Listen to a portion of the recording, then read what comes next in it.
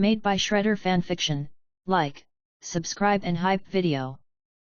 The MC, after dying, get reborn as a mix of Sukuna and Gojo. Satoru Gojo and Ryomen Sukuna possess unparalleled abilities in Jujutsu Kaisen. Gojo uses Limitless for spatial manipulation, Infinity, Blue, Red, Purple, and the 6 Eyes for perfect energy efficiency. Sukuna uses Shrine for cutting techniques, Cleave/Dismantle, 10 Shadows via Megumi, high-level reverse curse technique, and fire manipulation. JJK, Reborn as a mix of Gojo and Sukuna. Chapter 1, Breath of New Power. I woke up on a bed that smelled of dust and wood rot. My eyes opened slow, not because I was tired but because I wanted to savor it. I shouldn't have been alive. I remembered the truck. I remembered the blur of lights, the slam, the nothing after. But I was here. My chest was rising and falling. My heart was pounding steady. My fingers twitched against rough sheets. The ceiling above me wasn't from my old life. The wood was warped, stained, and uneven, like a cheap rented place in a backstreet apartment of Tokyo. I turned my head. A small table with one broken leg leaned to the side. A cracked mirror leaned against the wall, reflecting back a stranger's face. Shredder. The name stuck in my head immediately, not as something new but as something I always knew. It was mine now. I stared at the reflection. Same black hair, short but untidy. Same sharp jawline, same half-tired eyes. My body felt weak, not trained like an athlete's, not hardened like a fighter's. Just a regular person's frame. But it wasn't normal. Not anymore. Because when I breathed, I felt cursed energy everywhere.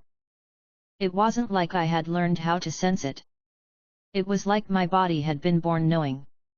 The moment my lungs filled with air, the flow of power through me became clear. My entire nervous system carried it, more precise than blood. I blinked once. The world shifted. The 6 eyes opened. Colors sharpened. The table's broken leg wasn't just wood, it was fibers, splinters, precise structures vibrating with the faint residue of energy. The dust in the air froze in layers, each particle visible, each movement measured. I could calculate distance to the millimeter, see the density of cursed energy in the walls, feel the faint hum of a ward far down the street. My lips tugged upward before I even realized it. Then I moved my hand. Infinity stretched. A ripple expanded from me, invisible but absolute. The air itself divided into sections. The dust that drifted toward me slowed, stopped, then parted. The distance between my skin and the world became infinite. My grin widened. And then something darker pressed through. It wasn't cursed energy like Gojo's techniques. It was something sharper, heavier, soaked in malice that didn't belong to me yet did. My fingers flexed. Energy condensed, then split forward. The wall in front of me tore open. Not cracked. Not dented. It split apart clean, like invisible blades had ripped it into ribbons. Plaster and wood fell in pieces, sliced too precisely to be an accident. The power fizzed in my blood, hungry for more. I let out a laugh. Loud, raw, unrestrained. 6 eyes and infinity. Sukuna's slashes. Both domains. I'm broken. I'm actually broken. The sound of my own voice filled the room. I laughed harder, falling back onto the bed. I stared at the ceiling with tears pricking the corners of my eyes from how hard I was laughing. Not from sadness. From joy. Memories of my old life came back. Not the pain of dying, the memes, the jokes, the culture I had spent years in. I couldn't stop picturing it. That one meme. The moment where someone pulled out an old move and the comment went, "Oh, the technique you haven't used since the Hon Era." I snorted, wiping at my face. I swear, when I meet someone in this world, I'm saying that out loud. The absurdity of it all sat perfectly with me. Not just alive again. Alive in Jujutsu Kaisen. In a world where Gojo Satoru was the strongest, where Sukuna was the king of curses. And I had both. My stomach growled. The sound pulled me back to basics. Power was power, but this body hadn't eaten in hours. I pushed myself up and stretched. Joints cracked, muscles ached, but energy filled every gap. I rolled my shoulders. Even without training, my body hummed with cursed energy reinforcement automatically. Each step on the creaky floorboards felt lighter than air. I stood in front of the cracked mirror. My reflection looked normal. But my eyes glowed faintly, a soft ripple of blue that only someone with cursed perception could notice. My grin stretched wider. Not bad, Shredder. Not bad at all. The question was what to do next. I had everything. The 6 eyes made control effortless. Infinity made me untouchable. Sukuna's techniques gave me lethal force. And behind it all, the knowledge of the story.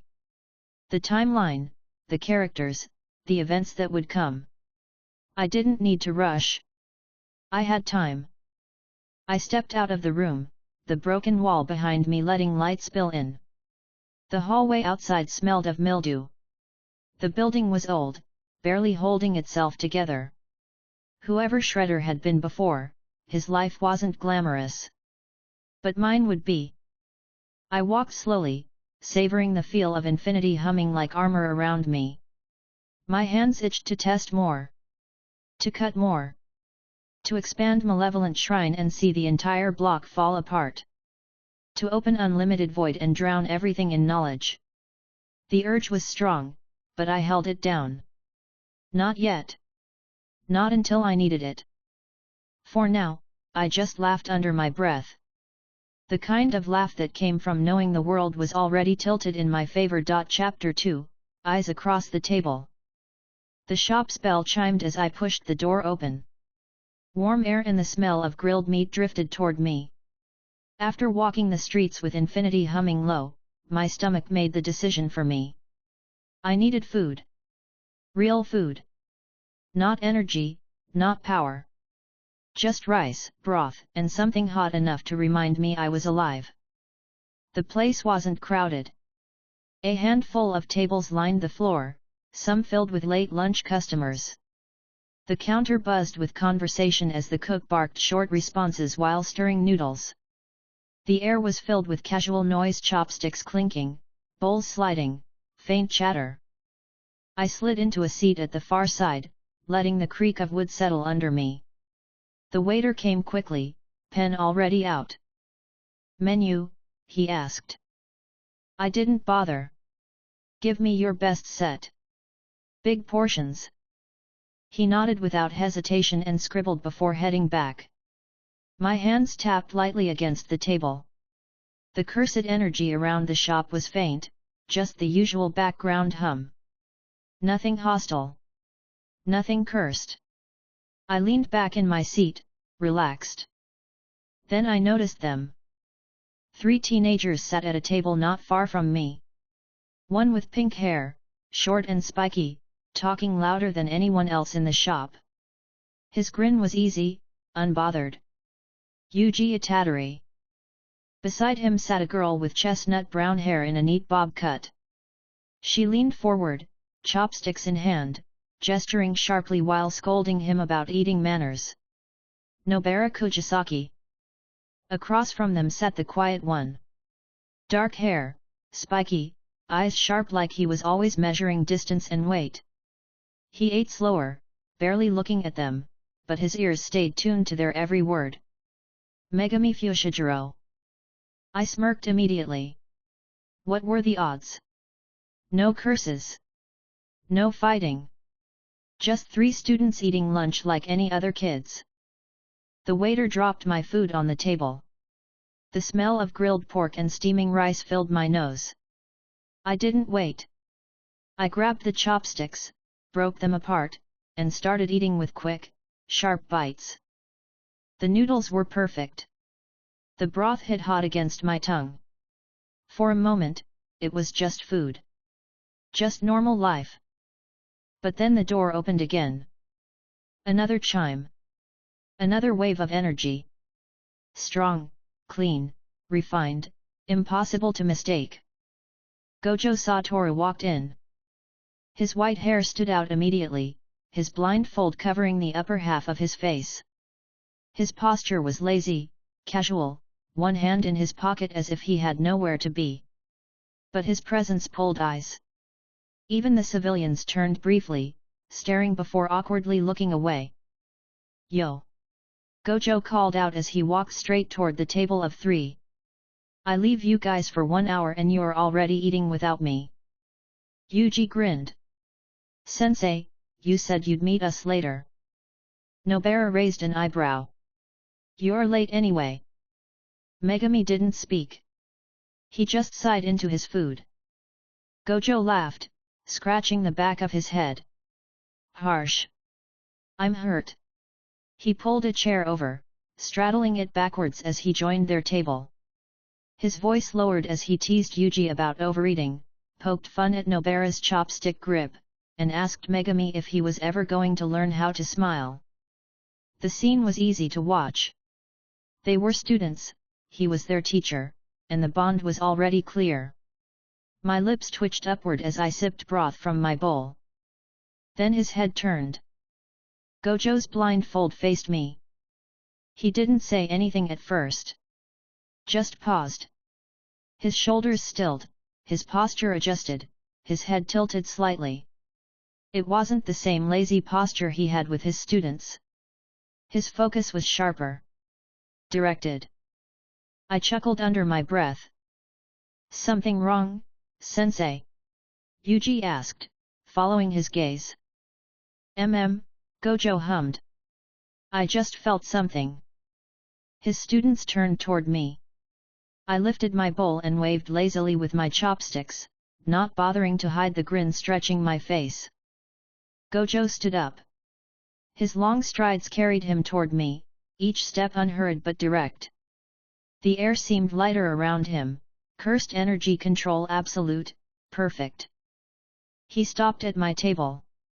"You're not just some guy eating noodles, are you?" I set the bowl down and leaned back, resting an elbow against the back of the chair. "Depends who's asking." Gojo tilted his head. "Satoru Gojo. The strongest." "Yeah," I said with a laugh. "You're the one they keep making posters about." Behind him, Yuji, Nobara, and Megami were watching openly.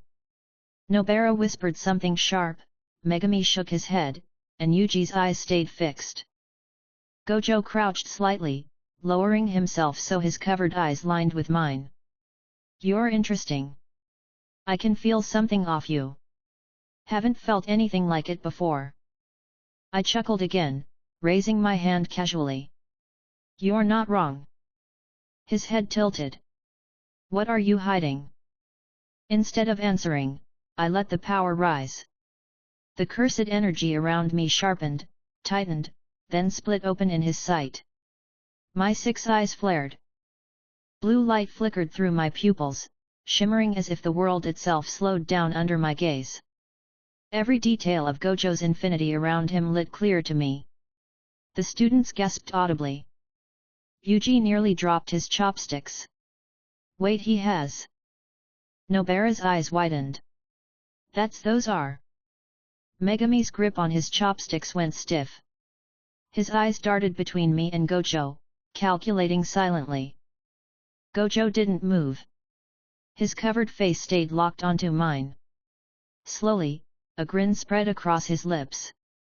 "Well, isn't this fun?" The shop around us kept moving. Customers kept eating, waiters kept working. Nobody else noticed. But at this table, the weight had shifted. I leaned forward on my arm, meeting his blindfold with a smirk. "Told you I wasn't just some guy eating noodles." Chapter 3, A Stubborn Silence. Gojo didn't move right away. His blindfold stayed tilted toward me, his grin never slipping, but the air around him sharpened with curiosity. His students hadn't stopped staring either. Yuji leaned forward in his seat, his mouth still half open as if he couldn't believe what he'd just seen. "Sensei, that was..." "MMHM," Gojo hummed. "Then he really..." Yuji started again, voice hushed but full of excitement. Gojo didn't look away from me. Yet. 6 eyes. The way he said it wasn't dramatic, but the weight landed all the same. Nobara froze with her chopsticks hovering halfway to her mouth. Megami didn't move at all, but his shoulders had gone rigid. I lifted another piece of pork, dipped it into sauce, and popped it into my mouth. I chewed slowly, letting the broth soak into the rice, savoring the taste like I hadn't been interrupted at all. Gojo leaned forward across his chair back. "You don't seem too interested in explaining yourself." I swallowed, reached for my glass, and drank half of it before answering. "What's there to explain? You saw it. They saw it. You don't need a lecture from me." Yuji blinked. "Wait, so you do have 6 eyes? Like, the real thing? Not just something that looks like it?" I chuckled, wiping my mouth with the back of my hand. What would be the point of pretending? Nobara narrowed her eyes. "There isn't supposed to be more than one person with 6 eyes." I smiled at her, tilting my head slightly. "Guess today's full of surprises." Gojo finally laughed, a low sound that built into something louder until the entire shop turned briefly to glance at him. He ignored them, slapping a hand against the backrest of his chair. "You've got guts, I'll give you that. Most people would be running their mouths, trying to prove something. But you just sit there eating dumplings." "Good dumplings," I added casually, waving my chopsticks before taking another bite. He tilted his head. "That's all I'm getting out of you? A shrug and a bite to eat." "That's about it," I said. Yuji leaned toward Nobara. "He's kinda like you, sensei. Just, you know, quieter." Nobara frowned. "Don't compare him to Gojo. One's already more than enough." Gojo chuckled at that, but his attention stayed on me. "Where'd you learn to use them?" I didn't answer. My chopsticks clicked against the bowl as I pulled another mouthful of noodles up. Steam fogged my glasses of water for a second. Megami spoke up instead, his voice calm but sharper than usual. "You knew what you were showing him. You wanted us to see." I set the chopsticks down, leaned back, and crossed one arm over the other. "Wanted? No. I just didn't care if you saw. Big difference." Gojo whistled low, amused. "That's a bold attitude for someone who just threw the rulebook out the window." "There a rulebook?" I asked with a grin. "In this case," he said, smiling wider under the blindfold. "Yet. Me. I'm the rulebook." I laughed under my breath and shook my head. "Of course you are." The shop kept moving around us. People came in, ordered food, left. The sound of clinking bowls and sliding doors didn't stop. To everyone else here, it was just 4 students and their eccentric teacher having lunch near some guy eating alone. Nobody cared. Nobody noticed the current of cursed energy humming between us. Gojo tilted his head again, the grin never leaving. "So what's your name, stranger with 6 eyes?"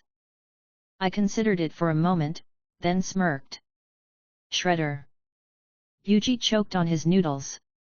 "Shredder." Nobara arched an eyebrow. "That's not a name, that's what even is that?" I shrugged. "It's mine." Gojo leaned back in his chair, arms folding lazily. "All right, Shredder. You've got 6 eyes. You're not talking. And you're eating dumplings like this is just another Tuesday. That makes you interesting." You know what happens when I find someone interesting. Bet you annoy them until they run away, I said, grinning. He laughed so hard the table shook. You really are sharp. Yuji scratched his cheek nervously. Sensei, what if he's, like, dangerous? Then we'll deal with it, Gojo said easily, waving him off. But right now? He's just a guy enjoying lunch. Nobara leaned her chin on her hand. Feels like you're letting him get away with a lot, sensei. Gojo tilted his blindfold toward her. What exactly is he getting away with? Eating pork? Drinking water? Megami didn't join in. His gaze stayed on me, steady and quiet. He didn't ask anything else, but I could tell he was filing every detail away. I leaned forward again, resting an elbow on the table and looking at Gojo directly. So, are you planning to sit here all day, or are you gonna let me finish my meal in peace? He grinned wider. I could do both. I chuckled and shook my head. Figures. The rest of the shop buzzed on. Plates were delivered. Customers chatted. The sound of rain began faintly against the windows, soft but steady. I picked my chopsticks back up and kept eating. Gojo stayed right where he was, watching, waiting for me to slip. I didn't. Chapter 4, Shadows of the Hon Era. The bill was easy to settle. I dropped cash on the counter, waved off the waiter's polite bow, and stepped outside. The rain had thickened since I first walked in steady drops pattering against the awning, soaking the streets until reflections of neon signs rippled across the pavement. The air smelled clean, sharp with water, carrying the faint heat of grilled food from the shop behind me. My shoes splashed against shallow puddles as I walked. A presence followed. Gojo Satoru's long stride was impossible to miss. He had one hand in his pocket, his other hand lazily holding the plastic bag of leftovers the students hadn't finished. His posture was relaxed, but the blindfold tilted my way every few seconds. I didn't acknowledge him. Not right away.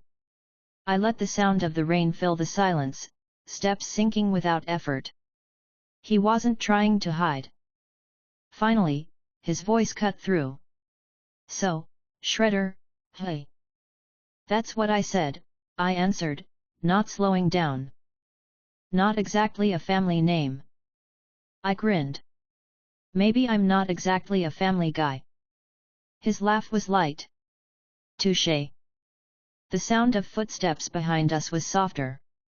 Yuji, Nobara, and Megami trailed a few meters back, their voices low as they whispered to each other, none daring to interrupt directly. Gojo shoved his free hand deeper into his pocket. So tell me, how strong are you?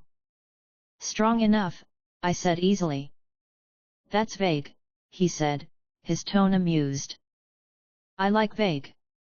You know, Gojo continued, leaning his head slightly, it's not every day I bump into someone flashing six eyes. That tends to be a one-man show. I'm not part of your clan, I replied, cutting him off casually. That made him chuckle. Didn't think so. You don't smell like a Gojo. I snorted at the wording. You smell your clan. Figure of speech, he said smoothly. We walked under the shelter of a convenience store sign. Rain drummed against the roof above, water dripping steadily from the edge. Gojo leaned his shoulder against the post for a moment, watching me, his grin still lazy but his voice sharper. So if you're not a Gojo, what are you? I stretched my arms behind my head, yawning. The strongest. That earned me a bark of laughter that carried over the rain. Careful. That's my line. I shrugged. I had it first. Oh yeah? Gojo asked, amused. When exactly did you have it first? I stopped walking, looked at him with a grin that widened just enough. The Hon Era. His students froze behind us. Yuji's mouth fell open, Nobara's brows shot up, and even Megami's careful mask faltered. Gojo's laugh didn't die, but it shifted, curiosity sharpening. The Hon Era? That's a big claim. Not a claim, I said. Fact. He tilted his head, blindfold facing me. Funny. I've studied plenty of records. Never saw your name once. Because I wasn't interested in showing up. His grin widened. Now that is interesting. The moment hung there, the rain filling the silence again. Then Yuji stepped forward, his voice breaking through. Wait. The Hon Era, that's when Sukuna. He didn't finish. His hand twitched, fingers jerking unnaturally before curling into claws. Black markings spread across the skin, crawling like ink. The pressure changed instantly. Sukuna's voice slid out, deeper and sharper than Yuji's. The Hon Era, you say? The cursed king's eye edged itself across Yuji's cheek, his grin widening with cruel delight. He raised the marked hand, flexing the fingers as if testing the air. I never met you back then.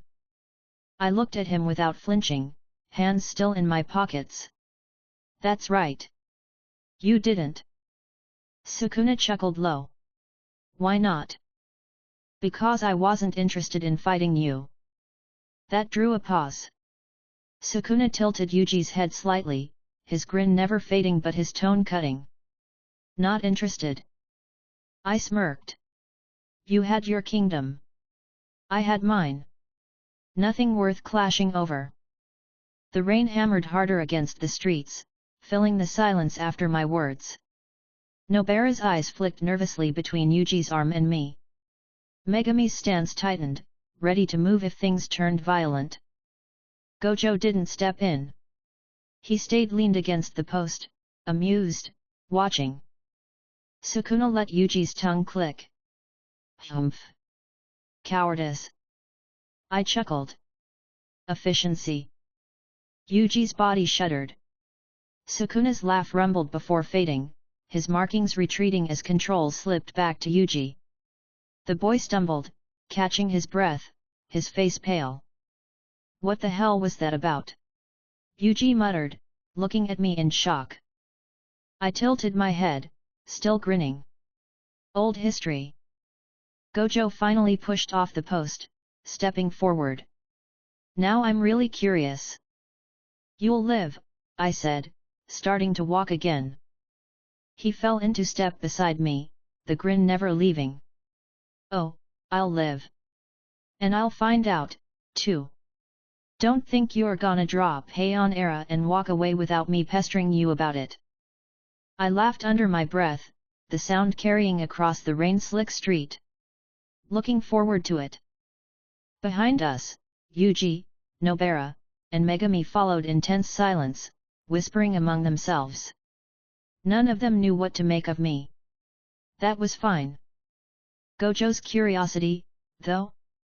That was just getting started. Chapter 5, Invitation to the Hunt. The rain had slowed to a mist by the time we reached the next street. Neon reflected in shallow puddles, broken up by the ripples of passing cars. The students stayed a short distance behind, whispering among themselves but careful not to break into the conversation between Gojo and me. Gojo adjusted his blindfold slightly as if to scratch under it. So, Shredder. What are you doing right now? Eating lunch, I said without hesitation. He laughed, shaking his head. No, I mean in general. What's your gig? You working under anyone? I raised my brows. Do I look like someone who works under anyone? His grin widened. Not at all. But it's worth asking. You've got 6 eyes, you claim you're from the Hon Era, and you're walking around Tokyo like you've got nowhere to be. That's unusual. Maybe I like unusual, I said. You'd fit right in with us then, he replied smoothly. Yuji jogged up beside us, still a little pale from Sukuna's earlier interruption. Sensei, you're not seriously. Gojo cut him off without turning his head. Don't worry, Yuji. I know what I'm doing. Nobara quickened her pace to walk next to Megami. This is insane. You saw his eyes. You saw what Sukuna did. And you're telling me we're just going to let him hang out with us? Megami's reply was calm but low. Sensei won't back off once he's interested. You know that. I smirked, hearing them clearly despite their hushed tones. You kids aren't very good at whispering. Yuji flushed, scratching his cheek nervously. Nobara scowled at me but didn't deny it. Gojo chuckled, slipping his hands into both pockets. Actually, this works out perfectly. I looked at him. How so? There's a mission coming up, he said casually, as if talking about buying groceries. Special grade curse. Nasty one. Normally, I'd take the kids to show them the ropes, but since you're here, why not tag along? I blinked once, then grinned. You're inviting me on a field trip. Think of it as an audition, Gojo said, voice light but eyes sharp even behind the blindfold. Nobara nearly choked. Wait, you're really inviting him? Just like that? Gojo tilted his head at her. Why not? Because he's shady as hell, she snapped. I grinned wider. Thanks for the compliment. Megami crossed his arms. If you're really from the Hon Era, that means you're older than Sukuna. Stronger than Sukuna? That's impossible to ignore.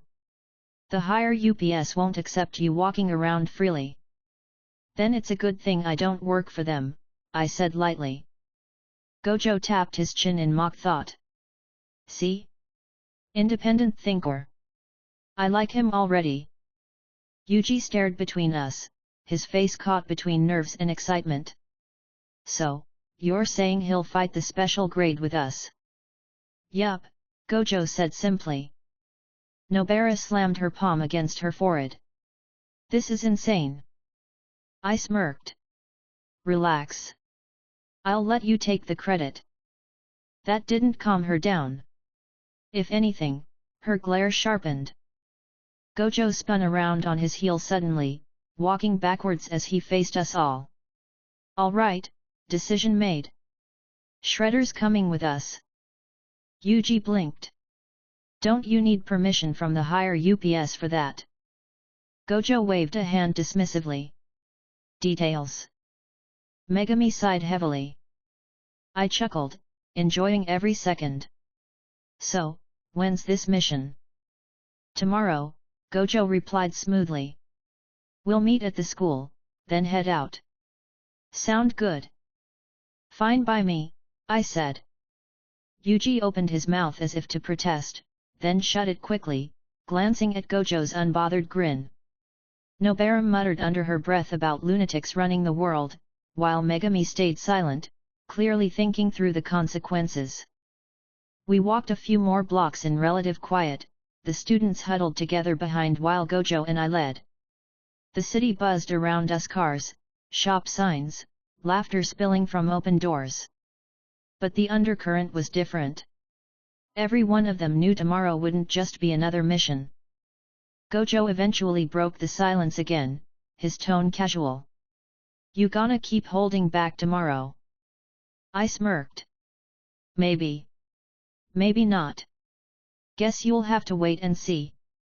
He laughed softly, clearly enjoying the game. The rain cleared by the time we reached the station. Gojo stopped at the steps, stretching his arms overhead. All right, kids. Back to campus. Shredder, meet us at Tokyo Jujutsu High tomorrow morning. Don't be late. I don't do late, I said. Good man, he replied with a grin. Yuji still looked torn between excitement and nerves. Nobara muttered something about idiots multiplying. Megami gave me one last measured look, his eyes calculating, then turned away without a word. Gojo clapped his hands together once. See you tomorrow, then. I gave a lazy salute before walking off into the thinning crowd. Chapter 6, clash with the cursed trio. The forest was thick with damp earth and the smell of moss. Branches hung heavy from recent rain, drops falling onto the undergrowth in uneven rhythms. The air felt wrong heavy, humming with cursed energy that pressed against my skin. Yuji slowed, his head turning left and right. You feel that? Nobara gripped the handle of her hammer, her usual confidence edged with tension. Yet, it's not just one curse. Megami's gaze stayed fixed ahead. His shikigami shifted restlessly at his side, as if warning him. They're close. Gojo's smile never faltered, his hands tucked into his pockets. Good. Saves us the trouble of hunting them down. We stepped into a small clearing. The shadows shifted unnaturally. Leaves rustled though there was no wind. Then they appeared. Yago emerged first, his volcano head glowing faintly, the air shimmering with heat around him. Gojo saw Toru, he growled, molten anger bubbling under his voice.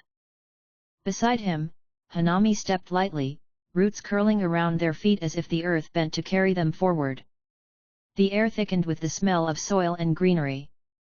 And behind them, smaller, less imposing, Dagon shuffled into view. His form wasn't fully developed, his body squat, his eyes wide, his cursed energy unstable, almost quivering. Yuji tensed, fists curling. Nobara tightened her stance, ready to strike.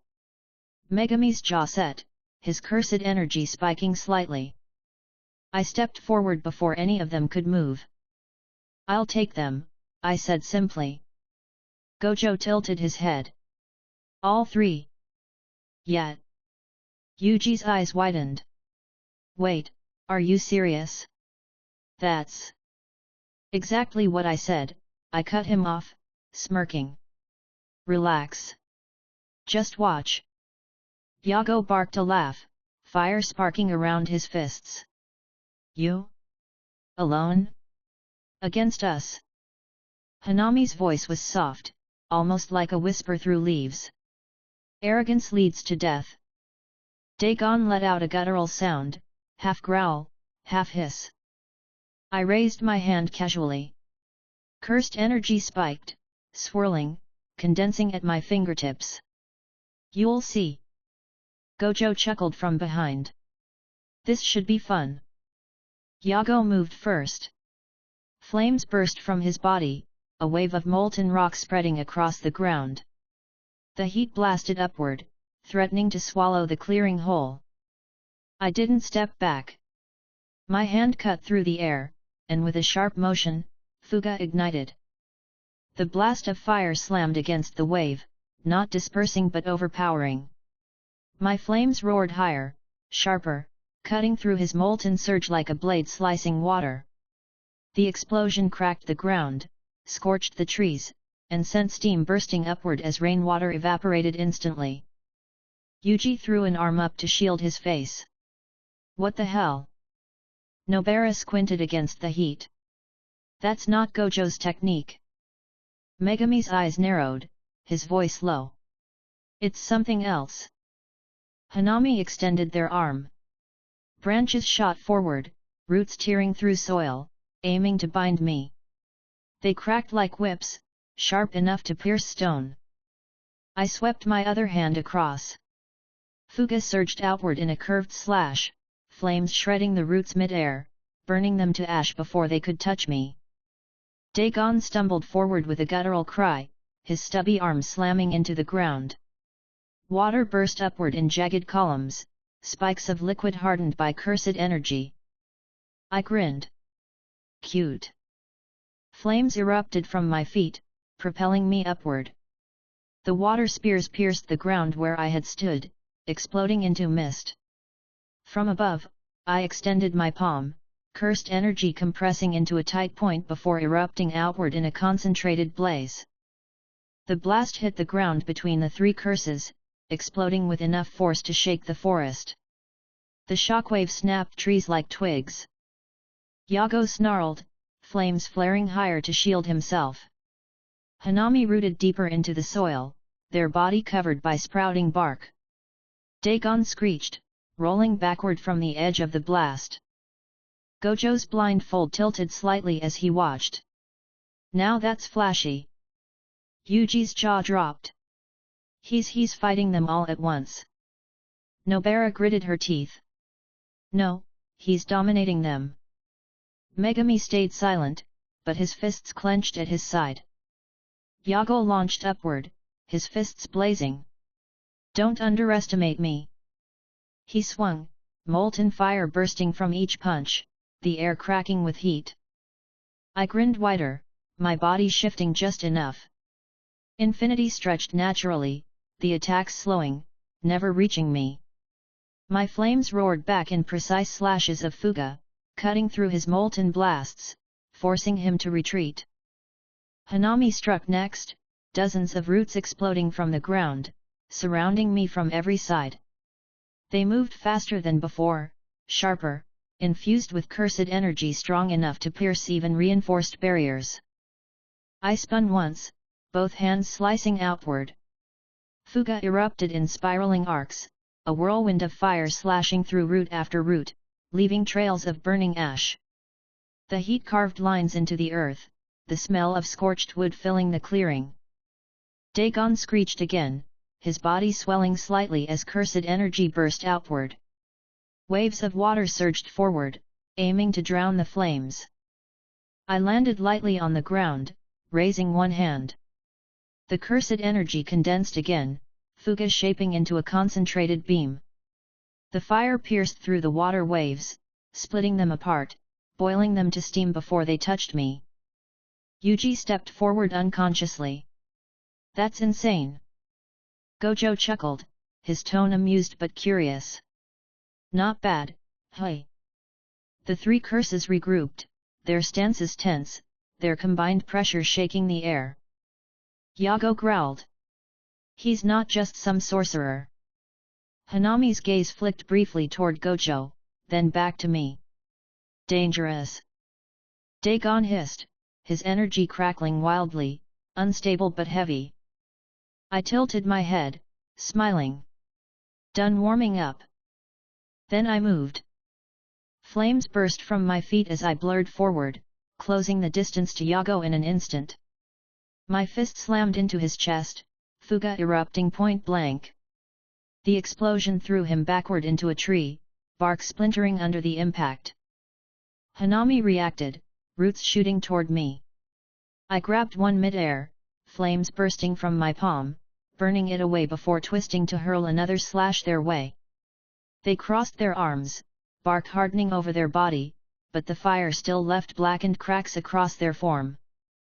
Dagon lunged with surprising speed, water claws forming from his stubby arms. I ducked low, flames slicing upward in a sharp arc, forcing him back with a screech. The clearing was a storm of fire and smoke now, the trees burning, the ground split with molten cracks. Gojo stood relaxed, watching it all like a show. Kids, remember this sight. You don't see it every day. Yuji clenched his fists tighter. Yeah, no kidding. Nobara's eyes darted across the battlefield. He's overwhelming them. All three. Megami finally spoke, his voice steady. He's not bluffing. He's really that strong. The battle pressed on, my flames clashing against molten rock, roots, and water. Each cursed attack was powerful on its own, but together they couldn't push me back. Every strike they launched was cut apart by fuga, every attempt to overwhelm me burned away before it could touch. My grin never left. Come on. Is this all? Yago roared, unleashing a massive sphere of molten fire, the air warping around it. Hanami channeled roots in every direction, turning the entire ground into a weapon. Dagon screamed, waves of water surging forward like a flood. I raised both arms, cursed energy exploding outward, fuga igniting brighter than before. My flames split into countless slashes, each one precise, each one cutting, burning, overwhelming. The three curses crashed against my fire, the clearing shaking with the force of it. The explosion lit the forest in blazing light, fire roaring louder than the storm itself. Through it all, I laughed. The smoke settled slowly, ash drifting through the air. Yago stumbled forward, his flames flickering weaker. Hanami's bark armor was cracked, pieces breaking away. Dagon screeched low, his body trembling from the effort. I stood untouched, the heat still radiating from my skin, flames flickering at my fingertips. Not bad, I said lightly. But not enough.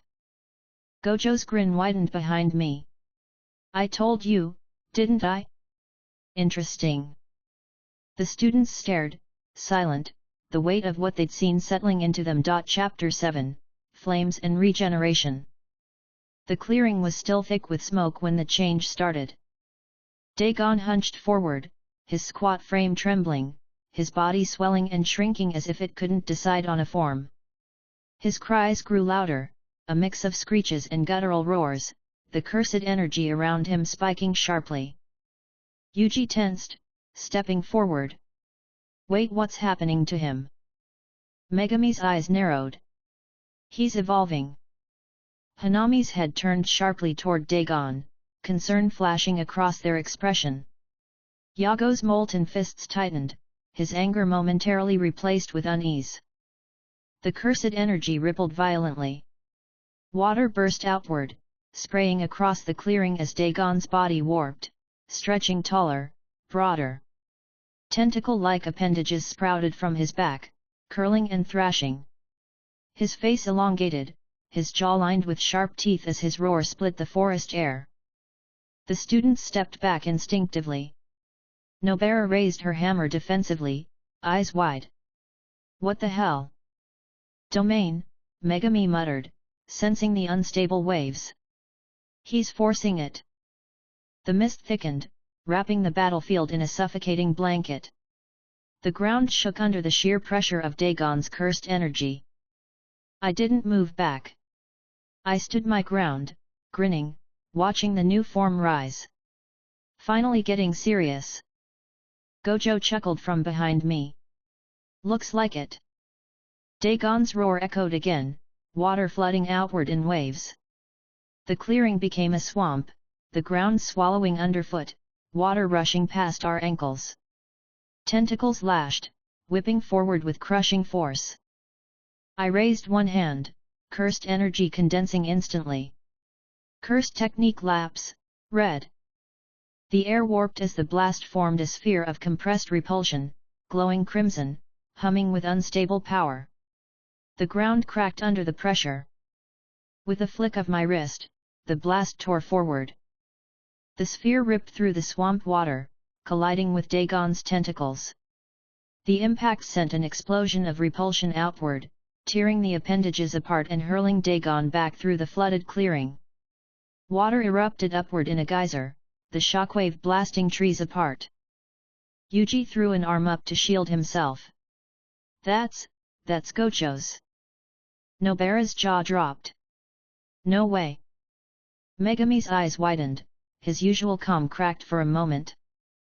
Gojo just grinned wider under his blindfold. Now this is getting fun. The water surged again as Dagon roared, his body healing rapidly, new tentacles sprouting as he charged forward. At the same time, Yago leapt into the air, his molten body blazing hotter than before. Don't ignore me! Yago shouted, fury shaking his voice. He swung down with both flaming fists, molten rock trailing behind like a meteor crashing from the sky. Infinity stretched naturally around me, slowing his descent, holding the flames inches from my chest. But Yago pushed harder, his cursed energy flaring violently. The heat cracked the air itself. With a grunt, his molten fists broke through the edge of infinity, slamming directly into my chest. The world flashed white. Pain seared instantly, my chest burning as molten rock punched straight through skin and muscle. The smell of scorched flesh filled the clearing.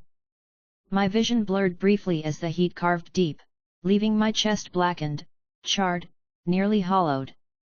Yuji shouted, voice panicked. Shredder. Nobara's face twisted in shock. He's.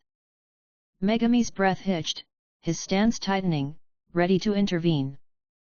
Gojo didn't move. He just tilted his head, still grinning. Let's see it. I coughed once, the taste of ash filling my mouth. My grin didn't fade. Not bad, volcano head. Yago's expression flickered between triumph and confusion. You're finished. Blue energy flared instantly from the wound. Reverse curse technique. The burned flesh closed rapidly, charred skin peeling away as fresh muscle knitted back together. The hollowed burn filled, bone regrew, skin smoothed. Within seconds, the wound was gone, my chest as unscarred as before. I flexed my shoulders once, letting the energy settle. See? Good as new. Yuji's eyes went wide. He healed instantly. Nobara's hammer lowered slightly, disbelief written across her face. That was reverse technique. Megami exhaled slowly, his voice low. Perfect control. Yago staggered back, eyes burning with anger. Impossible. Hanami reached for him, their voice urgent. Yago. Enough. Dagon hissed, his tentacles thrashing wildly, but even he paused at the sight of the healed wound. His unstable cursed energy flickered, the half-formed domain wavering before retracting back into his body. The three curses exchanged quick glances.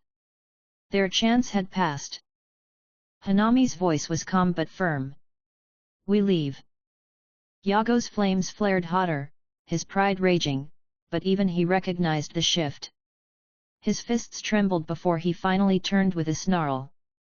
Dagon growled low, his form still trembling from the strain of evolution, but he followed.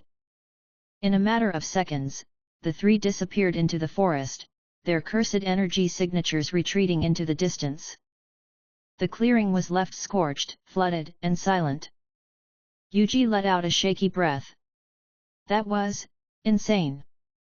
Nobara dropped her hammer to her side. He just healed like it was nothing. Megami's gaze stayed on me, his thoughts unreadable, but his eyes sharper than ever. Gojo chuckled, finally walking forward. Well, that was a nice little warm-up, wasn't it?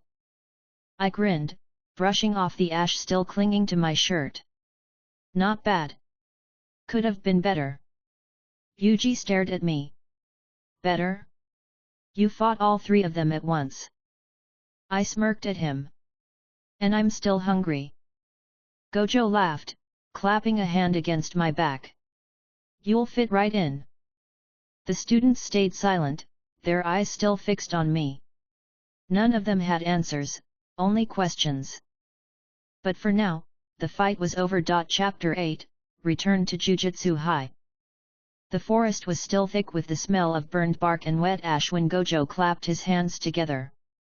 Well, he said, his voice light, that was a nice outing. Yuji turned on him with wide eyes. A nice outing? Sensei, we just fought Yago, Hanami, and Dagon, or whatever he was turning into. Gojo tilted his head, blindfold facing Yuji. And you survived, didn't you? Technically, you didn't even have to do anything.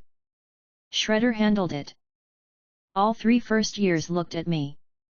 Yuji still had the shock written plain on his face, Nobara's hammer hung at her side, and Megami's posture was sharp but silent. I smirked at them, brushing soot from my shirt where Yago's molten fist had landed. Hey, I'm still standing. That's the important part. Yuji's eyes flicked down to my chest. But he punched straight through you. I saw it. You healed like nothing happened. Reverse curse technique, I said casually. You'll figure it out one day. Nobara scowled. Don't talk to us like kids. You are kids, I replied, grinning. Sensei, Megami cut in, his voice calm but firm, what are we doing now? Gojo stretched his arms overhead lazily. Now? We head back to school. Yaga's going to want to hear about this. Yuji groaned. You mean the principal? Yup, Gojo said. The very same. The trip back to Tokyo Jujutsu High took a few hours. The rain had stopped, leaving the road slick with reflections of streetlights. Yuji kept glancing at me, his brows knitting tighter every time I caught his stare. Nobara muttered things under her breath, sometimes about me, sometimes about Gojo. Megumi walked in silence, but his eyes stayed sharp, cataloging every move I made. Gojo whistled lightly, hands shoved in his pockets as if the night had been no more important than buying groceries. We finally reached the school grounds. The gates loomed tall, the wards shimmering faintly to those of us who could see them. Gojo waved a hand casually, and the barrier shifted, letting us through. The courtyard was quiet. A few students crossed in the distance, carrying supplies. The sound of training dummies being struck echoed faintly from one of the side fields. The air smelled faintly of earth and old stone. Yuji slowed as we walked. Do you really think Principal Yaga's gonna be okay with, he gestured toward me awkwardly. Gojo chuckled. He'll be fine. He's good at adjusting.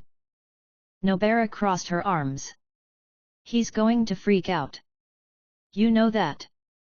Gojo didn't answer, only grinning wider. We entered the main building. The halls were wide, lined with sliding doors. The faint hum of cursed energy resonated through the walls. Gojo didn't bother knocking when he reached Yaga's office. He slid the door open with one hand and stepped inside. Yaga. We're back, he called cheerfully. Principal Yaga sat behind his desk, adjusting a set of papers. Panda leaned against the wall nearby, arms crossed, while Utahim stood at the side, her expression already one of annoyance. Yaga's gaze lifted slowly, narrowing slightly as he saw us. You're late. Gojo waved a hand. We ran into some old friends. Yago, Hanami, Dagon. That got Panda's attention. You fought all three. Technically, Shredder did, Gojo said, gesturing casually toward me. The room went quiet for a moment. Utahim's eyes widened. Panda blinked. Yaga's hands stilled over his desk. Utahim was the first to speak. Excuse me? Who? I stepped forward slightly, giving a small wave. Shredder. Her eyes narrowed instantly. That's not a real name. It's mine, I said with a smirk. Gojo laughed. He's got 6 eyes. That dropped like a stone into the room. Utahim's eyes snapped to me, then to Gojo. Don't joke. I'm not joking, Gojo said lightly. Panda straightened from the wall. 6 eyes? But, that's only supposed to show up once per generation. Yuji, Nobara, and Megumi all nodded silently in confirmation. I chuckled, tapping my temple. Believe it or not, they're here. Yaga leaned back in his chair slowly, his gaze sharp. Show me. I let the energy shift, my pupils glowing faintly as the 6 eyes activated. The room sharpened instantly, cursed energy flows snapping into clarity. Everyone here radiated differently. I held it for only a moment before letting it fade. Utahim's lips parted, but she didn't speak. Panda muttered, unreal. Yaga's expression hardened. Where did you come from? Not from the Gojo clan, I said easily. Then what do you want? Yaga asked, his tone firm. I shrugged. Food. A place to fight. Maybe some company. Gojo grinned at that. See? He's low maintenance. Utahim groaned softly, pressing her fingers to her temple. You cannot be serious about bringing him here, Gojo. Why not? Gojo asked. He handled 3 special grades at once. The kids got to see it firsthand. Honestly, he might be the best babysitter they could ask for. Nobara bristled. Babysitter. Yuji scratched his head nervously. He did, kinda save us. Megami said nothing, his eyes still locked on me. Yaga folded his arms, staring at me for a long moment. His gaze was heavy, weighing. Finally, he exhaled. This complicates things. That's what makes life interesting, Gojo replied smoothly. Yutahim frowned. The higher UPS will want to know immediately. Gojo waved her off. They'll throw a fit no matter what. We'll deal with it later. Yaga leaned forward again. For now, you'll stay here. But understand this, Shredder, this school has rules. You are not free to act as you please. I smirked. Rules. Got it. Panda stepped closer, curious. You really fought Yago and Hanami? And Dagon, Yuji added quickly. Yeah, I said. They weren't that impressive. Yuji nearly choked at that. Not impressive. They're special grades. Gojo chuckled. He's got a point, though. Yaga's sigh filled the office. Gojo, you're responsible for him. If anything goes wrong. Relax, Gojo interrupted, smiling. Nothing will go wrong. Yutahim muttered, that's exactly what you said last time. I chuckled, crossing my arms. You all worry too much. The rest of the meeting dragged with questions. Yaga asked about my cursed techniques, which I dodged with vague answers. Yutahim pressed on my history, which I ignored.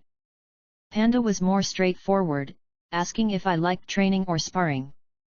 Through it all, Gojo kept grinning, backing me up when I gave half answers. Eventually, Yaga dismissed us. Out in the courtyard, the night air was cool. Yuji walked beside me, still restless. You really healed from Yago's punch like it was nothing, he said quietly. I grinned at him. Impressive, hey. He nodded. Yeah, it was. Nobara walked on my other side, hammer resting against her shoulder. Don't think that means we trust you. Didn't ask you to, I replied. Megami stayed a step behind, his gaze sharp as ever. Gojo stretched his arms overhead. All right. Tomorrow, training. Shredder, you're invited. Let's see how you do in a controlled environment. Sounds good to me, I said. Chapter 9, Training at the Courtyard. The morning air was sharp with the smell of dew, the grass still damp under the weight of last night's rain. Sunlight cut through the gaps in the courtyard's old stone walls, laying thin streaks of light across the dirt training field.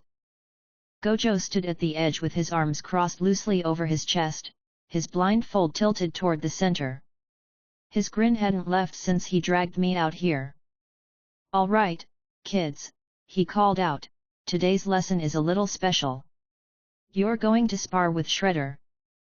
Yuji's head shot up immediately. Wait, what? Him.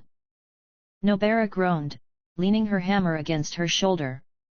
You've got to be kidding me. Megami adjusted his stance silently, his gaze shifting toward me with the same sharp calculation he'd carried since yesterday. I stood at the center of the field, hands in my pockets, a smirk already tugging at my mouth. Don't look so nervous. I'm not going to break you. Not completely. Yuji tensed, half nervous and half excited. That's not reassuring. Gojo clapped once, loud enough that the sound echoed off the walls. The point here isn't to win. It's to learn. So give it everything you've got, and maybe, just maybe, you'll last longer than 30 seconds. Nobara shot him a glare. You're enjoying this way too much. Of course I am, Gojo said easily. Megami stepped forward slightly. Sensei, Are there any rules? Gojo tilted his head. Don't die. I laughed under my breath. Good rule. Yuji cracked his knuckles, rolling his shoulders. All right. Guess we're doing this. Nobara sighed heavily, gripping her hammer tighter. Fine. But if I get flattened, it's your fault, sensei. Megami summoned his Shikigami with a flick of his hands.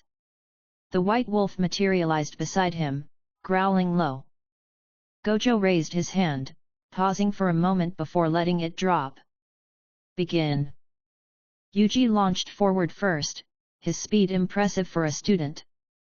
His fist aimed directly at my jaw, cursed energy lacing his knuckles. I didn't move. Infinity stretched automatically.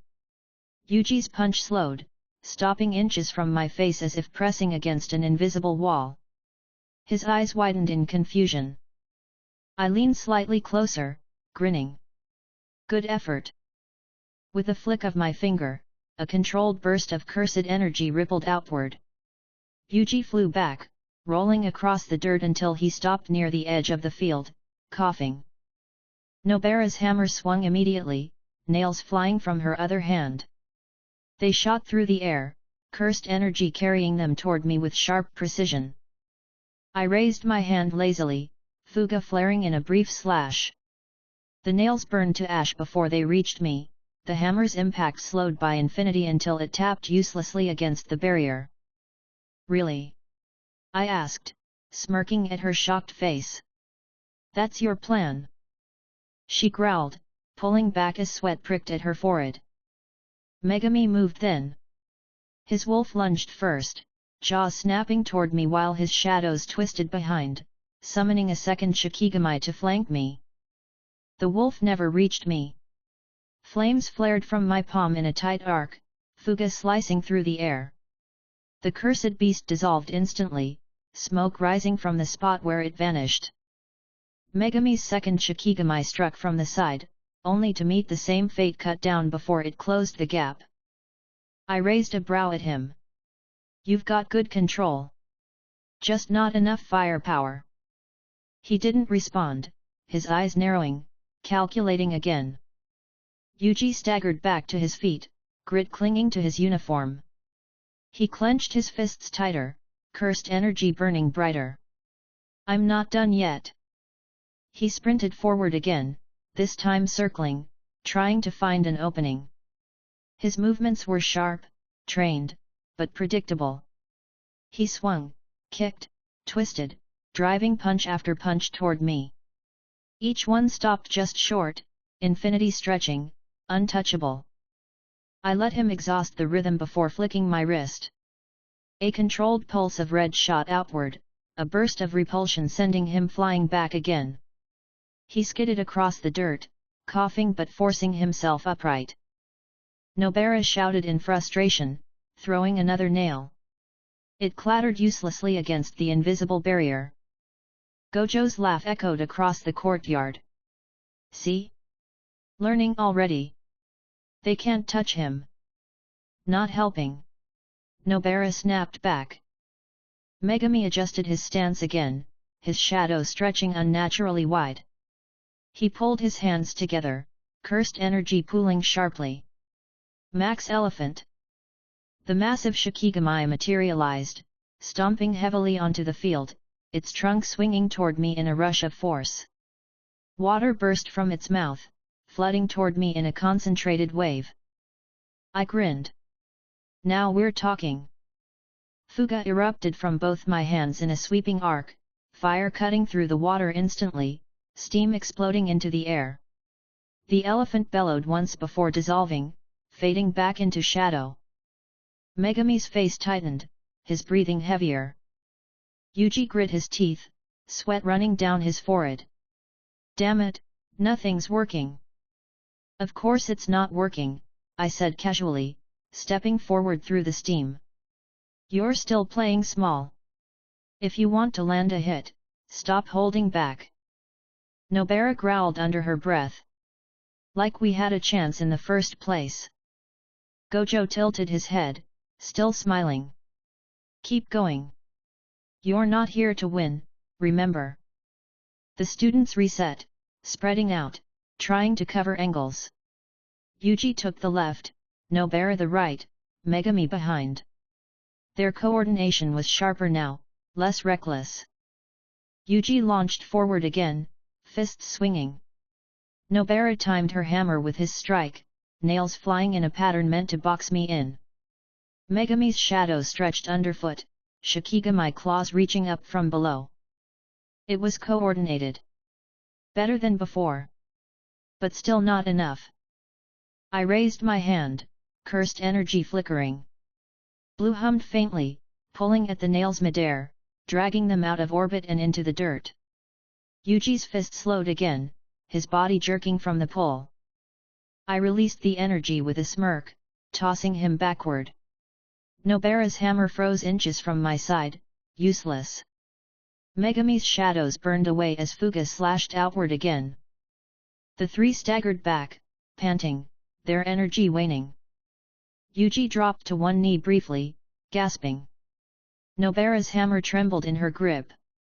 Megami's expression stayed calm, but sweat dripped steadily down his jaw.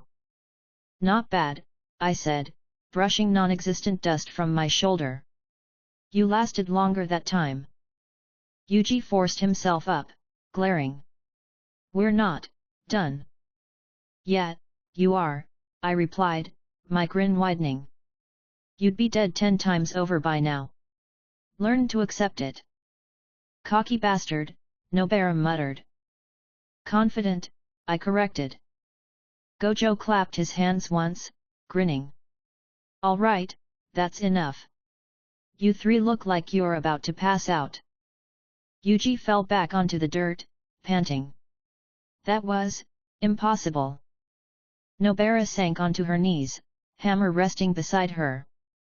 You don't say. Megami stayed standing, his jaw set. It's not just the 6 eyes. His cursed energy output, it's not normal. Gojo smirked. Now you're starting to get it. I stretched my arms behind my head, rolling my shoulders. Good warm-up. Next time, maybe you'll land a scratch.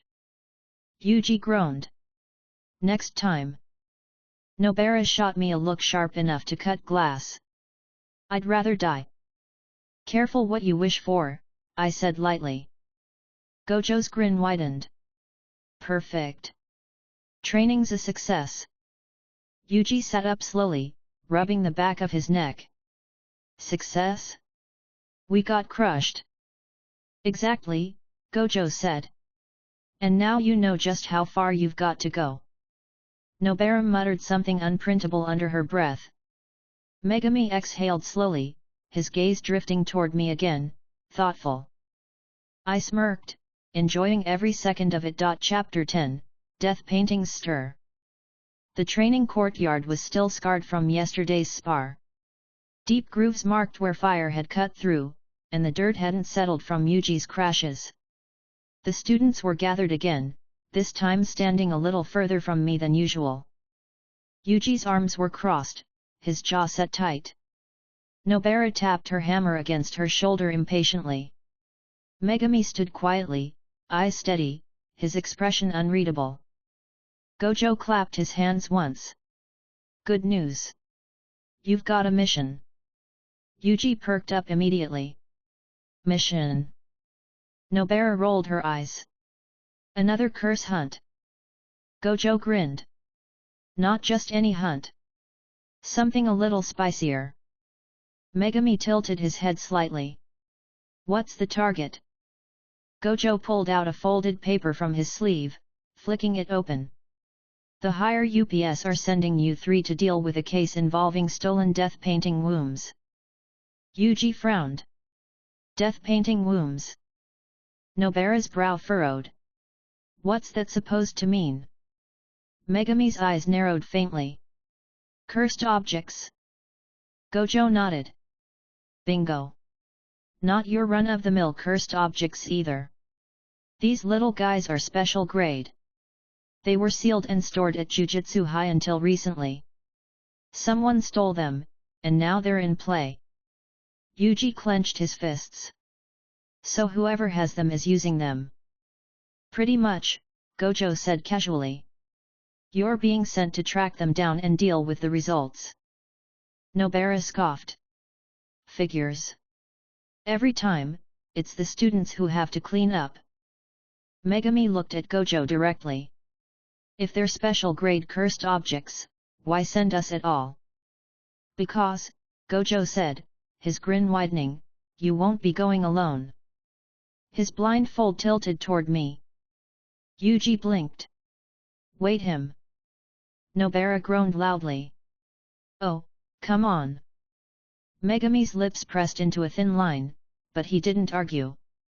I smirked, crossing my arms. Guess you're stuck with me. Gojo clapped Yuji on the back hard enough to make him stumble forward. It's a great learning opportunity. You get to watch someone with real experience in action. Try not to embarrass yourselves.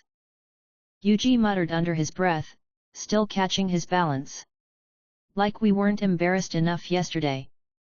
Nobara shot me a sharp look. If you get in our way, I'm hitting you with my hammer. Promise. I said with a grin. Her glare sharpened.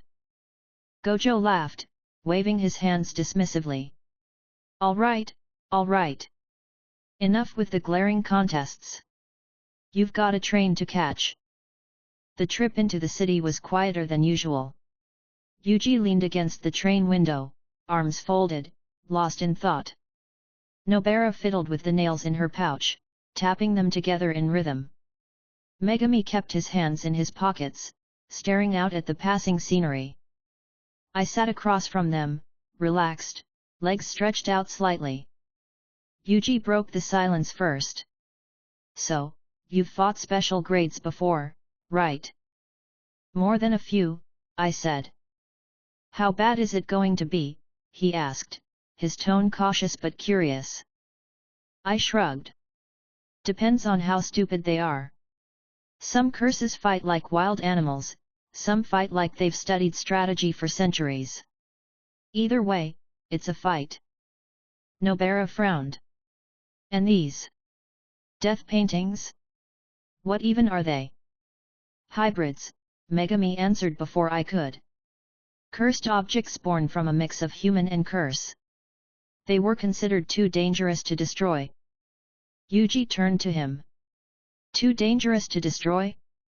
How's that possible? Destroying them risks releasing their power, Megami said. I leaned back, smirking. So instead, they sealed them away. Classic sorcerer logic. Nobara raised a brow. And now they're loose. Yep, I said. Which means you get the fun job of cleaning up someone else's mess. Yuji groaned. Great. By the time we arrived, the air had already shifted. The stench of cursed energy hung thick around the neighborhood. The streets were too quiet, the usual city sounds muffled. Megami stepped ahead, his eyes scanning. It's here. Yuji cracked his knuckles.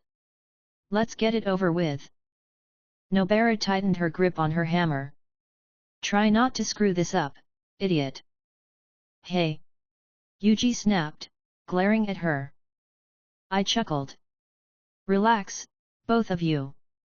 You'll get your chance to hit something soon enough. Gojo hadn't come with us. This was our assignment alone. The air grew heavier as we approached the abandoned building where the cursed energy pooled. Inside, the walls were cracked, the windows shattered. The smell of rot lingered faintly. That's when we saw them. Two figures stepped out from the shadows. Their forms were humanoid, but twisted, cursed energy radiating from every movement. Their skin was marked with strange patterns, their eyes sharp and hungry. Kechizu and Eso. Yuji's eyes widened. Those are. Nobara's grip tightened on her hammer. The death paintings. Megami's jaw set. Kechizu's mouth split into a crooked grin. New toys. Eso's voice was low, calm, but filled with venom. Jujutsu sorcerers. Figures you'd come.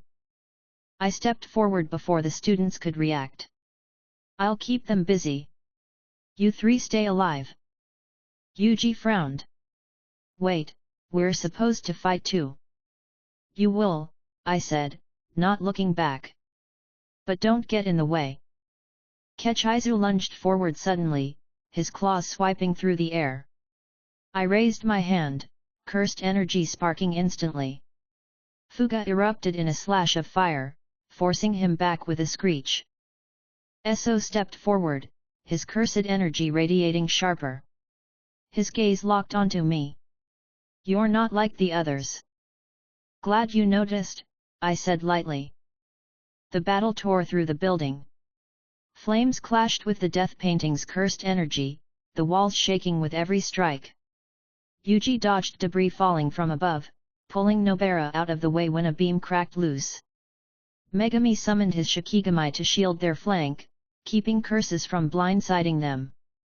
I pushed Kechizu back with another slash, the flames cutting across his arm. He howled in pain, his blood spraying outward only to dissolve into cursed matter that spread along the ground. Eso extended his hand, manipulating the blood instantly. It twisted into sharp projectiles, darting toward me. I raised my palm, red flaring instantly. The repulsion burst outward, shattering the blood projectiles before they touched me. Yuji's jaw dropped again. He used it again. Focus! Nobara snapped, swinging her hammer at a crawling curse that had emerged from the shadows. Megami's wolf lunged beside her, tearing the curse apart. Kechizu snarled, lunging again. His claws clashed with my barrier, slowed but pressing harder with cursed energy. Eso followed with another barrage, his attacks coordinated, sharper than before. I grinned, flames bursting from both hands as I drove them back again. Not bad, I said. But not enough. The fight raged, each strike louder than the last. Yuji, Nobara, and Megami stayed on the sidelines, fighting the lesser curses drawn to the area while I handled the main two. Eso's blood techniques grew sharper, more dangerous. Kechizu fought recklessly, his movements fueled by rage. But together, even at their strongest, they couldn't break my guard. Yuji finally stepped forward, his fists burning with cursed energy. Let me help. Then keep up, I called back, unleashing another wave of fire. He charged in alongside me, his fists clashing against Kechizu's claws. Nobara followed, hammer swinging with precise strikes, her nails pinning Eso in place just long enough for my flames to burn away his cursed constructs. Megami's voice cut sharp. Coordinate. The four of us moved together, striking in rhythm. Yuji's fists, Nobara's nails, Megami's Shikigami, my fire. The death paintings snarled, their cursed energy flaring violently as they tried to resist. But the tide had turned. Kechizu staggered back, his body burned, his energy faltering. Eso growled, his blood techniques unraveling under the pressure. I raised my hand, cursed energy flaring again. Fuga ignited brighter, sharper, condensing into a single slash. The flames cut through the room, forcing the death paintings back. Yuji landed the final blow, his fist connecting with Kechizu's jaw, sending him crashing through the wall. Nobara's hammer drove a nail into Eso's shoulder, pinning him in place. Megami's Shikigami lunged, forcing him down. I stepped forward, flames burning brighter. This is where it ends. Chapter 11, Brothers in Blood. Dust hung thick in the air where the wall had collapsed. Kechizu groaned, his body battered from Yuji's last strike. Eso staggered against the far side of the ruined room, Nobara's nail still embedded in his shoulder, cursed blood dripping down his arm. The fight had slowed. Their energy wavered. I stepped forward, fire flickering at my fingertips. This is where it ends. Yuji leapt between us suddenly, his arms spread out wide. Wait! Don't kill them! Nobara froze, her hammer mid-swing. Megami's eyes narrowed. Esso's blood hissed against the floor, his teeth bared in pain. Kechizu struggled to push himself up, glaring through half-closed eyes. I stopped, lowering my hand slightly, and smiled at Yuji. You're trying to protect your brothers. The word hung heavy in the air. Yuji blinked, confusion flickering across his face. What? What did you say? Nobara straightened suddenly, her brows furrowed. Brothers? Did you just say brothers? Megami's head turned sharply toward me, suspicion flashing in his eyes. Yuji's fists trembled slightly as he stared back at me. They're not my. What are you talking about?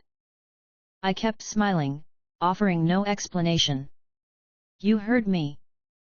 Yuji's mouth opened again, but no words came. Esso's expression shifted. His eyes sharpened despite the pain, his breathing heavy. What did you just say? Kechizu lifted his head slowly, his voice hoarse. Brothers. The room grew tenser. The air was thick with cursed energy, but not from fighting. Confusion swirled between enemies and allies alike. Then the floor shook. Heavy footsteps echoed from the shadows beyond the broken wall. The cursed energy that followed was suffocating, pressing down on everyone in the room. Yuji turned sharply, eyes wide. Nobara gripped her hammer tighter. Megami raised his guard, shadows flickering faintly at his feet. A tall figure stepped into view, his long black hair tied back, his clothes marked with dark stains. His gaze was sharp, his cursed energy overwhelming. Choso. Yuji froze, his breath catching. Who? Nobara whispered under her breath, another one. Megami's jaw tightened. Choso's eyes scanned the room. They stopped first on Kechizu, then Esso, and finally landed on Yuji. His expression darkened. So. Jujutsu sorcerers. His voice was low, sharp, filled with venom. His cursed energy swelled, shaking the walls. He stepped forward, his hand raising slowly. You'll pay for harming my brothers. Yuji tensed, dropping into a stance. Nobara and Megami followed, ready to fight despite their exhaustion. Esso lifted his head weakly. Choso, wait. But Choso's eyes didn't waver from Yuji. His cursed energy condensed, sharp and lethal. I'll kill you first. I stepped forward calmly, smirking. Hold on. Choso's head tilted slightly, his glare shifting toward me. You should think before you attack, I said, my voice casual, light. You might regret it. His eyes narrowed. Why? I pointed toward Yuji. Because he's your brother too. The words froze everyone. Yuji's eyes went wide, his mouth falling open. What? Nobara shouted instantly. What are you talking about now? Megami's stare snapped toward me again, colder this time, his suspicion deepening. Choso's expression faltered for the first time. His cursed energy flickered. He stepped closer to Yuji, his gaze scanning his face, his posture tense. What did you say? You heard me, I said simply, smiling. He's your brother. Choso's breathing grew heavier. His eyes stayed locked on Yuji. Esso's voice cracked from the floor. Brother. Kechizu pushed himself up weakly, his voice hoarse. He's ours. Yuji shook his head rapidly, panic rising in his voice. No, no, no, that doesn't make any sense. I don't even know you people. Choso's fists trembled. His cursed energy flared, then settled, then flared again. He crouched in front of Yuji suddenly, his sharp eyes searching. Show me your blood. Yuji froze. What? Choso's voice was harsh, demanding. Your blood. Yuji looked back at Megami and Nobara helplessly. Nobara hissed. Don't you dare. But Yuji lifted his arm slowly, uncertainly, holding it out. I don't even know what's going on anymore. Choso's hand gripped Yuji's wrist. His cursed energy flowed, sharp and invasive, testing, measuring. The silence stretched unbearably long. Finally, Choso's eyes widened slightly. His breath caught. He looked up at Yuji, his voice low, almost trembling. It's true. You are one of us. Yuji's eyes went wide. What? Nobara's hammer lowered slightly, shock flashing across her face. Megami's gaze sharpened further, his calm cracking just a little. So groaned weakly from the ground. A brother. Kechizu's lips curled into a faint grin, his body trembling. Another brother. Yuji staggered back, shaking his head. No. No, this doesn't make sense. I'm human. My grandpa raised me. I'm just. Choso stood tall again, his gaze still locked on Yuji. His expression was torn, conflict pulling across his features. Nobara turned sharply to me. What the hell did you just drag us into? I shrugged casually, smirking. Just told the truth. Megami's eyes narrowed dangerously. How did you know? I didn't answer. Yuji's voice cracked. This isn't real. It can't be. Choso stepped closer, his tone firm now. It is real. You share our blood. Our cursed blood. You are my brother. Yuji stumbled back a step. No. Nobara snapped, her frustration boiling. How does that even make sense? Megami's gaze darted between Yuji and Choso, his mind racing. Eso and Kechizu both struggled weakly, their eyes locked on Yuji with something unfamiliar in their usual hatred. Choso clenched his fists, his cursed energy wavering. I came here to kill you. But if you are truly my brother, his voice trailed, uncertain. Yuji's breath came fast, uneven. He clenched his fists tightly. I don't want to be your brother. Eso coughed, blood dripping from his mouth. You don't have a choice. Blood doesn't lie. Kechizu chuckled weakly. We're family now. Nobara swore under her breath. This is insane. Megami spoke finally, his tone steady but heavy. Yuji. Calm down. We'll figure this out later. Yuji shook his head again, his eyes locked on Choso. Why me? Why is it always me? Choso's face hardened again. His conflicted expression faded into something colder. Whether you accept it or not, you are my brother. That will never change. The room was silent except for Yuji's ragged breathing. Gojo's voice suddenly broke through from the ruined doorway. Well. Looks like things got complicated. All heads turned. He strolled inside casually, his hands in his pockets, blindfold tilted toward the scene. His grin was wide, his tone as relaxed as ever. Choso, hey? And the death painting brats too. What a family reunion. Yuji's head dropped, his shoulders trembling. Nobara glared at Gojo, her hammer still gripped tight. Megami stayed rigid, eyes locked on Choso. Choso's cursed energy spiked again. His gaze locked back on Yuji, then flicked toward Gojo. His decision was clear. He grabbed Eso and Kechizu roughly, dragging them back with surprising strength.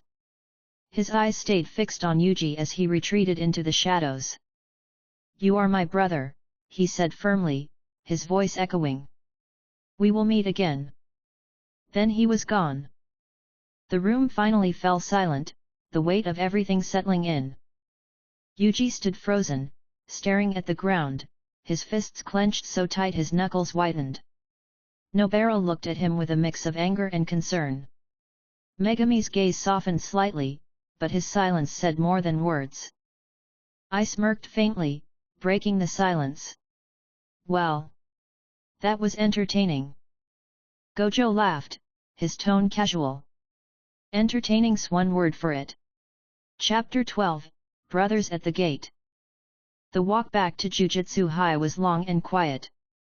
Yuji walked with his hands jammed into his pockets, his head lowered.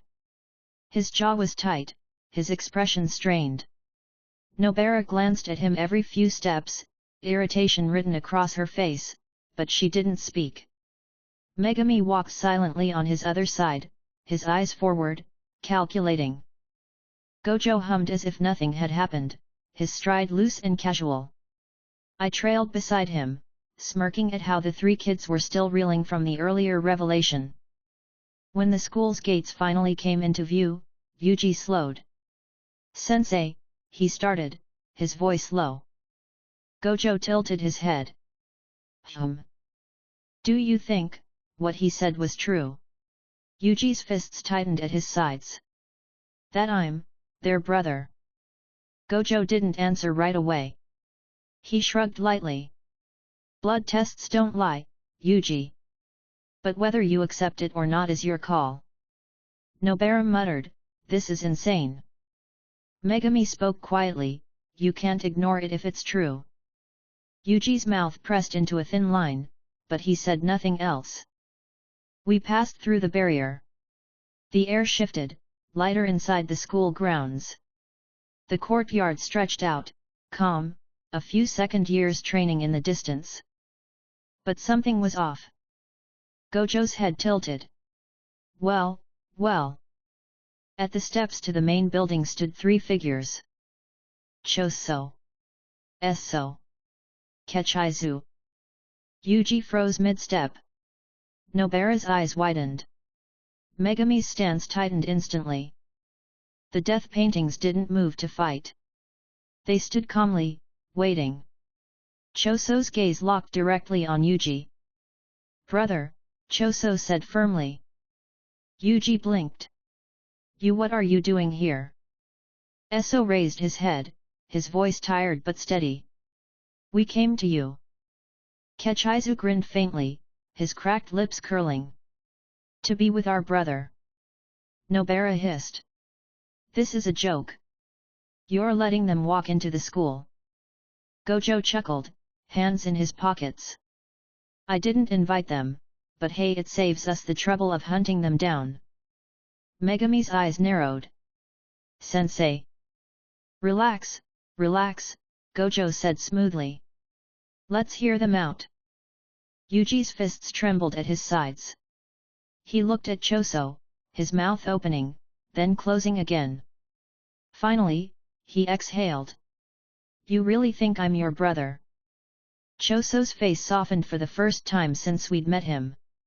His hand clenched tightly at his side. I don't think. I know. Eso and Kechizu both nodded, their gazes fixed on Yuji. Yuji swallowed hard. Then, why are you here?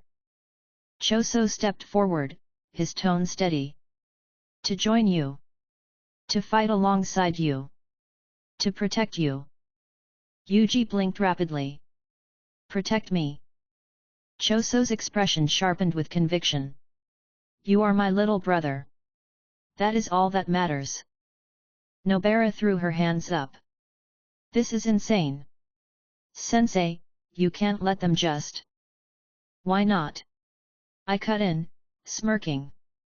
They make him stronger. Look at him. Yuji's eyes darted toward me, uncertain, but he didn't deny it. Gojo chuckled, tilting his head. I mean, 3 more allies isn't the worst deal. Let's hear what else they've got to say. Choso's gaze stayed on Yuji. We know things. About the disaster curses. About Kenjaku. About Urim. The courtyard fell silent at those names. Megami's eyes narrowed sharply. Tell us. Eso stepped forward slowly, his voice calm despite his injuries. The disaster curses Yago, Hanami, Dagon. They serve Kenjaku. They follow his will. Everything they've done has been to prepare for his plan. Yuji's brow furrowed. Kenjaku, who is that? Choso's expression hardened. The one who created us. The one who twisted us into what we are. He is not a curse. He is worse. A sorcerer who has lived for 1,000 years by moving his brain into the bodies of others. Nobara's eyes widened. That's... Gojo tilted his head, his grin tightening slightly. Kenjaku, hey? Haven't heard that name in a while. Megami's jaw tightened. What's his plan? Choso's tone darkened. To unleash chaos. To merge humans with curses. To use Sukuna's return as the final key. Yuji stiffened at Sukuna's name. He clenched his fists tighter. So continued. Urim serves as Sukuna's assistant. They are preparing for his resurrection. Every move the curses make leads to that. Nobara snapped, and you just tell us this now. Choso's gaze stayed locked on Yuji. Because we were not sure until today. Now, we have a reason. We have a brother to protect. Kechizu grinned wider. Our brother. Yuji's face twisted, confusion and unease clear, but slowly, his stance loosened. His shoulders dropped slightly. He looked at Choso, then at Eso and Kechizu. Finally, he exhaled. All right. Nobara spun toward him instantly. All right. You can't just... Yuji interrupted, his voice firmer than before. If they're telling the truth, if they really are my brothers, then I can't just ignore them. Choso's eyes softened further, his fists unclenching. Yuji. Eso gave a faint smile. Kechizu laughed weakly, his voice cracking. Megami's eyes narrowed. Yuji. Yuji looked at him, then at Nobara. I don't know what any of this means yet. But if they're my family, then I have to at least try. Nobara groaned loudly, gripping her head. You are impossible. Gojo laughed, his tone bright. This is the best day I've had in weeks. I grinned wider. Told you. Family drama always makes things interesting. Yuji gave me a look, half glare and half lost. You're enjoying this way too much. Of course I am, I said easily. The group moved inside together. Teachers and students alike stopped to stare as the death paintings walked across the courtyard, their cursed energy obvious, their presence undeniable. Whispers spread quickly. Panda stepped forward, eyes wide. What the hell? Maki gripped her weapon instantly, her gaze sharp. Gojo. Explain. Gojo grinned, raising his hands. Relax, relax. They're guests. Guests. Maki's voice was sharp. Yuji stepped forward quickly. They're my brothers. The courtyard fell silent again. Maki's eyes widened. Panda blinked. Him, arriving late, stopped dead in her tracks. Choso moved closer to Yuji, standing protectively at his side. He is one of us. Eso and Kechizu flanked him, their gazes sharp at anyone who stepped too close. The tension in the air was heavy, but Yuji's voice carried through, steadier than before. If they're willing to fight with us, then I want them here. Gojo chuckled, his grin widening. Well said, Yuji. The rest of the day passed in a haze of questions and tense conversations. The death paintings explained what they knew about Kenjaku's manipulations, about the disaster curse's loyalties, and about Urim's devotion to Sukuna. Choso never strayed far from Yuji's side. Eso and Kechizu hovered nearby constantly, their eyes following him everywhere. Their protectiveness was suffocating, but Yuji didn't push them away. By the time night fell, Yuji sat with them in the courtyard, listening to their stories. His expression was conflicted, but calmer than before. He finally said quietly, "If you're really my brothers, then I'll accept it." Choso's face softened, his eyes almost glowing with relief. "You are. And we will never leave you." Eso and Kechizu both nodded quickly, their voices overlapping. "Never." Yuji exhaled slowly, a faint smile tugging at his lips despite the weight of it all. "All right then." I smirked from where I stood with Gojo, watching the scene unfold. "Well, isn't that sweet?" Gojo chuckled, his grin as wide as ever. Family bonding warms the heart. Chapter 13, Unwelcome Roommates. The death paintings didn't sneak in through the shadows. They walked openly across Jujutsu High's courtyard as though they belonged there. Choso held Yuji's arm with a grip that was firm but not forceful, like he was unwilling to let him stray too far. Eso and Kechizu followed close behind, their eyes sweeping the courtyard, heads turning at every student that passed by. The campus air turned heavy. Conversations stopped. Training dummies stood untouched. Students stared openly. Maki's eyes narrowed immediately. Panda's expression was unreadable. Yuta folded her arms, her scowl deepening. Even the second years froze, their voices caught halfway through a sparring match. I leaned against the stone wall at the entrance, smirking. "Well, that didn't take long. You've got fans already." Yuji shifted uncomfortably under the weight of the stairs, his hands jammed in his pockets. "This feels weird." Choso's gaze swept the courtyard sharply, daring anyone to step forward. "Ignore them. We will protect you." Eso nodded, his voice low. "Anyone who threatens you answers to us." Kechizu grinned crookedly, his cracked lips pulling wider. "No one touches our brother."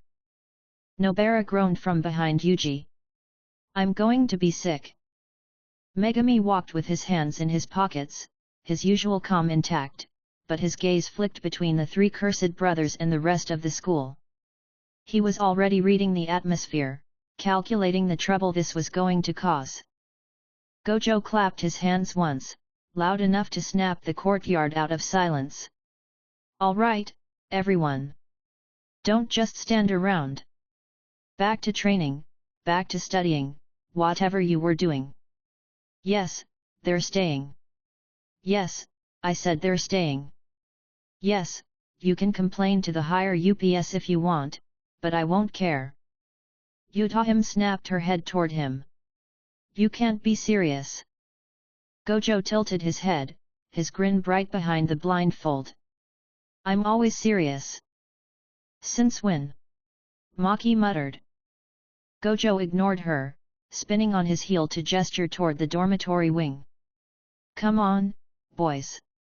Let's show you to your new rooms." The walk through the dorm halls was more of the same. Doors cracked open. Students whispered. The cursed energy radiating off Choso, Eso, and Kechizu was too dense, too raw, to ignore. Every sorcerer who crossed them felt it in their bones. Yuji hunched his shoulders, his face pink with embarrassment. "They're staring at us." Choso put a hand on his shoulder again. "Let them. They won't matter." Nobara made a noise halfway between frustration and disgust. "You three are unbelievable." Kechizu looked at her with a grin. "Stay away from our brother." Nobara's grip tightened on her hammer. "I'll bash your head in." Yuji groaned. "Can we not start a fight in the hallway? Please." Gojo stopped in front of two empty dorm rooms. "Here you go. Triple room. I had Yaga clear it out this morning." Eso glanced at him suspiciously. "Why are you helping us?" Gojo shrugged. "Why not? Strong allies are hard to come by. And honestly, this is funny." Choso didn't move immediately. He looked back at Yuji, his gaze sharp. We will stay close to you. Yuji forced a smile that looked more nervous than happy. Yeah. Sure. I chuckled. This is going to be a sitcom in the making. Yuji shot me a glare. Not helping. By evening, the atmosphere on campus had shifted completely. The death paintings were impossible to ignore. In the cafeteria, they sat at Yuji's table. Choso kept sliding food from his tray onto Yuji's. So criticized the seasoning, saying it wasn't good enough for his younger brother. Kechizu threatened another student who accidentally bumped into Yuji while carrying a bowl of soup. Yuji tried to laugh it off, awkward and overwhelmed. You guys really don't have to do all that. Choso's expression didn't shift. We do. Nobara stabbed her fork into her rice. I can't eat like this. Megami ate silently, though his eyes stayed on the cursed brothers the entire time. I leaned back at the end of the table, sipping tea. You know, Yuji, if you keep this up, you'll need a bodyguard schedule. Mondays, Choso. Tuesdays, Eso. Wednesdays, Kechizu. Please stop, Yuji muttered, burying his face in his hands.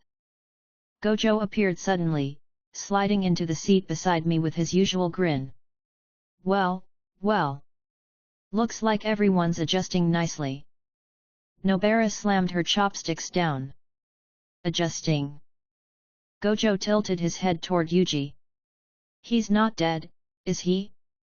That's what I call progress. Yuji groaned again. Later that night, I found Gojo leaning against the courtyard wall, his posture relaxed, his grin easy as always. He tilted his blindfold toward me when I walked up. The higher UPS saw your little performance, he said casually. I smirked. Of course they did. They want to classify you as a special grade. I snorted. Of course they do. Gojo chuckled. You don't sound impressed. Because I'm not, I said. Being special grade means strings. Paperwork. Orders. Chains disguised as titles. I don't want that. Gojo's grin widened. You're not wrong. I leaned against the wall beside him, crossing my arms. Let them keep their ranks. I don't need a label to tell me I'm stronger than them. Gojo laughed. Now you're speaking my language. The next morning, the second years tested the death paintings. Maki sparred with Choso, her movements sharp and ruthless. But every strike she landed, Choso absorbed, his durability unshaken. His counters were controlled, measured, never aimed to kill, but his superiority was clear. Panda circled Eso and Kechizu, his eyes narrowed. They fight like they've been doing this longer than we've been alive. They have, I said from the sidelines. Yuji cheered nervously from the edge of the field. Come on, guys, don't kill each other. Nobara crossed her arms, muttering. This school is a zoo now. Megami didn't answer, but his gaze stayed fixed, calculating every move. Gojo clapped once when the sparring ended. Well done. Integration complete. Yutahim scowled from the sidelines. This isn't integration. This is insanity. Gojo just grinned. By nightfall, Yuji had softened further. Choso followed him through the halls like a shadow. Eso and Kechizu trailed closely, refusing to leave him unattended. Yuji's protests grew weaker every hour. At one point, I caught him laughing awkwardly when Kechizu shoved a drink into his hands. Choso stood behind him, watching silently, as if confirming that Yuji drank it. Despite the tension, Yuji didn't push them away. Not anymore. Chapter 14, Council Confrontation. The summons came in the morning. Gojo stood at the entrance to the dorms, waving the folded paper in his hand. Rise and shine, kiddos. The higher UPS want a word. Yuji froze halfway through breakfast, his chopsticks hanging in the air. Wait, me too. Gojo tilted his head. Not you. Not this time. They want Shredder. I smirked, leaning against the door frame. Of course they do. Choso stepped out from Yuji's room, his expression flat but his presence sharp. Then I go as well. Nobara nearly choked on her rice. Excuse me. Choso ignored her completely. His gaze locked on Gojo. If they are gathering, they will bring up Yuji. I will be there. Yuji's mouth opened in protest, but nothing came out. He glanced at me nervously, then back at Choso. Gojo grinned. Fine by me. The more the merrier. The walk to the council chamber was heavy. The building sat deeper within Jujutsu High's grounds, a white hall made of old wood, the walls lined with heavy paper screens. The air here always felt stiff, colder than the rest of campus. The guards at the door bowed slightly to Gojo but froze when their eyes landed on Choso. One instinctively reached for the hilt of his blade. Choso's gaze snapped to him, sharp as a knife. The guard froze, pale, and quickly lowered his hand. I smirked. Good first impression. Gojo pushed the doors open without hesitation. Inside, the council sat in rows, the senior sorcerers wearing their ceremonial robes. Their gazes snapped immediately to us, Gojo, me, and Choso trailing behind. The silence was heavy. An older sorcerer at the front spoke first, his voice sharp. Satoru Gojo. You've brought a cursed spirit into these halls. Choso's cursed energy flared instantly, filling the chamber like a weight. Yuji's words from yesterday echoed faintly in my head. Brother. Choso didn't move closer, but his stance radiated hostility. Gojo grinned under his blindfold. Relax. He's not a curse. He's family. Murmurs rippled across the council chamber. The elder slammed his hand against the desk. You mock this institution. I chuckled, stepping forward casually. He's not mocking you. He's just telling the truth. Choso's more human than half the fossils in this room. Eyes snapped toward me, sharp with suspicion. Another elder spoke, her tone clipped. And you? Shredder. You've been reported using techniques beyond classification. 6 eyes. Limitless. You fought the disaster curses and lived. The council will classify you as special grade immediately. I shook my head, smirking. Pass. Gasps rippled through the room. The elder's brows furrowed. You dare refuse? Of course I refuse, I said smoothly. Special grade is just your way of putting me on a leash. You don't give ranks without expecting chains. I don't wear chains. Choso's eyes flicked toward me, his stoic face showing the faintest approval. Gojo chuckled. Told you he wouldn't go for it. The elder's face reddened. This arrogance cannot stand. Another voice cut in, deeper, calmer. Enough.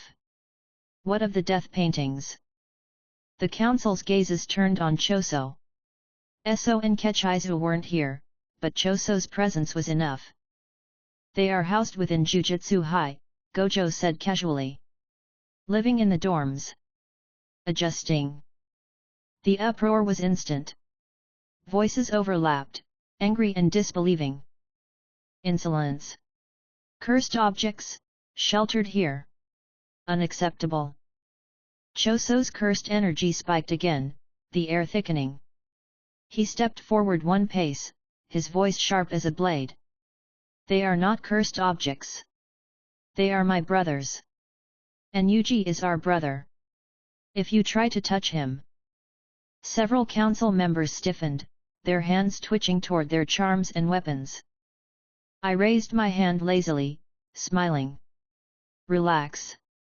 He's telling you what you should already know. They're here because they chose Yuji. You can't change that. One elder sneered. Yuji Itadori is a vessel. Nothing more. When Sukuna awakens fully, he will. Choso's eyes flared red with cursed energy. Do not speak of him that way. The weight in the chamber grew unbearable. Some of the younger sorcerers in the back shifted nervously, sweat beading on their foreheads. Gojo clapped his hands lightly, breaking the tension. All right, all right. Before everyone bursts a vein, let's be clear. Yuji is under my care. His brothers are here under my care. And Shredder? He's free to do whatever he wants. The council can shout all day, but nothing's changing. The elder at the front slammed his hand down again. Gojo, your arrogance endangers us all. You cannot house cursed objects here. You cannot leave a sorcerer of his level unclassified. This is recklessness. I grinned, stepping forward. Reckless works. Gets results faster than sitting in a room complaining. Silence, the elder snapped. Choso moved slightly, stepping to Yuji's side even though Yuji wasn't present. His voice was steady, heavy with conviction. Say what you want about me, but Yuji stays untouched. If the council moves against him, I will kill you. The uproar grew louder. Several elders shouted at once. Gojo leaned back against the wall, arms crossed, looking entirely entertained. Finally, Yaga's voice rose above the noise. The principal stood at the side, his expression calmer than the rest. That's enough. We can't waste time shouting. The room settled slowly. Yaga looked at Gojo first. You'll bear responsibility for housing them here. If they step out of line, it will fall on you. Gojo's grin widened. Wouldn't have it any other way. Yaga's gaze turned to me. And you? If you refuse classification, then understand this: you will receive no protection from this council. I smirked. Didn't need it anyway. Yaga nodded once, his eyes narrowing slightly as if weighing my words. Finally, his gaze shifted to Choso. If you are truly here for Yuji, then prove it. You'll stay here. You'll train under supervision. You'll fight against curses with him. Fail to do that, and the council will demand your execution. Choso's face didn't change. His voice was steady. I accept. For Yuji. Eso and Kechizu weren't here, but the implication was clear. They would follow his lead. The elders grumbled, their voices low and angry, but the decision had been made.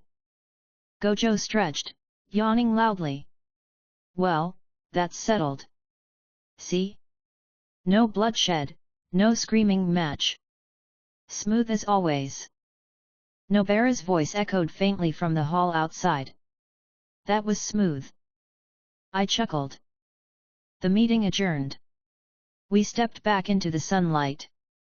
Choso walked silently at Yuji's side, his expression as unreadable as ever but his hand hovering protectively near his brother's shoulder. Yuji looked up at him, nervous but calmer than before. Thanks. Choso's gaze softened faintly. Always. Gojo clapped me on the back.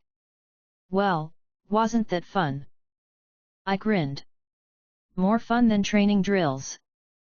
Gojo chuckled, his blindfold tilting toward me. You really meant it about refusing the special grade, hey? Of course, I said. Special grade means a leash. I don't do leashes. Gojo's grin widened. Good. Neither do I. Chapter 15, Kyoto at the gates. The next morning, the tension on campus hadn't faded. Students whispered in the halls, and even the second years avoided looking directly at Choso and his brothers as they shadowed Yuji everywhere. It was obvious the council's decision hadn't gone unnoticed. Gojo leaned against the courtyard wall, one hand tucked lazily in his pocket. He tilted his head toward me as I walked up. Heads up. We've got company. Before I could answer, the air shifted. The barrier at the gate rippled, and 6 figures stepped inside.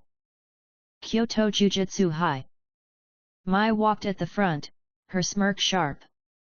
Aoi Todo loomed beside her, towering and broad, his eyes already scanning the grounds with open disdain.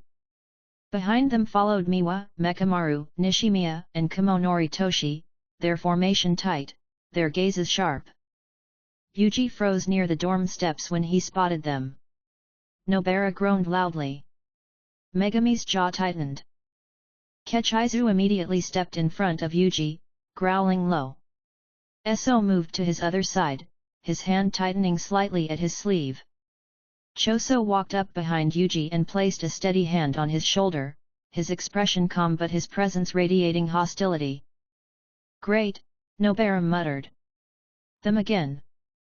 Mai smirked as her eyes swept over the scene. So the rumors were true.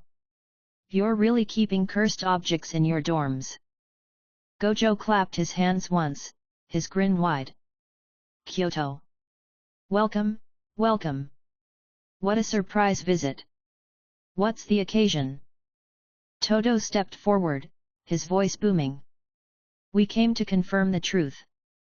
That you would dare house abominations here. Choso's cursed energy spiked instantly, the air turning heavy. Choose your words carefully. Todo's eyes narrowed. You are no brother. You are a curse. Yuji stepped forward quickly, his voice sharp. Stop. He is my brother. The courtyard fell into silence. Mai's smirk faded slightly. Miwa's eyes widened. Nishimiya covered her mouth briefly, glancing at Kamo. Noritoshi's expression didn't shift, but his eyes flicked toward Yuji, thoughtful. So it's true. Nobara groaned. Why does everyone keep repeating the obvious? Kechizu growled louder, his body tensing. Don't insult our brother again. Eso's tone was low, controlled, but heavy with warning. If you threaten Yuji, you threaten us. Mai laughed once, sharp and dismissive. This is insane. You're letting them play at being family.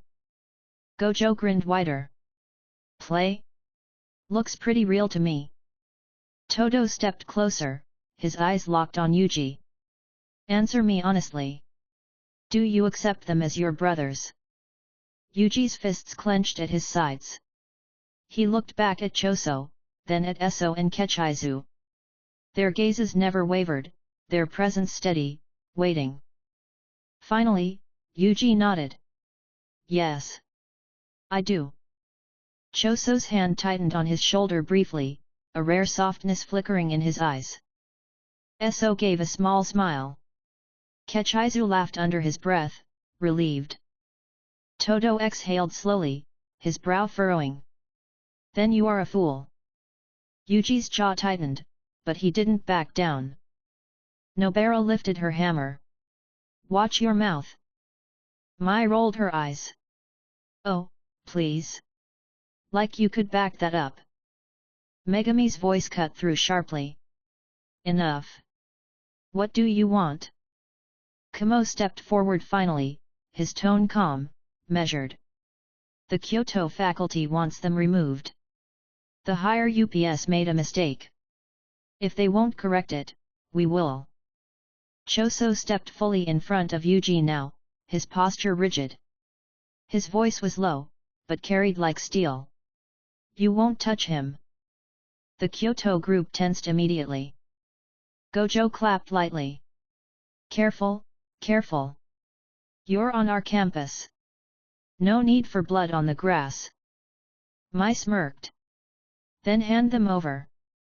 I stepped forward finally, my arms crossed, smirking at the lot of them. You know, this is getting boring. You walk in, throw accusations, demand things like you're in charge. Here's the reality check, you're not. Mai's smirk faltered. Todo's eyes shifted toward me. Who are you? I grinned. Stronger than you. That's all you need to know. Nobara snorted in the background. Yuji tried not to laugh, failing. Todo's brows furrowed deeper. Then prove it. Gojo tilted his head, grinning. You want a fight? I'll allow it. Sparring only. No killing. Utaham's voice cut from the walkway suddenly. Gojo. You can't. But Gojo raised his hand casually. Relax. They want to see proof. Let's give it to them. The courtyard became the field. Tokyo on one side, Yuji, Nobara, Megami, Choso, Eso, Kechizu, and me. Kyoto on the other, Todo, Mai, Miwa, Nishimiya, Mekamaru, and Kamo. The air thickened, cursed energy flaring across the grounds. Students gathered at the edges, whispering rapidly, the tension spreading like wildfire. Todo stepped forward, his eyes burning. I'll start. Choso moved instantly, placing himself between Todo and Yuji. Then face me. Yuji's eyes widened. Wait. But Choso was already advancing, his cursed energy condensing around his blood techniques. Todo grinned. Good. They clashed. Todo's brute force against Choso's precise control. Each strike cracked the ground, the impact reverberating across the courtyard. Meanwhile, Mai raised her pistol, aiming straight for Yuji. Kechizu intercepted, his claws sparking with cursed energy as he swiped the bullets out of the air. Eso's blood manipulated the fragments, dissolving them before they touched the ground. Nobara leapt forward, her hammer swinging toward Mai. You want him? You'll have to go through me. Mai smirked, reloading quickly. Gladly. Megami summoned his Shikigami, the wolves rushing forward to shield Yuji from Mekamaru's mechanical barrage. Sparks lit up the field as claws clashed with steel. Nishimiya's broom sliced through the air as she flew above, aiming to flank. I stepped casually into her path, raising one finger. Infinity stretched between us, halting her midair like she'd flown into glass. Her eyes widened. What? I grinned. Wrong opponent. A flick of cursed energy, and Blue pulled her broom out from under her. She tumbled back, catching herself awkwardly. Miwa rushed forward, her sword aimed for Eso. Choso barked, stay back, but Eso raised his hand calmly, blood forming into sharp blades that clashed against her steel. Sparks flew. Yuji finally broke free of Kechizu's grip and charged forward toward Todo. His fists burned with cursed energy, his eyes sharp. I'm fighting too. Choso's head snapped toward him instantly. Yuji. Yuji's fist connected with Todo's chest. The impact forced Todo back a single step, his grin widening. Yes. That's it. Choso's cursed energy flared again, protective and furious. But Yuji turned toward him briefly, his voice steady. I said I'm fighting too. I'm not hiding. Choso froze for just a second, then nodded once, his jaw tight. Then I'll fight with you. The clash grew louder, the courtyard shaking under the weight of curses and steel. Tokyo and Kyoto collided, the death paintings throwing themselves into the fight beside Yuji without hesitation. Gojo leaned back against the wall, arms crossed, grinning wider. Now this is entertainment. Utahim groaned beside him. You're insane. The fight dragged on, neither side yielding. Todo and Yuji exchanged heavy blows, their fists shaking the ground. Choso's blood techniques cut across Todo's path, forcing him to split his attention. Nobara and Mai traded hammer strikes and gunshots, each trying to pin the other down. Eso's blood constructs slashed against Miwa's sword, while Kechizu darted between Mekamaru's missiles, his claws tearing through the mechanical shells. Megami's Shikigami swarmed, holding the line. I stepped back, arms crossed, letting infinity hum faintly. Every stray attack that came my way fizzled before touching me. Kyoto's students kept glancing toward me warily but avoided direct confrontation. At last, Gojo clapped his hands again, his voice carrying over the battlefield. That's enough. The energy broke reluctantly. Attacks halted. Both sides stood panting, sweat dripping, their cursed energy still sparking faintly in the air. Todo exhaled heavily, his grin still wide. Yuji. You've grown. Yuji panted, his fists still clenched. Thanks. Choso's gaze stayed sharp, but he lowered his guard slightly, stepping closer to Yuji again. Mai holstered her gun with a click, glaring at Nobara. This isn't over. Nobara smirked. Anytime. Gojo spread his arms, his grin wide. See? No deaths, no disasters. Just a little healthy competition. Yutahim muttered, you're out of your mind. Kyoto's group regrouped, their expressions a mix of frustration and calculation. Kumo's gaze lingered on Yuji the longest, unreadable. Finally, Todo turned. We'll report back. But this isn't finished. They left without another word. The courtyard slowly emptied, whispers trailing after them. Yuji dropped onto the ground, gasping. That was, way too much. Choso knelt beside him immediately. Are you hurt? Yuji laughed weakly. I'm fine. Really? Eso and Kechizu hovered nearby, their gazes locked on Yuji, relief etched in their faces. Nobara sighed, leaning on her hammer. I hate Kyoto. Megami exhaled slowly, his eyes scanning the field. This will only get worse. I smirked. Which means it'll get more fun. Gojo grinned, clapping once more. Exactly. Chapter 16, A Lonely Mission. The mission report sat folded on the low table in front of me. Yaga had delivered it himself this morning, his expression hard as usual, saying little before leaving me with the stamped paper. I leaned back in my chair, unfolding it lazily. Unexplained human deaths in the Western District, I read aloud, scanning the text. Bodies deformed. Multiple casualties. Suspected curse user involvement. Solo assignment recommended. Across the room, Yuji looked up from where he was eating breakfast with Nobara and Megami. Deformed? Like, what does that even mean? Nobara frowned, setting her chopsticks down. Sounds vague. Too vague. Megami's eyes narrowed faintly. If they're sending you alone, it's probably serious. Yuji leaned forward a little, his tone cautious. What kind of curse does that to people? I smirked. That's what I'm going to find out. Gojo, who had been leaning against the doorway the whole time, grinned wide. See? Efficient. You ask questions, he gets answers. Teamwork. Yuji's jaw tightened. Shouldn't we be going too? Gojo tilted his head. Orders said solo. Nobara clicked her tongue. Figures. They keep sending us after scraps, and him after the real stuff.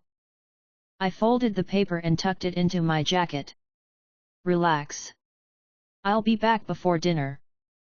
Yuji still looked uneasy. Just, be careful. Something about that doesn't sound normal. Normal doesn't pay the bills, I said with a grin, standing up. Keep training. Don't slack while I'm gone. Gojo clapped his hands once. There you go. Problem solved. Now off you go, hero. The Western District was quiet when I arrived. Too quiet. Shops were shuttered despite the hour. Cars sat abandoned along the road. The only sound was the faint hum of electric lines overhead. The air carried something worse than the usual stench of curses. It felt jagged, wrong, like something had been torn apart and left unfinished. I followed the trail deeper. The first body wasn't hard to find. Slumped against the wall of an alley, its limbs bent at impossible angles, the skin warped unnaturally. It wasn't a curse. It wasn't a person anymore either. Transfigured human. I raised my hand. A burst of fire from Fuga swept over it, reducing the warped remains to ash. That's when I heard footsteps. I turned my head slightly. A boy stood at the mouth of the alley, still in his school uniform.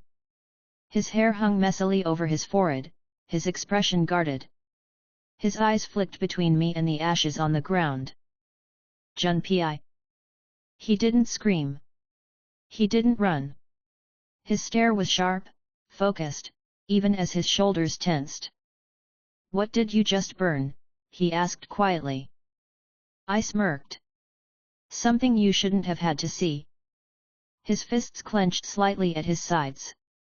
"It looked human." "It used to be," I said plainly. "Not anymore." He stayed where he was, his jaw tight. "You aren't one of them." I tilted my head. "Them?" His lips pressed thin. "The things that did this." I slipped my hands into my pockets. "No. I'm not with them." Junpei's eyes lingered on me, suspicious but desperate. "Then, what are you?" Chapter 16, First Contact. Junpei's eyes lingered on the ash that clung to the wet alley floor. His jaw tightened as if he was holding something back. "That was a person." I didn't look away. "It used to be." His fists clenched at his sides. He stayed rooted to the spot, but his voice dropped lower. "What do you mean?" I leaned against the wall casually, hands sliding into my pockets. "That thing wasn't alive anymore." "Not really." It had been warped by cursed energy. Twisted until there was nothing human left. Junpei's gaze flicked to me, sharp. "Cursed energy." I raised a brow. "You can see it, can't you? The way the air bends, the way things feel wrong before something happens." He froze at that, his lips parting slightly. His eyes flicked around the alley like he expected something to jump out at him. "You know about that?" I smirked. "I more than know about it. It's my job." Junpei's suspicion didn't fade, but there was a flicker of something else in his eyes now. "Who are you?"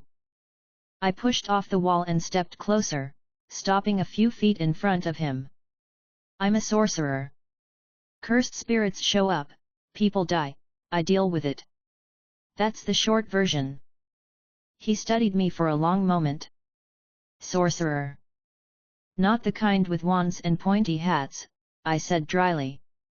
"Think of it like this, regular people can't see what's happening around them, so they can't defend themselves.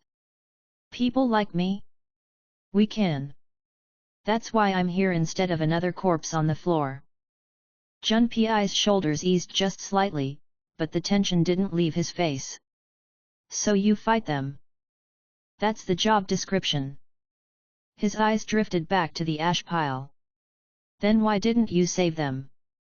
The edge in his voice wasn't surprising. He was angry, scared, desperate for someone to blame. I didn't flinch. "Because I wasn't here when it happened." That answer didn't satisfy him, not really, but it didn't make him lash out either. He stayed silent, staring at the ground. I tilted my head. "Those bodies you've seen? They weren't killed by something random. This wasn't an accident. Somebody's doing it on purpose." Junpei's head snapped toward me. "On purpose?" "Yeah," I said simply. "A curse with enough brains and cruelty to enjoy twisting humans into shapes they shouldn't be in. That's who I'm hunting." Junpei's fists clenched tighter, his nails digging into his palms. "Then I want to know more." We walked out of the alley together, the silence between us sharp but not unbearable. I didn't push him to talk, and he didn't bombard me with questions. His eyes stayed ahead, watching every corner as if expecting something to appear. Finally, he spoke. People like you, there are more of you, right? Plenty, I said. Some strong, some weak, some annoying, some useful. It's a mixed bag. His lips twitched faintly, almost a ghost of a smile, but it vanished quickly. And what about me? Why can't I see this? I glanced at him. Some people are born with sensitivity. You've probably seen things your whole life. Shadows moving where they shouldn't, sounds nobody else heard, feelings that made your skin crawl. Junpei stopped walking for a second. Yet. I smirked. Congratulations. That means you've been cursed since the day you were born. His face tightened, but I held up a hand. Not cursed like those things. Just, attuned. You see what others can't. That's a strength if you use it right. He stayed quiet for a long time. Then, can you teach me? I studied him. He wasn't begging. He wasn't wide-eyed or desperate. His voice was calm, steady, but underneath it was something heavier, the weight of someone who'd seen too much and didn't want to be powerless anymore. Depends, I said casually. You want to learn because you're curious? Or because you want revenge? Junpei didn't answer right away. His eyes narrowed faintly. Does it matter? I grinned. Not to me. Just helps me know what kind of student you'd be. The sun dipped lower as we reached the edge of the district. Police tape blocked off one of the side streets, but the officers stationed there weren't looking closely. They didn't see the twisted shadows crawling faintly along the ground. They couldn't. Junpei saw them. His face stiffened, his fists clenching again. They're everywhere, aren't they? Everywhere, I confirmed. Some stay small, some grow stronger by feeding on fear and pain. Some get creative with it. The one I'm tracking here? He's creative. Junpei's throat bobbed as he swallowed. So all those deaths at school. I didn't sugarcoat it. Curse activity.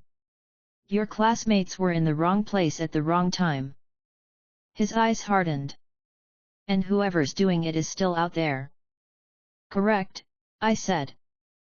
For the first time, there was no hesitation in his tone. Then I want in. I raised a brow. You don't even know what in means yet. I don't care, Junpei shot back, his voice firmer. If you're telling the truth, then someone is out there turning people into monsters. I don't want to stand around waiting for the next one. I want to fight back. I smirked. That's the right answer. He blinked. So you'll teach me? I'll start with the basics, I said, slipping my hands into my pockets again. How to sense cursed energy, how to defend yourself. The rest, we'll see. Junpei's shoulders loosened slightly, the faintest relief flickering across his face. We circled back to the alley where I'd burned the body. The ash had already scattered, but the cursed energy residue lingered. I crouched, tapping my fingers lightly against the ground. Junpei watched. What are you doing? Tracking, I said simply. Cursed energy leaves behind trails. Like footprints in the dirt. If you focus hard enough, you can feel them. I looked up at him. Try it. Close your eyes. He hesitated but did as I said. Think about the wrongness you've felt before. That heavy feeling you couldn't explain.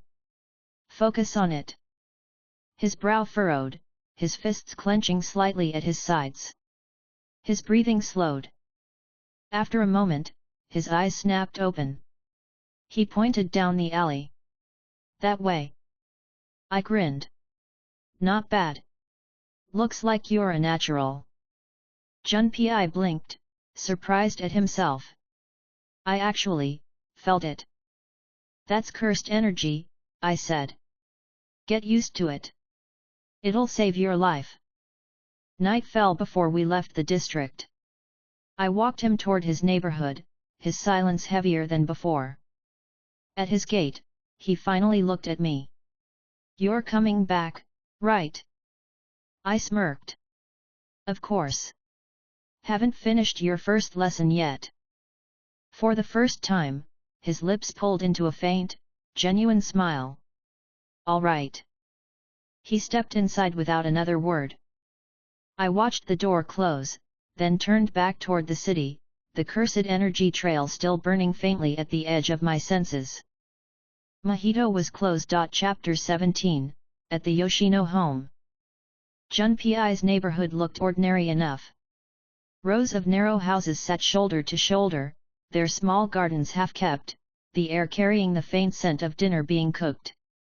Streetlights flickered weakly in the early evening, casting pools of pale yellow on the sidewalk. I walked slowly, hands in my pockets, my eyes moving across each house without much interest. Only one mattered. The Yoshino residence was tucked between two larger homes, its paint slightly worn, its windows modest. I stopped at the gate, tapping my knuckle lightly against the wood post. A beat later, the door creaked open. Junpei stood there in his school uniform, the collar wrinkled, the tie absent. He froze when he saw me, his eyes narrowing faintly. "You again?" I smirked. "That's some greeting. No thanks for not letting me die yesterday?" "No, hey, good to see you. You're a natural host." Junpei sighed, pulling the door open wider. "What do you want?" "To check in," I said easily, stepping past him into the narrow entryway. I glanced at the line of shoes neatly arranged by the wall. His weren't. That figured. The faint sound of dishes clinking came from the kitchen. A woman's voice called out. "Junpei? Is someone here?" Junpei's face stiffened instantly. "Don't." But it was too late. She came into view, wiping her hands on a towel. Middle-aged, kind eyes, a little tired around the edges but warm all the same. Her gaze landed on me, and she blinked. "Oh my! Junpei, you didn't tell me you had a friend coming over." Junpei looked away. "He's not really." I cut in smoothly. "Yeah, sorry, last minute. Hope it's not a problem." Her expression brightened. "Not at all. It's good to see Junpei bring someone home. I'm Yoshino Nagi." "And you are?" "Shredder," I said with a grin. "We met recently. Thought I'd stop by." Her smile warmed further. "Would you like to stay for dinner? There's plenty." Junpei muttered under his breath, "Unbelievable." I raised a brow at him, then turned back to her. "If you're offering, I'd be rude to refuse." "Wonderful," she said, already turning back toward the kitchen. "Please, make yourself at home." Junpei shut the door with a groan. "You didn't have to accept." "Of course I did," I said lightly. "Free food, awkward family dinner, watching you squirm? That's my kind of night." He glared at me, but there wasn't much heat behind it. The kitchen smelled faintly of grilled fish and soy sauce. Nagi moved with practiced ease, setting out bowls of rice and miso soup on the small table. Junpei sat stiffly across from me, his shoulders hunched, his gaze firmly on his plate. His mother filled the silence effortlessly. "So, Shredder-kun. How long have you known Junpei?" "Not long," I said. "But he made an impression." Junpei nearly choked on his rice. "Don't say it like that." Nagi smiled faintly. "I'm glad. He doesn't usually talk to people his age." Junpei muttered, "Mom." I grinned. "He's a mystery, that's for sure." She laughed lightly, the sound filling the room. "Junpei's always been quiet. But he's kind. I just worry sometimes." Junpei's shoulders tightened. You don't have to. Her gaze softened. That's what mothers do. The tension between them was obvious, but it wasn't sharp. It was the kind of rhythm families fell into when they cared but didn't know how to say it directly. I sipped my soup, letting them have their moment. Halfway through dinner, she looked at me again. So, Shredder-kun. What do you do? You don't look like a student. Junpei froze, waiting. I set my chopsticks down casually. My work's unusual. I deal with problems people can't see. The kind that hurt others if no one steps in. Her brows furrowed faintly. That sounds dangerous. I smirked. It is. But someone has to do it. She tilted her head. Like a policeman. Closer to pest control, I said smoothly. Junpei gave me a sharp look, but his mother just laughed, shaking her head. Well, I hope you're careful. I raised my cup in a mock salute. Always. After dinner, she gathered the dishes. Junpei followed, stacking bowls silently. I leaned against the door frame, watching. She glanced back at me. You're welcome here anytime. It's good for Junpei to have company. Junpei muttered, You don't need to say that. She smiled at him. I do. His jaw tightened, but he didn't argue further. Later, I sat with Junpei in the small living room. The TV played faintly in the background, but neither of us paid attention.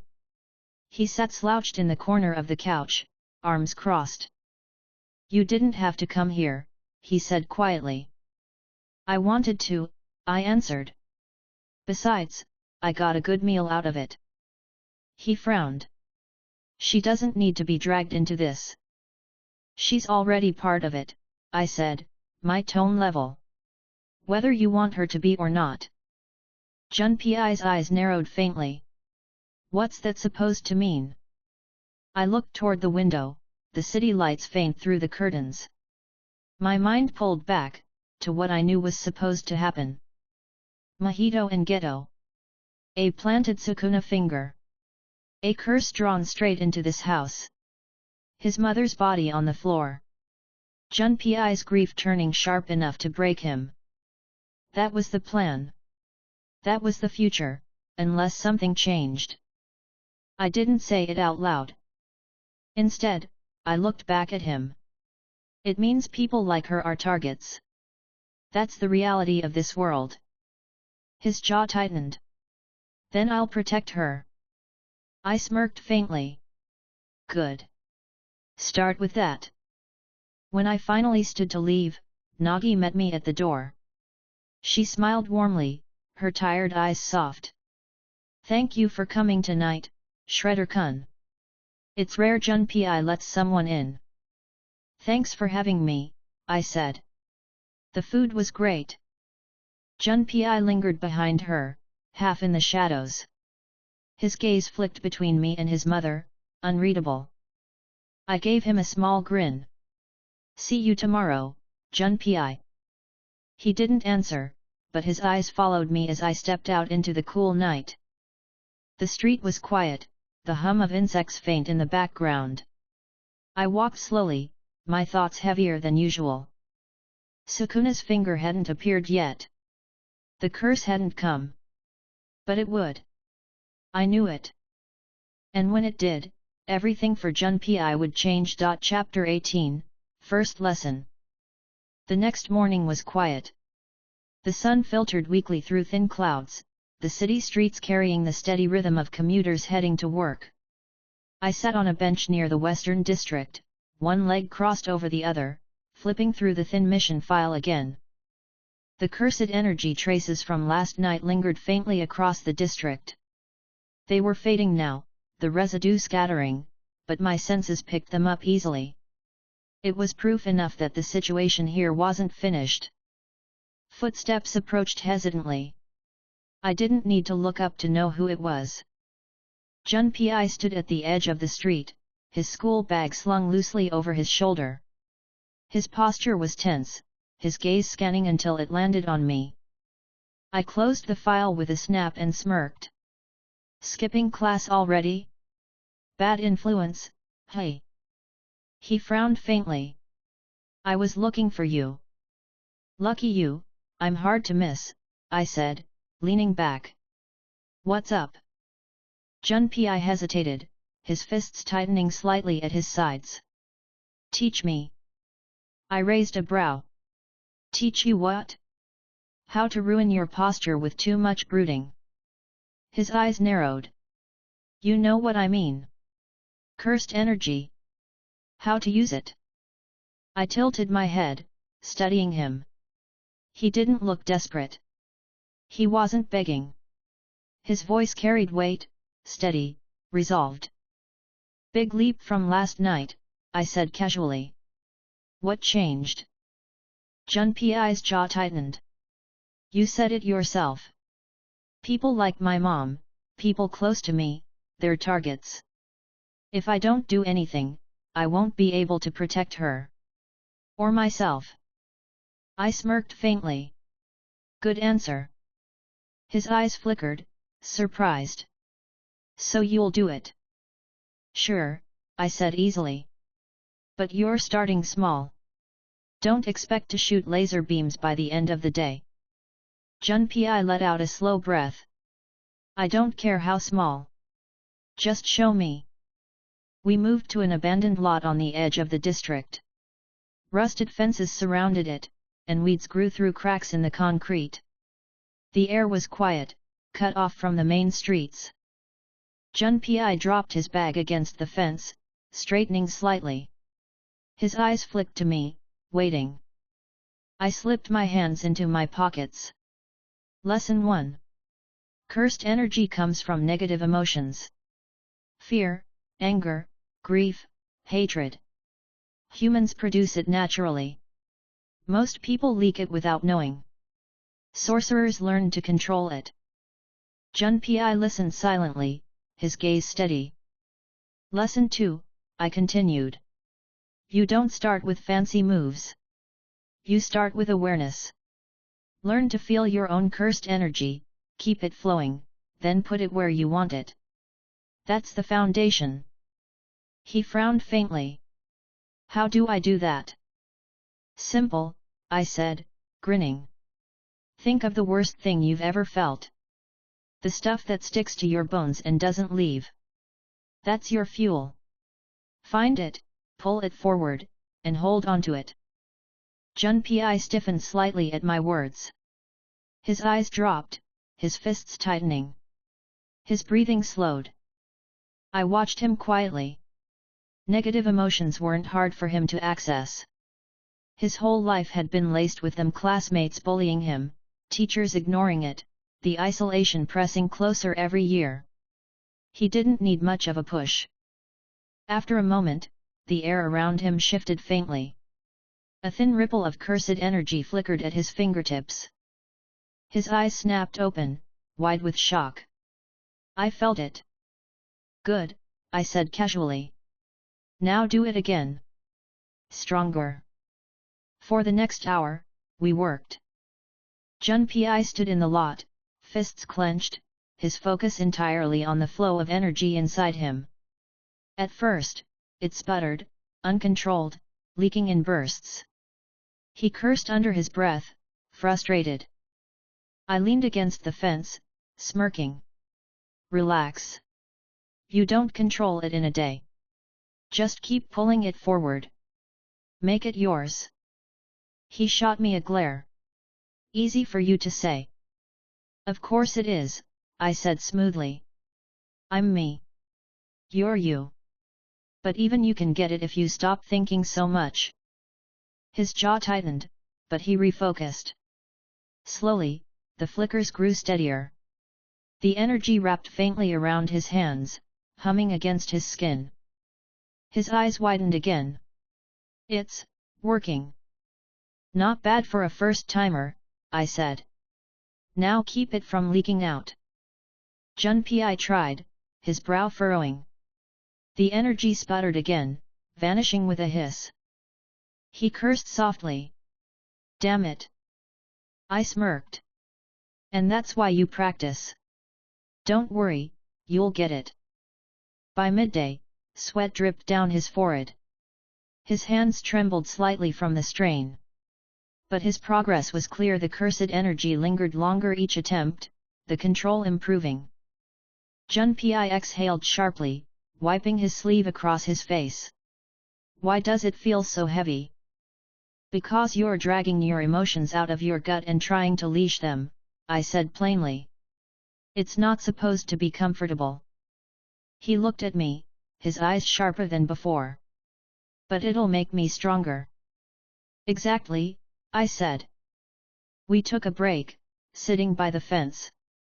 Junpei sipped water from a bottle, staring at the ground. How long did it take you to learn this? I smirked. Faster than most. He gave me a flat look. Not helpful. Look, you've got a head start, I said. Most people never learn this at all. The fact that you're holding cursed energy steady on day one? That's already impressive. His lips pressed into a thin line. Then I'll keep going. I studied him for a moment. He wasn't boasting. He wasn't trying to prove himself to me. He was steady, resolved. It wasn't just anger driving him anymore.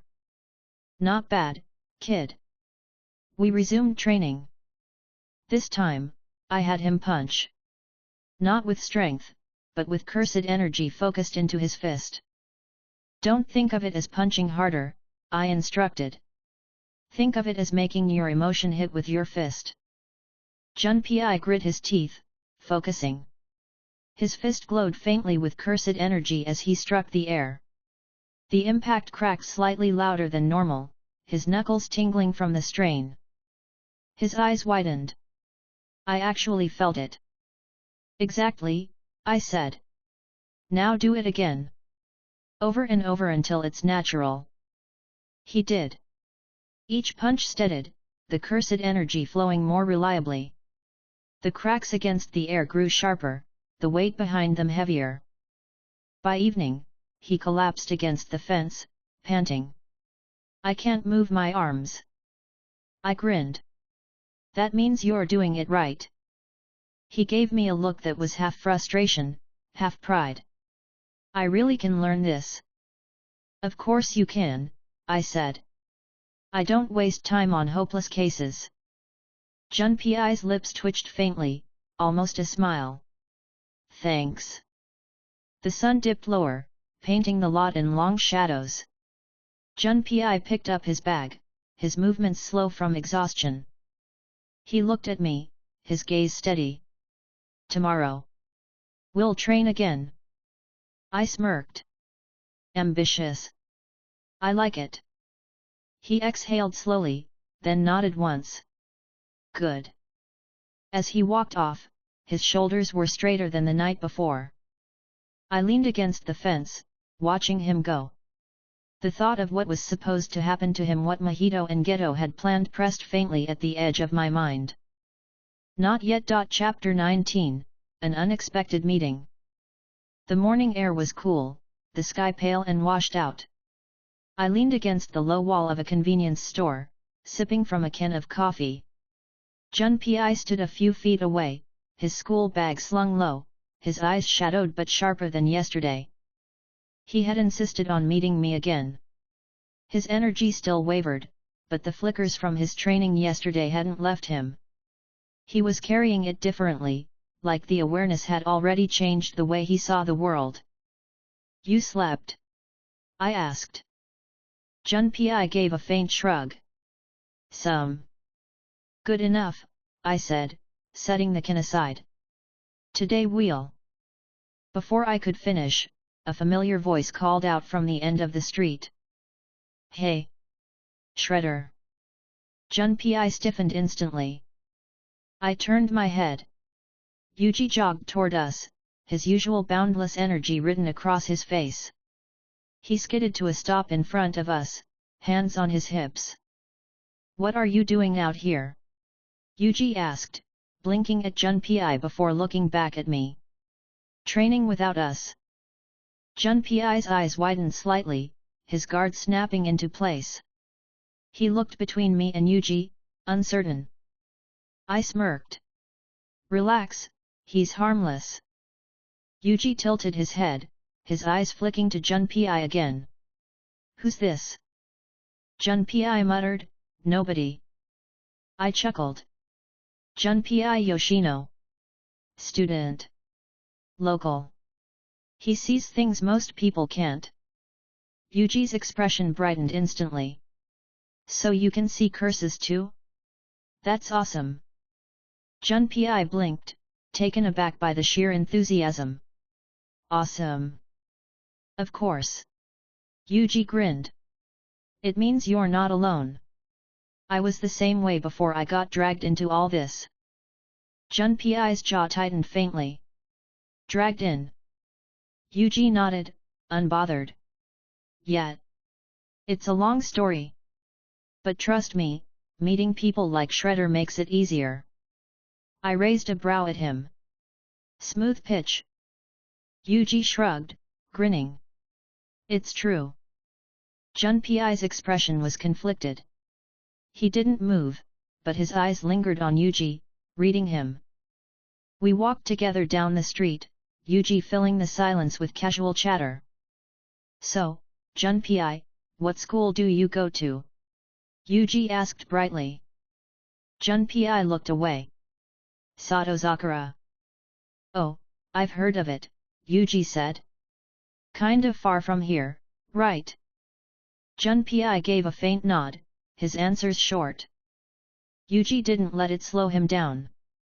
You know, we've been fighting curses a lot lately. It's dangerous, but I think it's worth it. If we can stop people from dying, then. Junpei's steps faltered slightly. People still die. Yuji looked at him, his grin softening. Yet. But if we're there, maybe fewer do. Junpei didn't reply, but his eyes dropped, his fists tightening faintly. I watched quietly. Yuji wasn't forcing himself into Junpei's space, not really. He was just being himself, open, earnest, unshakably friendly. And Junpei, even if he didn't want to show it, was listening. We stopped at a small park, empty this early in the day. Yuji dropped onto a bench, stretching his arms overhead. So, are you training him? Yuji asked, looking at me. Junpei's head snapped toward me, his face tightening. You told him? I smirked. Relax. Yuji's not the type to gossip. Yuji leaned forward, his eyes bright. That's great. You'll get the hang of it fast. Shredder's probably a strict teacher though. Junpei blinked, caught off guard. Strict? I raised a brow. Since when? Yuji grinned. You act like it. No mercy, right? I chuckled. I prefer efficient. Junpei gave me a look. That tracks. Yuji laughed, the sound loud in the empty park. Training resumed, though it felt different with Yuji watching. Junpei stood in the clearing, focusing again, drawing cursed energy forward. The flickers came faster this time, steadier. His control was still shaky, but the progress was obvious. Yuji watched with wide eyes. He's doing it already? That's amazing. Junpei's face flushed faintly. It's not amazing. It's barely anything. It's amazing for a beginner, Yuji said firmly. I couldn't do that right away. Junpei's gaze flicked toward him, uncertain. Really? Yuji nodded without hesitation. Really? You're a natural. The words landed heavier than he realized. Junpei's jaw tightened, but his shoulders loosened slightly. By midday, Junpei collapsed onto the bench, breathing heavily. His shirt clung to his back with sweat, his fists trembling faintly from strain. Yuji sat beside him, handing him a bottle of water. Here. Junpei blinked, taking it slowly. Thanks. Yuji grinned. No problem. You're working hard. You deserve it. Junpei hesitated, then took a sip. His expression didn't shift much, but the faintest crack of warmth slipped through.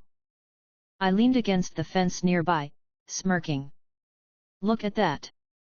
You're making friends already. Junpei glared at me half-heartedly, but didn't argue. The sun dipped lower as we left the park. Yuji talked the whole way, asking Junpei questions: what he liked to eat, what movies he watched, what music he listened to. Junpei answered quietly, sometimes reluctantly, but he answered.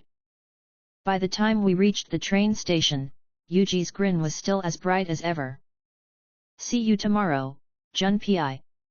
Yuji called, waving as he jogged off toward his dorm. Junpei stood still for a long moment, watching him go. His lips pressed thin, his face unreadable.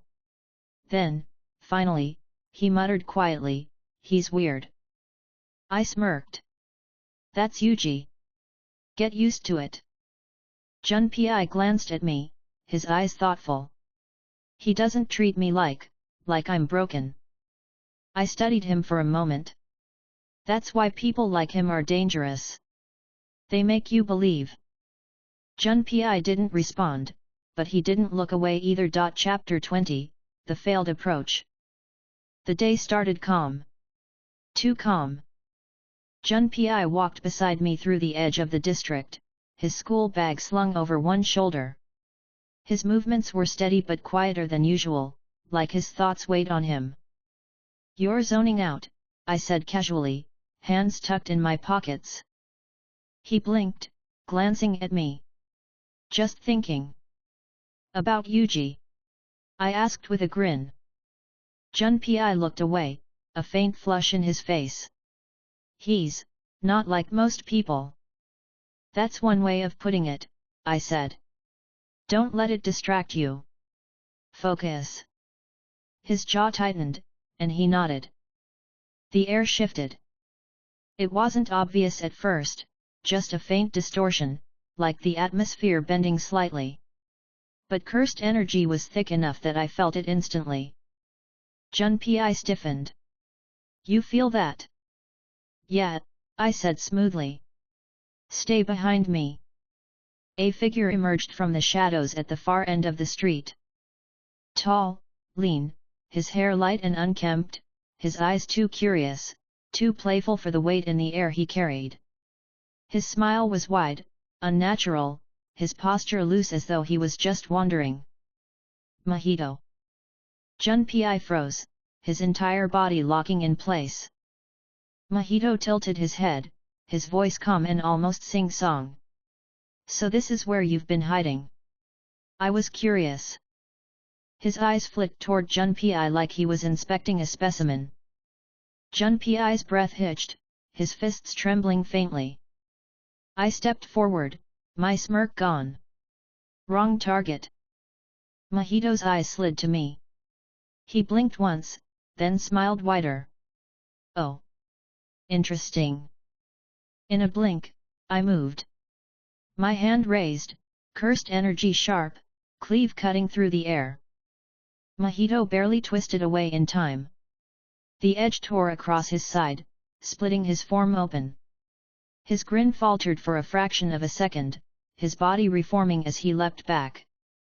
Now that wasn't very polite, he said, his voice sharper than before. Neither is trying to play with kids, I said flatly. Junpei's eyes were wide, his breath coming fast. What is that?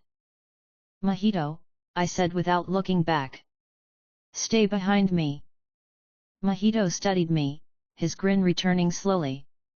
You're not like the others. You feel different. Dangerous. I smirked. Flattered. His grin widened. That means I should be careful. The ground rippled suddenly. From the shadows, bodies crawled. Not curses. Not humans. Something in between. Transfigured humans. 1, 10, 100. Then more. Their limbs twisted, their faces stretched into grotesque shapes, their bodies jerking unnaturally as they spilled across the street. Junpei staggered back, his face pale. What is this? His toys, I said flatly. Stay still. The horde grew, filling the street, spilling onto sidewalks, climbing over fences. 1,000 of them, each radiating cursed energy, each distorted into something unrecognizable. Mahito's grin sharpened. Let's see what you do with this. He turned, already retreating into the shadows. I stepped forward. My hands spread. Domain expansion. The air split. The world warped. Malevolent shrine. The ground beneath us cracked, the environment melting into a vast shrine of stone and flame. Its walls stretched, its floor splitting into jagged lines. The transfigured humans shrieked as cleave carved through them in endless arcs. Dismantle tore the air apart, shredding their twisted bodies instantly. Ash filled the space, scattering across the shrine's floor.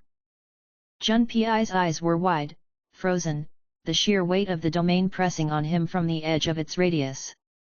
Within a minute, silence fell. The shrine stood empty, the twisted forms erased completely. The walls dissolved, the world snapping back to the quiet street. Ash drifted faintly in the air. Junpei's breath came fast, ragged. They're gone. Of course they are, I said simply, lowering my hand. He looked at me, his eyes still wide. What was that? A domain, I said. The strongest technique a sorcerer can use. He won't try that trick again. Junpei swallowed hard, his fists trembling faintly. But he got away. I smirked. He won't be back anytime soon. Not after that. Junpei's eyes lingered on me, conflicted. Shock, fear, awe all mixing together. I turned toward the empty street. Mahito's cursed energy had already vanished, his trail scattered. He'll rethink his approach, I said. That's fine. Gives us more time. Junpei stayed silent, his fists clenched tightly at his sides. We left the district slowly, the silence between us heavy. Junpei's gaze stayed on the ground, his shoulders tense. When we finally stopped near the station, he spoke quietly. That was the one. He killed my classmates, didn't he? Yes, I said plainly. And he'll do worse if he's not stopped. Junpei's jaw tightened. His fists trembled faintly. Then teach me faster. I don't care how hard it is. I smirked faintly. Now you sound like a student. Chapter 21, Another Visit. The street outside the Yoshino house was the same as before, quiet, tucked away, too normal for the weight hanging over it. The afternoon sun cut down through the narrow gaps between houses, throwing slanted shadows across the cracked sidewalk. I stopped at the gate, hands in my pockets. Junpei's curtains twitched faintly as if someone had been watching. A second later, the door opened. Junpei stood there, his school uniform wrinkled, his hair uncombed. He looked at me, his expression flat but his eyes sharper than yesterday. You're back again. Of course I am, I said, stepping forward casually. I don't leave projects half-finished. He frowned faintly. I'm not a project. I smirked. Good. Projects don't get dinner. His eyes flickered, confused for a moment. Then his mother's voice called from deeper inside. Junpei? Who is it? Junpei stiffened instantly. It's him again. Nagi Yoshino appeared in the hallway, her apron tied loosely around her waist. She smiled warmly when she saw me. Shredder-kun. I didn't expect you today. I shrugged. Neither did I, thought I'd drop by. You're always welcome, she said, stepping aside. Come in. Junpei muttered under his breath, you didn't have to invite him. I grinned at him as I stepped inside. I heard that. He glared at me, but there wasn't much strength behind it. The living room was the same as before, small, tidy, the TV buzzing faintly in the background. A faint smell of simmering broth drifted in from the kitchen. Nagi gestured to the low table. Please, sit. I'll bring some tea. Junpei dropped onto the couch, his shoulders tense. I sat across from him, leaning back casually. You look like you didn't sleep, I said. He looked away. I slept. Not much, I said. His jaw tightened. I kept thinking about yesterday. I didn't press. He'd seen Mahito's face. That was enough to carve into his mind for a while. Nagi returned with a tray, setting down 3 cups of tea. She sat near Junpei, smiling. How was school today? Junpei gave a vague shrug. Fine. She tilted her head. Anything new? No. Her eyes softened. You should try telling me more, you know. Even if it's boring. Junpei muttered, there's nothing to tell. I sipped my tea, smirking. He's been training. Junpei's eyes snapped toward me instantly. Why would you? Nagi blinked. Training? For what? Self-defense, I said smoothly. He's got potential. Better he learns from me than finds trouble unprepared. Junpei's mouth opened like he wanted to argue, but no words came. His mother's smile warmed. That's wonderful. I'm glad someone's teaching him. Thank you. Junpei slumped slightly, glaring at his tea. You're welcome, I said easily. Dinner was simple again, curry rice tonight, the smell filling the small house. Junpei ate quietly, his gaze fixed on his plate. His mother kept the conversation moving. So, Shredder-kun, she said, ladling curry onto her own plate, what kind of training is it? Focus and control, I said. Discipline. The kind most people don't bother with. That sounds strict, she said with a small laugh. I grinned. I'm not strict. I'm efficient. He's already making progress. Junpei muttered, barely. Barely on day 2 is still progress, I said. Nagi looked at him proudly. See? That's good. You should be proud. Junpei shifted uncomfortably, stabbing at his food. It's nothing. I leaned back slightly. He doesn't like compliments. We'll fix that eventually. Nagi laughed softly. Junpei groaned under his breath. After dinner, Junpei disappeared to the kitchen with the dishes. His mother lingered, pouring more tea. She looked at me, her expression soft but serious. I don't know exactly what kind of training you mean, but thank you. He seems a little different lately. I raised a brow. Different? She nodded. More focused. Less withdrawn. It's subtle, but I notice. I smirked faintly. He's learning he doesn't have to fold in on himself all the time. Her smile warmed again. That's good. He's a kind boy, but he keeps so much inside. I didn't answer. She didn't need to know the weight behind that shift. Junpei returned, drying his hands with a towel. He looked between us, suspicion in his eyes. What are you talking about? Nothing, I said smoothly. Your mom thinks you're improving. Junpei frowned faintly, looking away. She worries too much. She's supposed to, I said. He muttered, it's annoying. Nagi reached over, touching his arm lightly. It's because I care. Junpei's jaw tightened, but he didn't pull away. Later, I sat with Junpei in the living room while his mother worked in the kitchen. The TV played faintly, but neither of us were watching. Junpei finally spoke. That thing yesterday. Mahito. You cut him and he just fixed himself. His technique lets him reshape his body, I said. Makes him slippery. You can hurt him, but it won't stick unless you overwhelm him completely. Junpei's fists tightened. So he's stronger than me. I smirked. Everyone's stronger than you right now. That's the point of training. His glare flicked toward me, but he didn't argue. Then I have to get stronger faster. That's the idea, I said. He looked down at his hands, flexing them slowly. Do you think I can? I studied him. His eyes weren't asking for reassurance. They were asking for truth. Yes, I said simply. Junpei froze, his breath catching faintly. Just like that. Just like that, I said.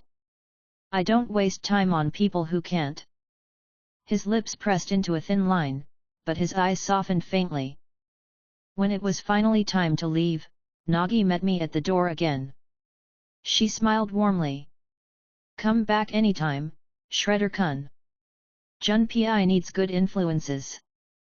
I smirked. Good influences might be pushing it. But I'll be back. She laughed softly, shaking her head.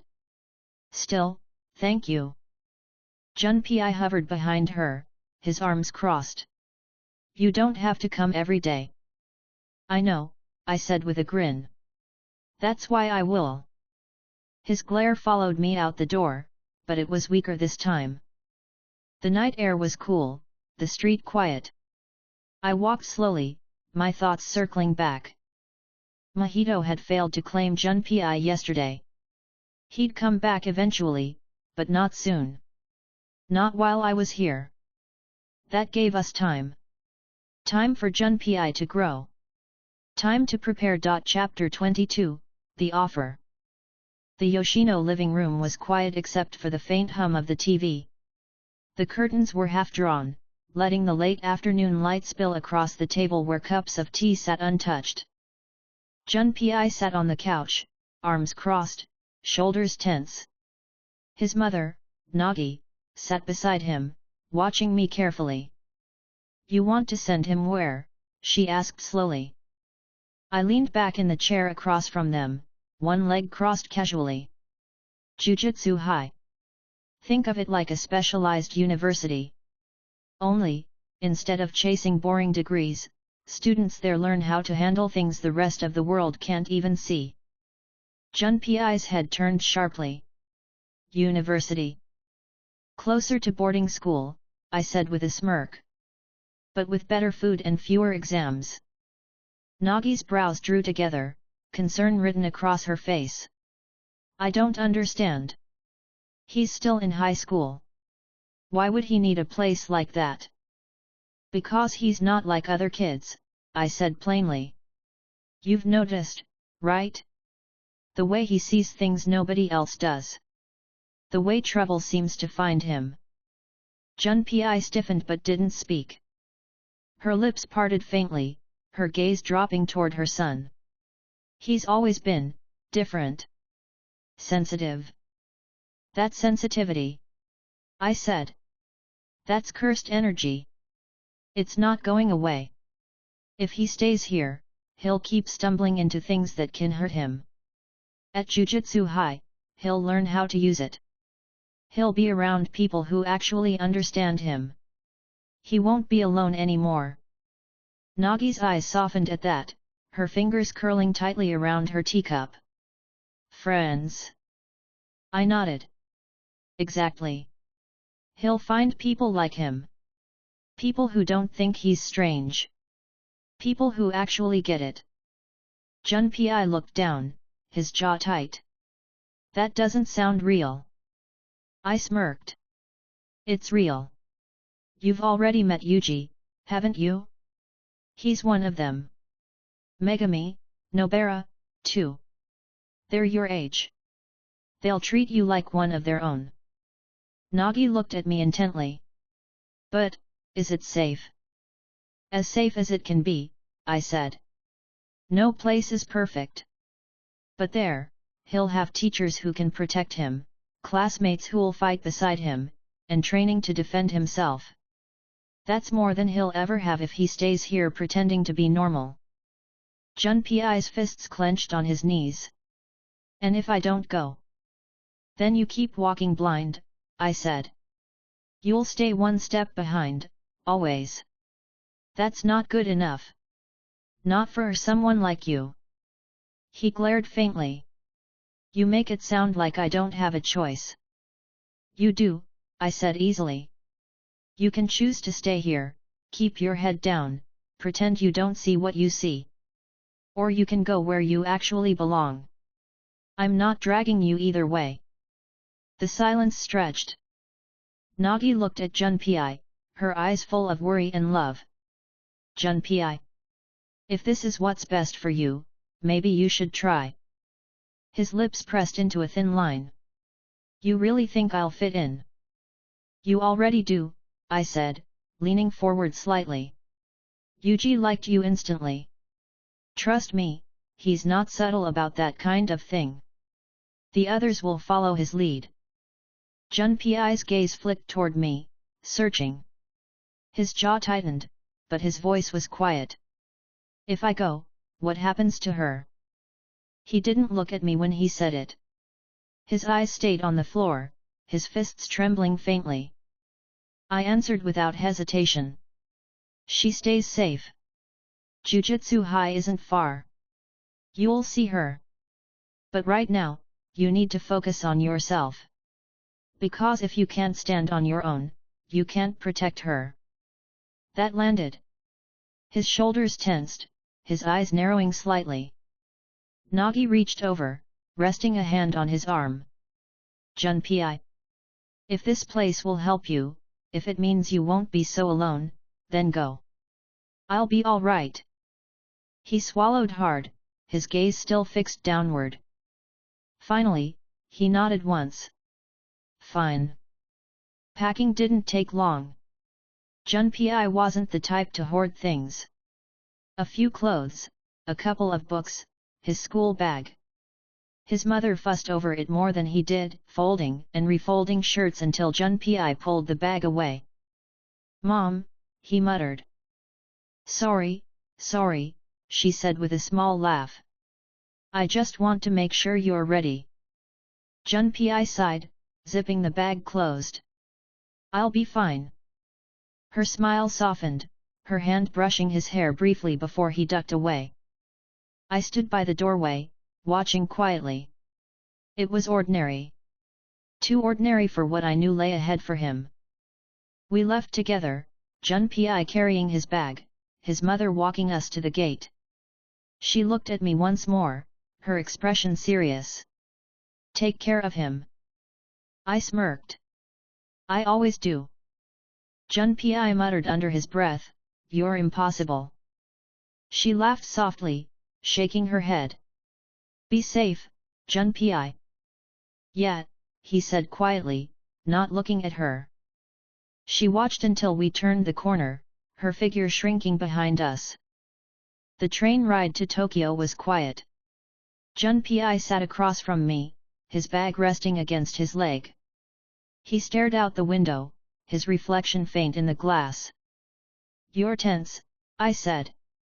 Of course I am, he muttered. Don't be, I said casually. They'll like you. He glanced at me, skeptical. You don't know that. I grinned. I do. You'll see. His gaze returned to the window, but his shoulders loosened just slightly. Jujutsu High loomed above us when we arrived the familiar gates, the long path leading upward. The air here buzzed with faint cursed energy, thick but steady. Junpei stared at it, his steps slowing. This is it. This is it, I said. We walked up the path, the silence heavy. At the top, the dorms stood, simple but solid. Yuji spotted us first. He waved, jogging over with his usual bright grin. Junpei. You came. Junpei froze. You knew. Yuji grinned wider. Of course I knew. You're one of us now. Junpei's face flushed faintly, his gaze dropping. One of you. Yeah, Yuji said firmly. Welcome. Junpei blinked, stunned into silence. I smirked. Told you. Later, I found Gojo waiting near the faculty building, his blindfold in place, his grin wide. So you brought him, Gojo said. Of course, I said. He fits. Gojo tilted his head toward where Junpei stood awkwardly near Yuji and Nobara. Think he'll keep up? He'll learn, I said flatly. That's what matters. Gojo chuckled lightly. You're getting good at this teaching thing. I grinned. Don't get used to it. Chapter 23, Fitting In. The dorm common room was alive with noise when we stepped inside. Yuji had already dragged Junpei along, his energy filling the space. Nobara sat cross-legged on the couch, painting her nails, while Megami leaned against the wall with a book open in his hands. Junpei froze near the door, his school bag hanging from his shoulder. His eyes flicked over the room, his body stiff like he'd stumbled into the wrong place. Yuji beamed. Everyone, this is Junpei. He's staying here now. Nobara looked up sharply, her eyes narrowing as she scanned him. Seriously? Who's he supposed to be? Junpei flinched slightly under her gaze. Yuji cut in quickly. He's like us. He can see curses. Nobara raised a brow. So? That doesn't make him one of us. Yuji frowned. Don't be like that. He's new. Junpei's grip on his bag strap tightened, his shoulders sinking slightly.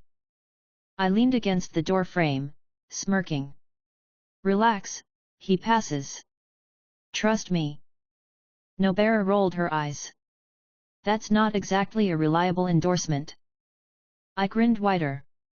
It's the best one you'll get. Megami finally looked up from his book. His gaze lingered on Junpei, calm but sharp. He's nervous. Junpei blinked at him. What? You're nervous? Megami repeated.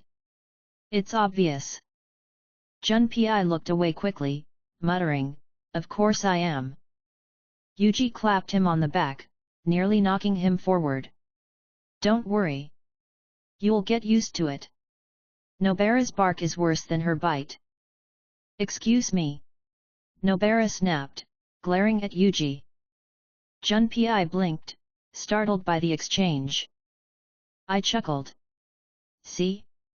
Perfectly normal. Dinner that night was loud. Yuji ate like he hadn't seen food in days, Nobara argued over seasoning, and Megami tried to ignore both of them while actually finishing his plate. Junpei sat quietly at the edge of the table, his chopsticks moving slowly. He watched them bicker, his expression somewhere between confusion and disbelief. Yuji noticed and grinned.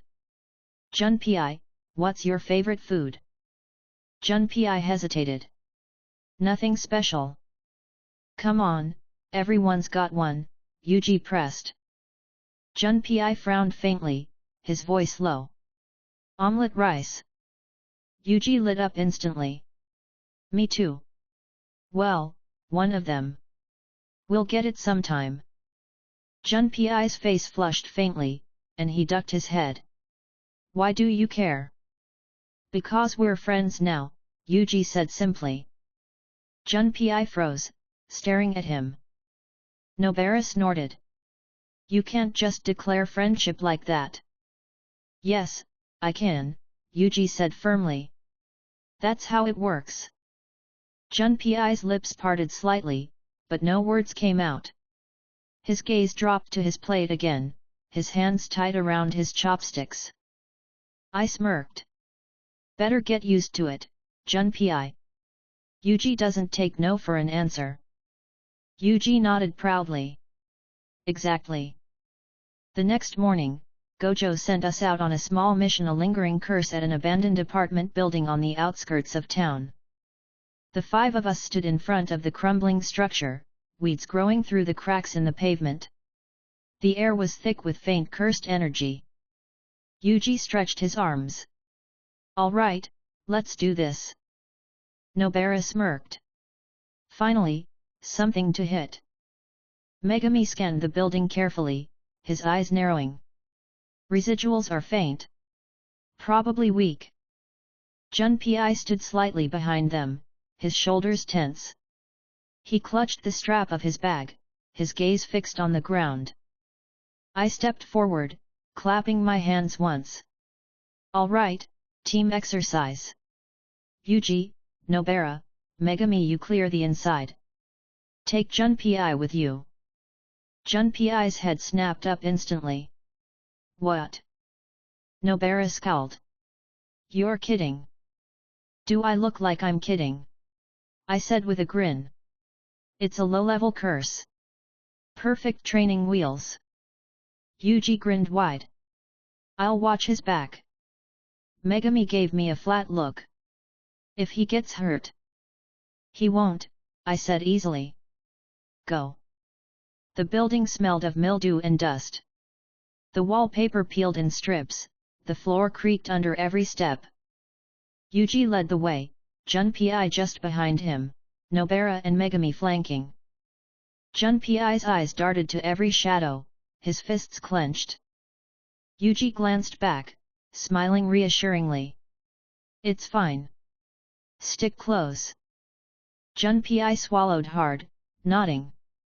On the second floor, the curse revealed itself, a twisted figure with elongated arms, its body half melded into the wall.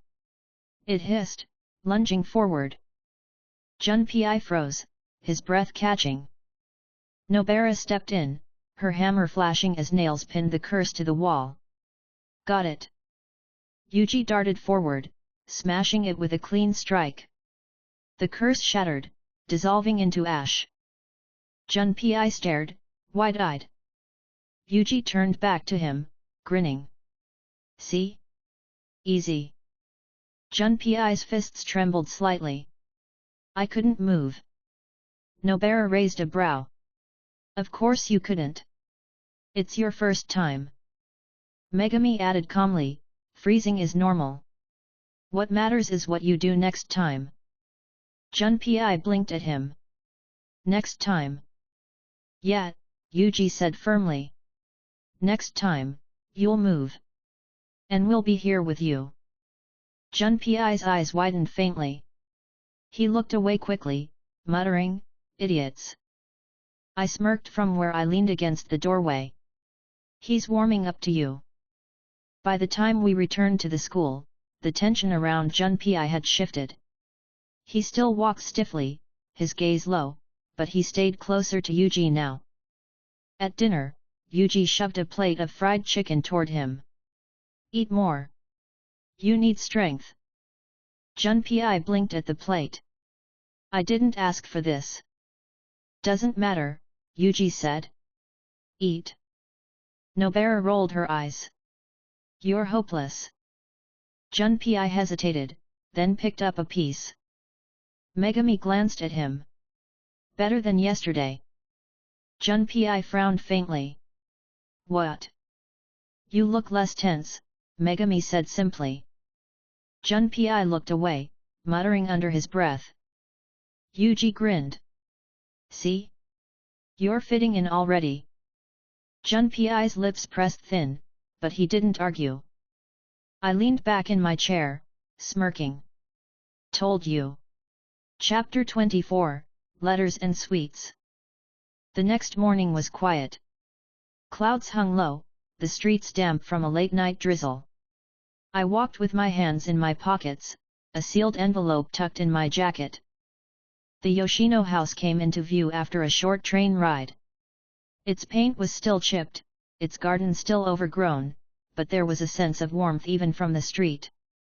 I stopped at the gate, tapping the post lightly before walking up the narrow path. The door opened before I could knock. Nagi Yoshino stood there, apron on, her expression curious until her eyes settled on me. Her surprise softened into a small smile. Shredder-kun. You're here again. Yeah, I said, pulling the envelope free and holding it out. Special delivery. Straight from Junpei. Her eyes widened faintly. A letter. Handwritten, I said with a grin. Rare these days. She took it carefully, her fingers brushing the paper like it was something fragile. Her lips trembled faintly as she opened it, her eyes scanning the neat handwriting. The silence stretched, broken only by the faint rustle of paper. Her eyes grew glassy as she read, her smile trembling but warm. When she finally looked up, her voice was quiet. He says he's happy. Yeah, I said easily. Already made friends. He's fitting in faster than I expected. Her hand pressed lightly over the letter. I didn't think he could. You underestimated him, I said. She laughed softly, wiping at her eyes. I always knew he was lonely. I wanted him to find people who understood him. I just didn't think it would actually happen. It happened, I said. Yuji pulled him in right away. Nobara complains, but she'll get used to him. Megami, well, he's Megami. But he's paying attention. Her smile grew steadier. That's good.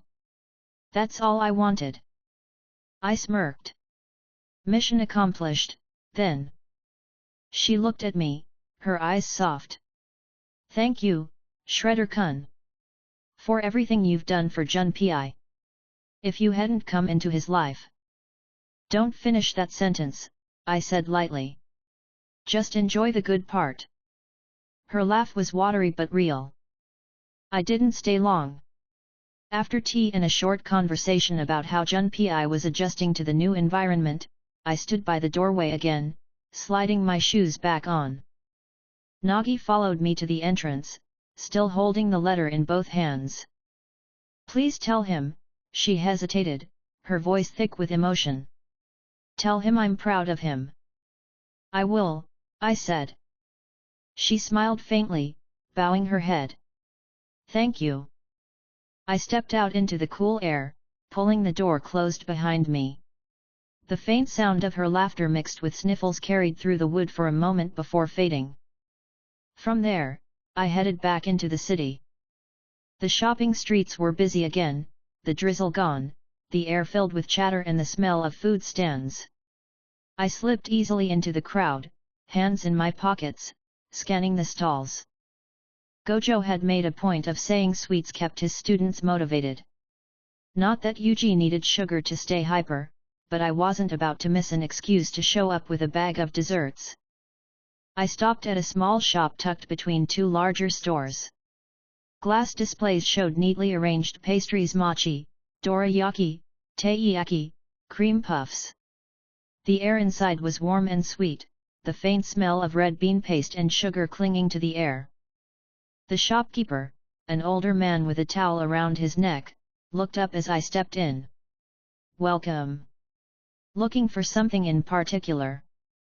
Everything, I said easily. Box it up. Enough for 5 people. His brows lifted. 5. Make it 6, I corrected. Go heavy on variety. Kids like options. He chuckled, already moving to prepare the order. As he worked, I leaned against the counter. The door chimed as a pair of teenagers entered, giggling as they pointed at the sweets in the display. Normal. Ordinary. A reminder of what Yuji and the others were still trying to protect. The shopkeeper returned with a large box, neatly tied with a ribbon. Here you are. A bit of everything. I paid, tucking the box under my arm. Perfect. By the time I reached Jujutsu High, the sun was lowering, painting the sky in pale orange. The dorm common room was alive with noise again. Yuji was sprawled on the couch, arms behind his head, while Nobara painted her nails with a sharp concentration. Megami sat with his book, ignoring the chaos. Junpei was in the corner, his bag set down beside him, his posture stiff but less defensive than yesterday. Gojo sat cross-legged on the floor, blindfold on, grinning widely. "Look who's back," he said brightly as I stepped in. "And he brought presents." Yuji sat up instantly, his eyes wide.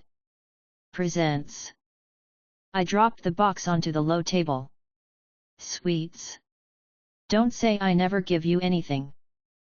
Nobara leaned over immediately, curiosity sparking in her eyes. "What kind?" "Variety," I said. "Take your pick." Yuji tore the ribbon off the box, opening it with a dramatic gasp. "No way! Dorayaki! Taiyaki! Cream puffs!" He grabbed one instantly, shoving it into his mouth. Nobara smacked his arm. "Don't hog them all." Junpei blinked, his eyes flicking to the box. "You brought these for us?" "Of course," I said. "Team fuel." Yuji grinned at him, pushing the box toward him. "Come on, Junpei. Pick one." Junpei hesitated, then slowly reached out, taking a mochi. He bit into it cautiously, his eyes widening faintly at the taste. Nobara smirked. "Good, hey." Junpei ducked his head, muttering, "Yet." Gojo grinned widely, reaching for a cream puff. "See? Food brings people together. Works every time." I smirked. "You just wanted an excuse to eat sugar." "Guilty," Gojo said cheerfully.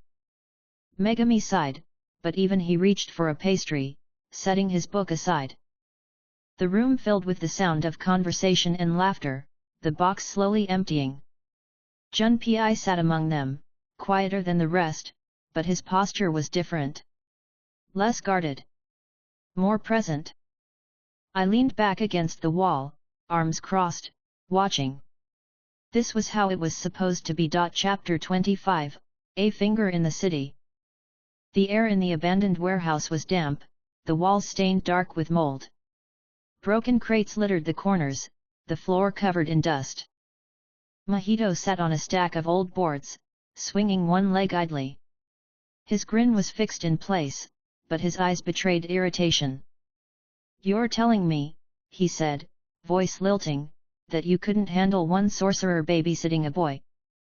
Mahito's grin twitched. He wasn't normal. Stronger than Gojo's brats.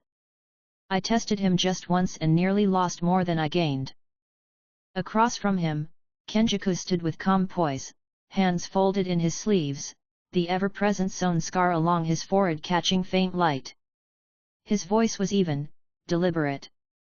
"Then avoid wasting effort. There's no need to cling to the Yoshino boy now. The situation can still be used to our advantage." Mahito tilted his head.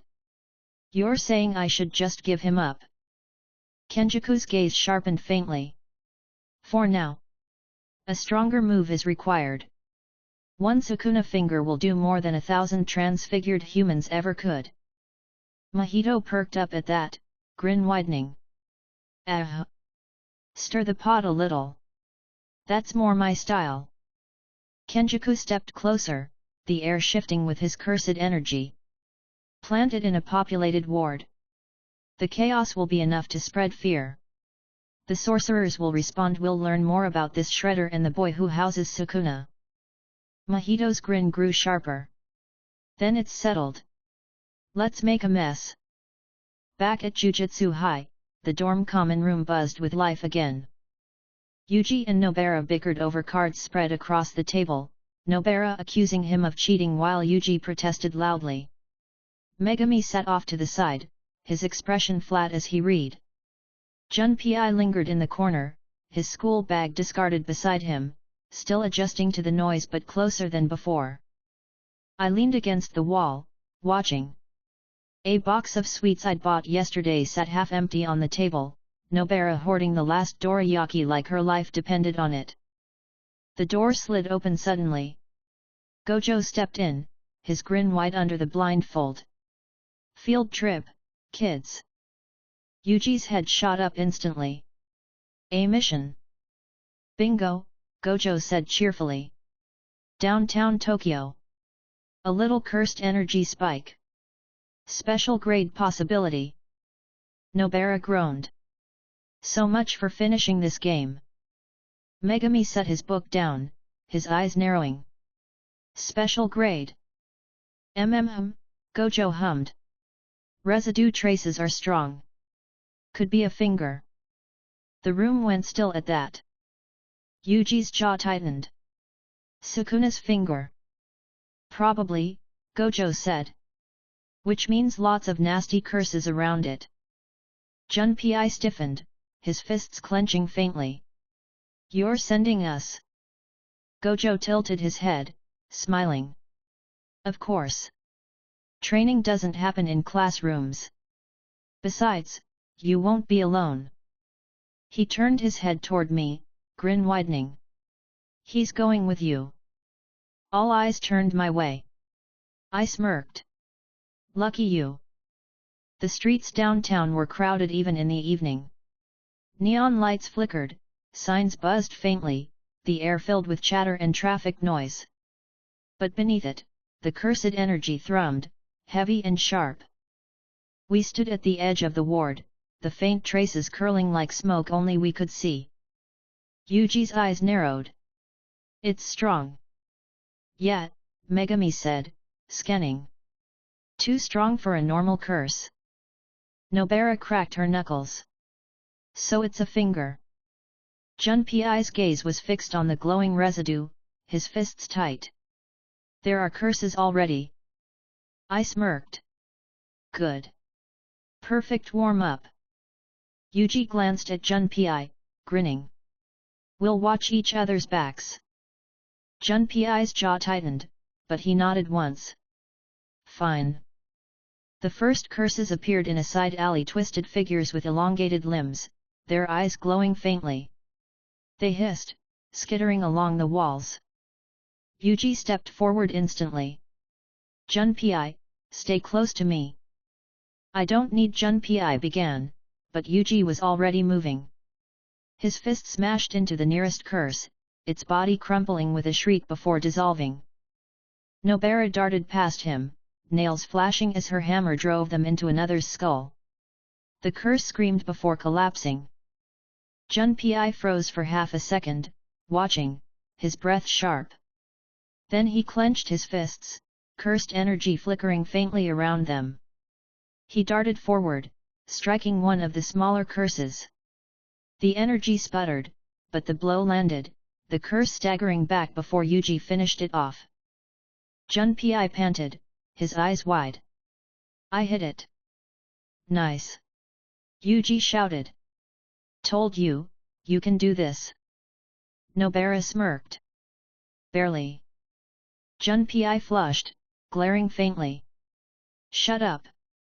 I chuckled from where I leaned against the wall. Progress is progress. We moved deeper into the ward.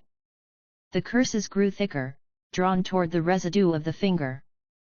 Megami summoned his Shikigami, wolves darting ahead to tear through the smaller ones. Yuji and Nobara fought in tandem, their rhythm sharp from experience. Junpei struggled but pushed forward, his blows landing more often now, his cursed energy steadier. Finally, we reached the source. A Sukuna finger sat lodged in the cracked floor of an abandoned subway station, its aura pouring out like poison. Curses writhed around it, their forms twitching, drawn to the overwhelming energy. Yuji froze, his breath sharp. It's definitely one of his. Junpei's fists trembled, his eyes wide. That's what causes all this. Yeah, I said simply. That's Sukuna's power. Nobara stepped forward, hammer in hand. So we get rid of them and take the finger, right? Exactly, I said. The curses shrieked, lunging toward us. Go wild, I said. The fight was chaos. Yuji's fists smashed through curses with bone-cracking force. Nobara's nails pinned them in place, her hammer shattering skulls. Megami's wolves tore into their throats, ripping them apart. Junpei fought with them, his cursed energy flickering brighter now. He struck one curse cleanly, the blow cracking its chest. It dissolved under the force. His eyes widened, shock and pride mixing. I did it. Of course you did, Yuji shouted, grinning even in the middle of the fight. Nobara rolled her eyes but smirked faintly. I watched from the edge, arms crossed, stepping in only when the swarm threatened to overwhelm. A single cleave sliced through 5 at once, their bodies crumpling instantly. The last curse fell, the station echoing with silence. Yuji bent, grabbing the finger. The aura pulsed once before settling into his hand. He grimaced. It's heavy. Don't eat it, Nobara snapped. Yuji scowled. I wasn't going to. Megami sighed. We should bring it back immediately. Junpei's fists unclenched slowly, his chest heaving with breath. He looked at me, his voice quiet. That's just one. Yeah, I said. Just one. We left the ward with the finger sealed, the streets returning to normal as the cursed energy faded. Yuji walked beside Junpei, still buzzing with energy. You did great.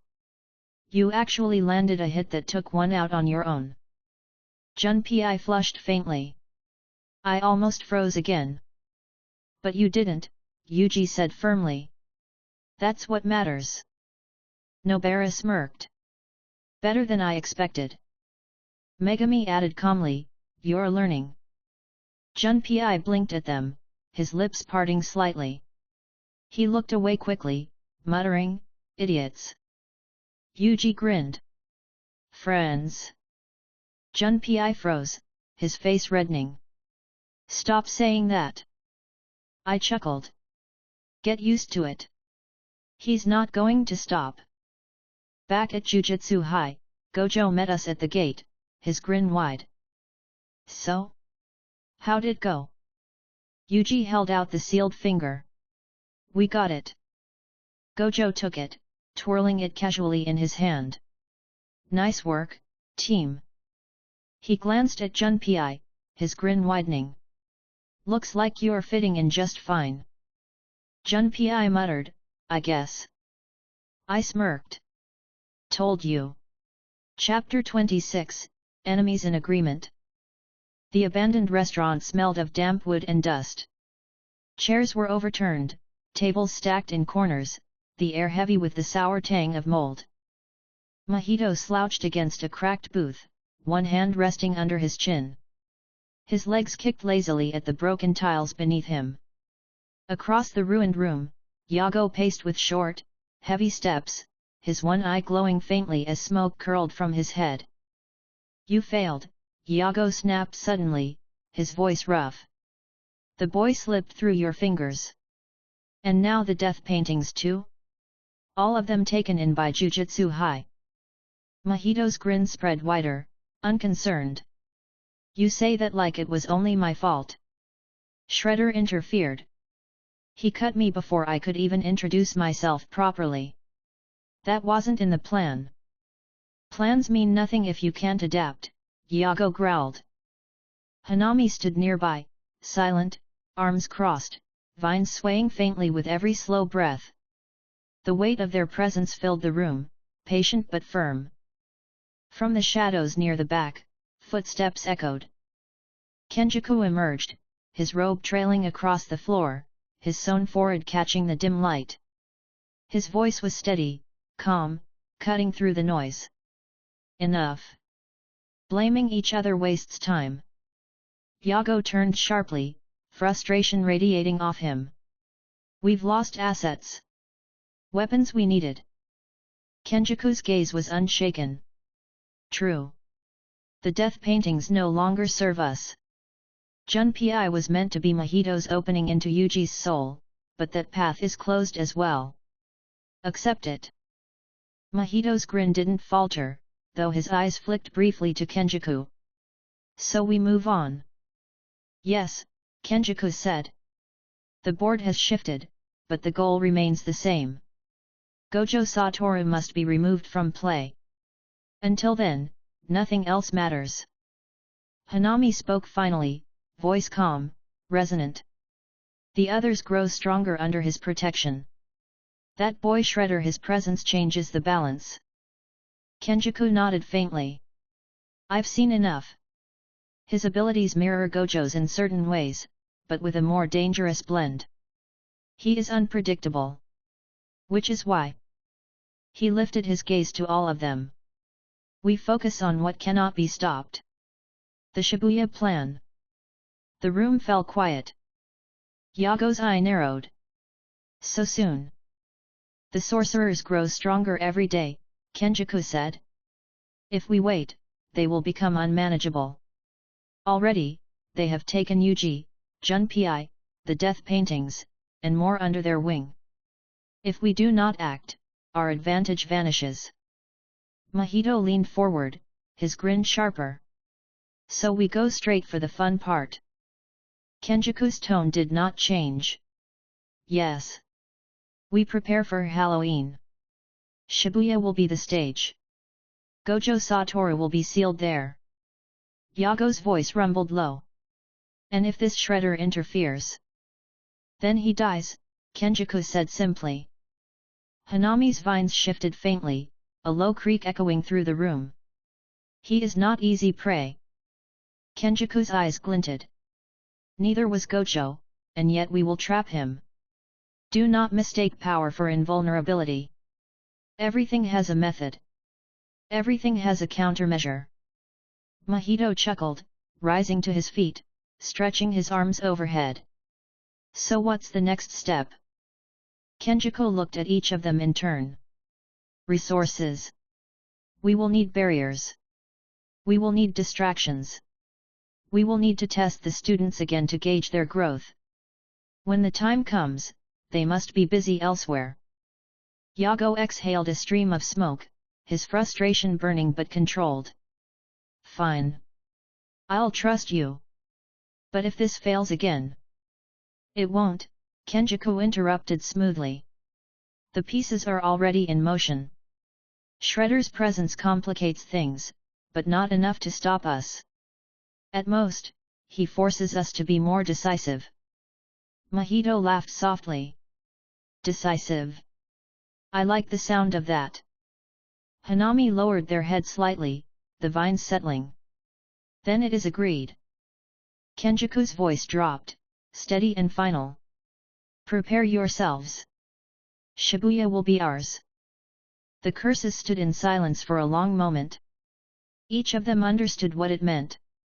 This was no longer testing the waters, no longer petty skirmishes or recruiting pawns.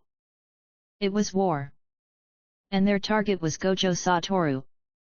Later, in a quieter part of the city, Mahito wandered down a dark alley, his grin fixed in place.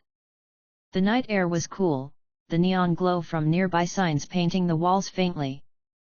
He flexed his hand, remembering the strike from Cleve, the way it nearly split him apart in an instant. His grin twitched, wider. You're interesting, he murmured to himself, his voice lilting. Shredder. I'll peel you apart one day. Piece by piece. The shadows swallowed his laughter as he disappeared into the night. Chapter 27, Trial by Fire. The first alarms came just after noon. Residual cursed energy flared across several blocks in Shinjuku, sharp enough that even the weaker detectors at Jujutsu High picked it up. Gojo had been the first to grin, blindfold shifting slightly as he leaned against the railing outside the faculty hall. Looks like they're trying something. What do you think, Shredder? Test run before the main act. Probably, I said. They want to see what the kids can do. And what I'll do.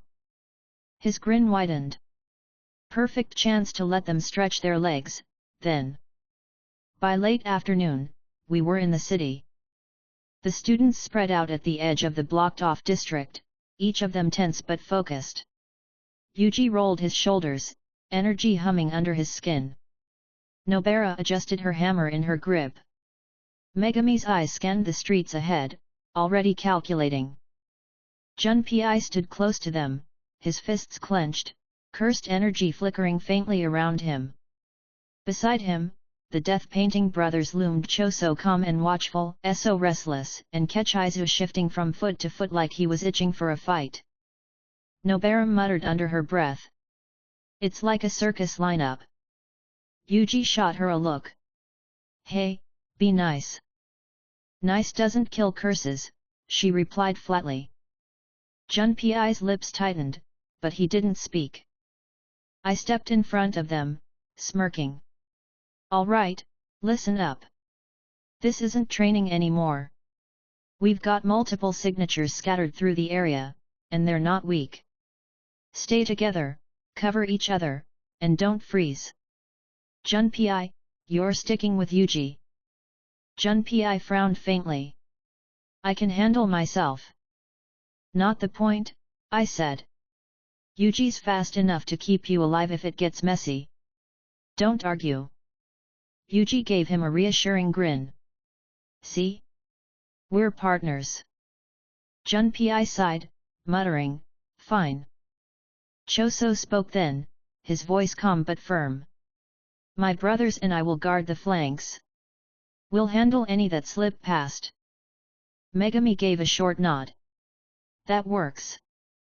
Good, I said. Let's move. The streets were empty, shops closed, lights flickering faintly in the windows. The cursed energy pulsed like a heartbeat, guiding us deeper into the ward. The first wave hit suddenly. 5 curses dropped from the rooftops, twisted shapes with clawed limbs and snapping jaws. Yuji darted forward instantly, fists slamming into 2 of them before they could land. The creatures burst apart under the force. Nobara's hammer swung, nails pinning another to the pavement as she drove her weapon down hard. Junpei froze for half a second, then struck out at the 4th, his cursed energy sparking. The blow landed solid, the curse crumpling to the ground. His breath caught, shock flashing across his face. Yuji grinned. Nice. The 5th lunged at them, but Kechizu intercepted, his body morphing as blood lashed out like a blade, slicing the curse in half. He laughed, wild and unrestrained. So smirked, his own cursed energy flaring. Don't hog all the fun.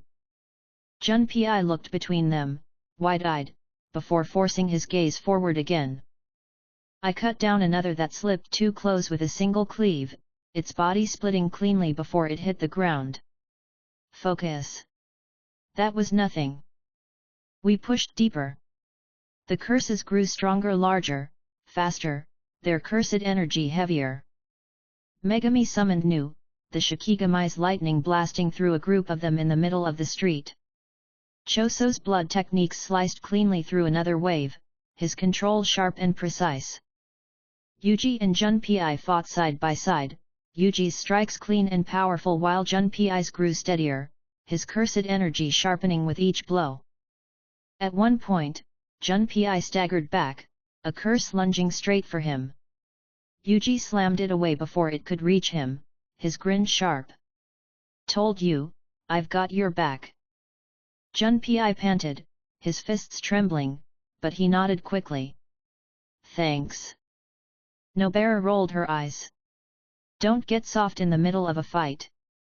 Junpei scowled faintly, but his next strike landed harder.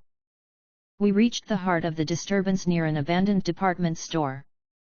The building loomed over the street, its windows shattered, its doors torn off their hinges. The cursed energy pouring out was heavier than before, thick enough to choke the air.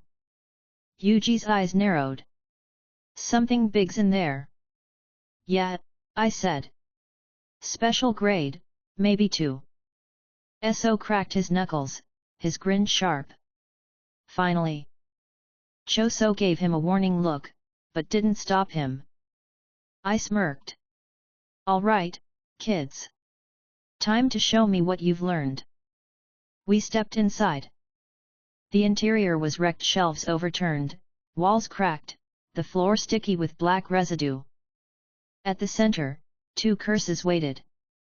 Both were massive, their forms stretched and hunched, their mouths split wide with rows of jagged teeth.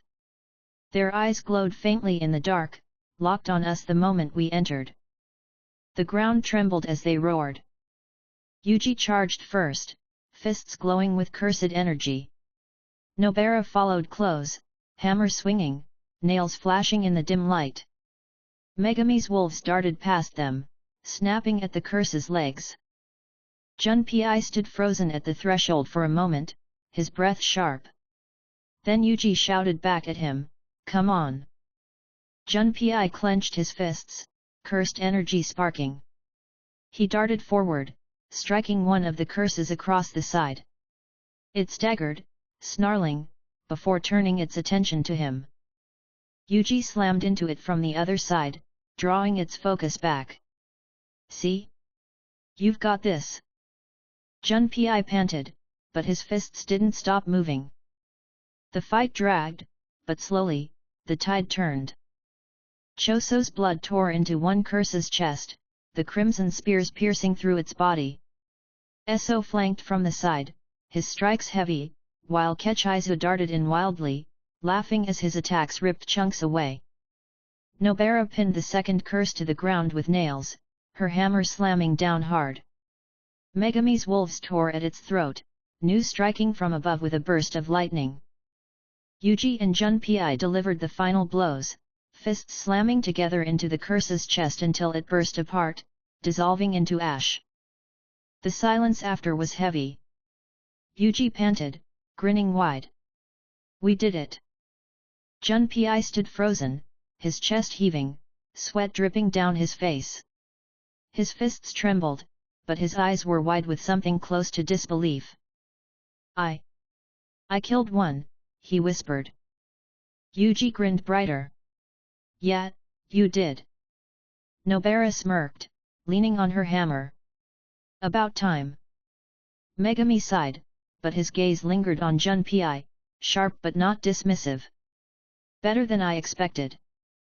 Choso nodded once. "You're improving quickly." Eso clapped him on the back, making him stumble. "Not bad for a rookie." Kehazu laughed loudly. "Do it again." Junpei flushed, ducking his head, but the corner of his mouth twitched faintly. I smirked from where I stood at the back. "Looks like you're finally catching up."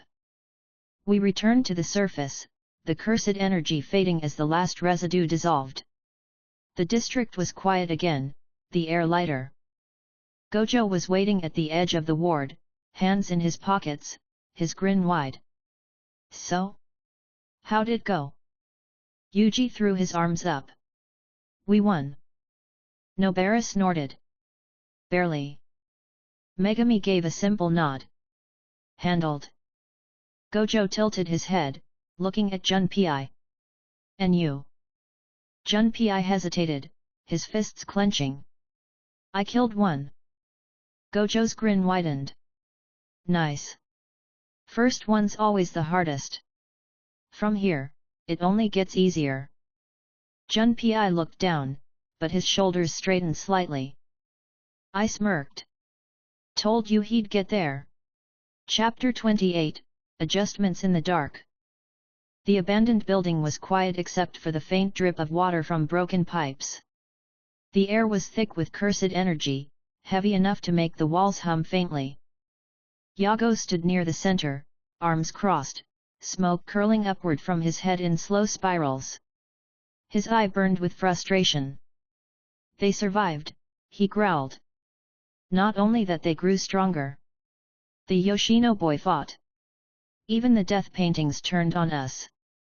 Mahito leaned casually against a cracked pillar, grinning wide, his tone mocking. "Oh no, the brats are improving. Who could have guessed?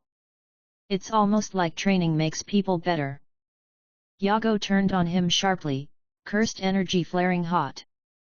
Don't toy with me. Mahito chuckled, unbothered. Relax. It's entertaining. They're not Gojo, they're just kids. Stronger kids, sure, but still just kids. Hanami stood silent, rooted near the broken wall, the vines along their body shifting faintly.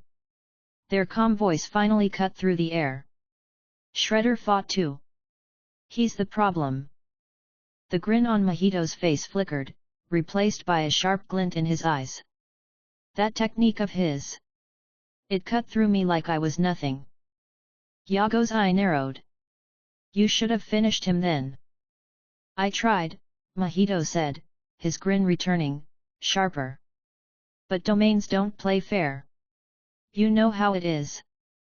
From the shadows near the back of the room, Kenjaku emerged, his presence pulling all attention to him. His calm, deliberate steps echoed softly against the broken floor. He stopped in the center, his hands folded into his sleeves, gaze sweeping across the others. Enough. I told you before, wasting time on blame achieves nothing. The student's victory changes little. It only shows us what we already knew. Yago scowled. That they're growing faster than expected. Kenjaku nodded. Yes. Gojo's influence accelerates their growth. Shredder's presence multiplies it further. Which is why we cannot allow them to continue unchecked. Hanami's vines creaked faintly. How do we stop them? Kenjaku's tone was steady, unshaken. Not directly. Not yet. If we waste strength crushing children now, we lose sight of the true objective. Gojo is the priority. Until he is sealed, none of this matters. Mahito tilted his head. But you're not ignoring him, are you? Shredder. Kenjaku's eyes flicked toward him. No. He complicates matters. His abilities overlap with Gojo's and rival Sukuna's in some ways. If left unchecked, he will become more dangerous than any of the students. Yago let out a low growl. Then he dies. Kenjaku shook his head. Not yet. He must be contained, not killed. Death will only waste our chance to learn his weaknesses. For now, he can be distracted, divided from the others. When Shabuya comes, he will be lured away from the barrier. Hanami's vines shifted slowly. Bait. Kenjaku's lips curved faintly. Exactly. Use what he values. He shields the children. He shields those who defected. That is his weakness. Mahito's grin widened. So we hurt the brats to keep him busy. I like that plan. Yago's eye burned hotter. I'll handle him myself, when the time comes. Kenjaku regarded him calmly. You'll handle nothing alone. Pride will only waste lives. We act together. Shredder will be bound by his own choices, Gojo will be sealed, and Sukuna will rise. The silence that followed was heavy.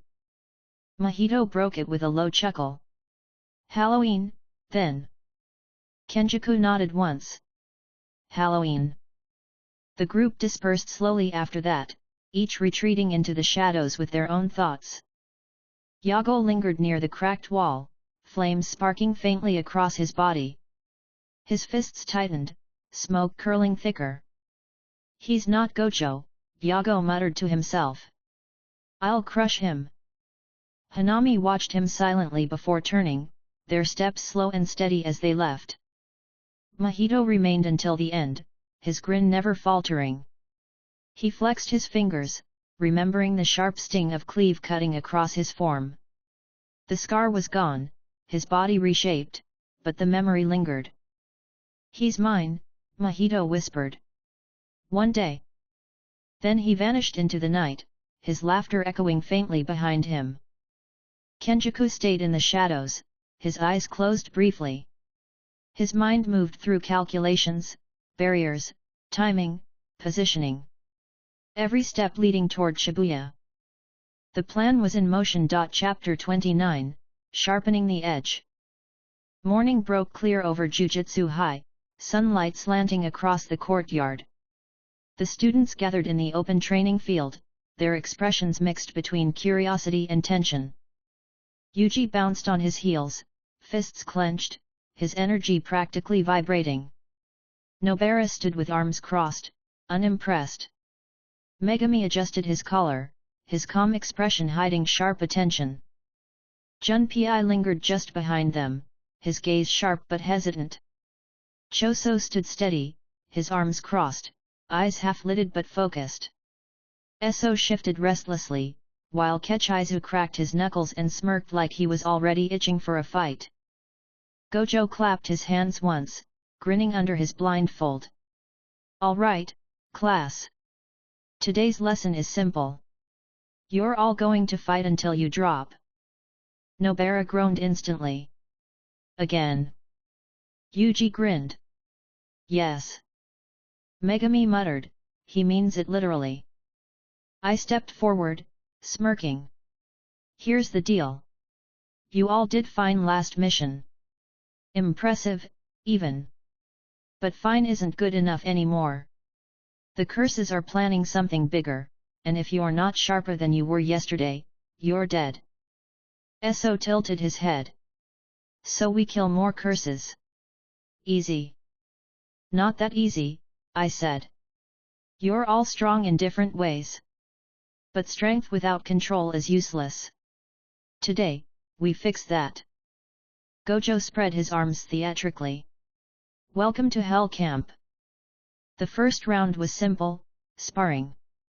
Yuji faced Junpei first, fists raised. "Don't hold back."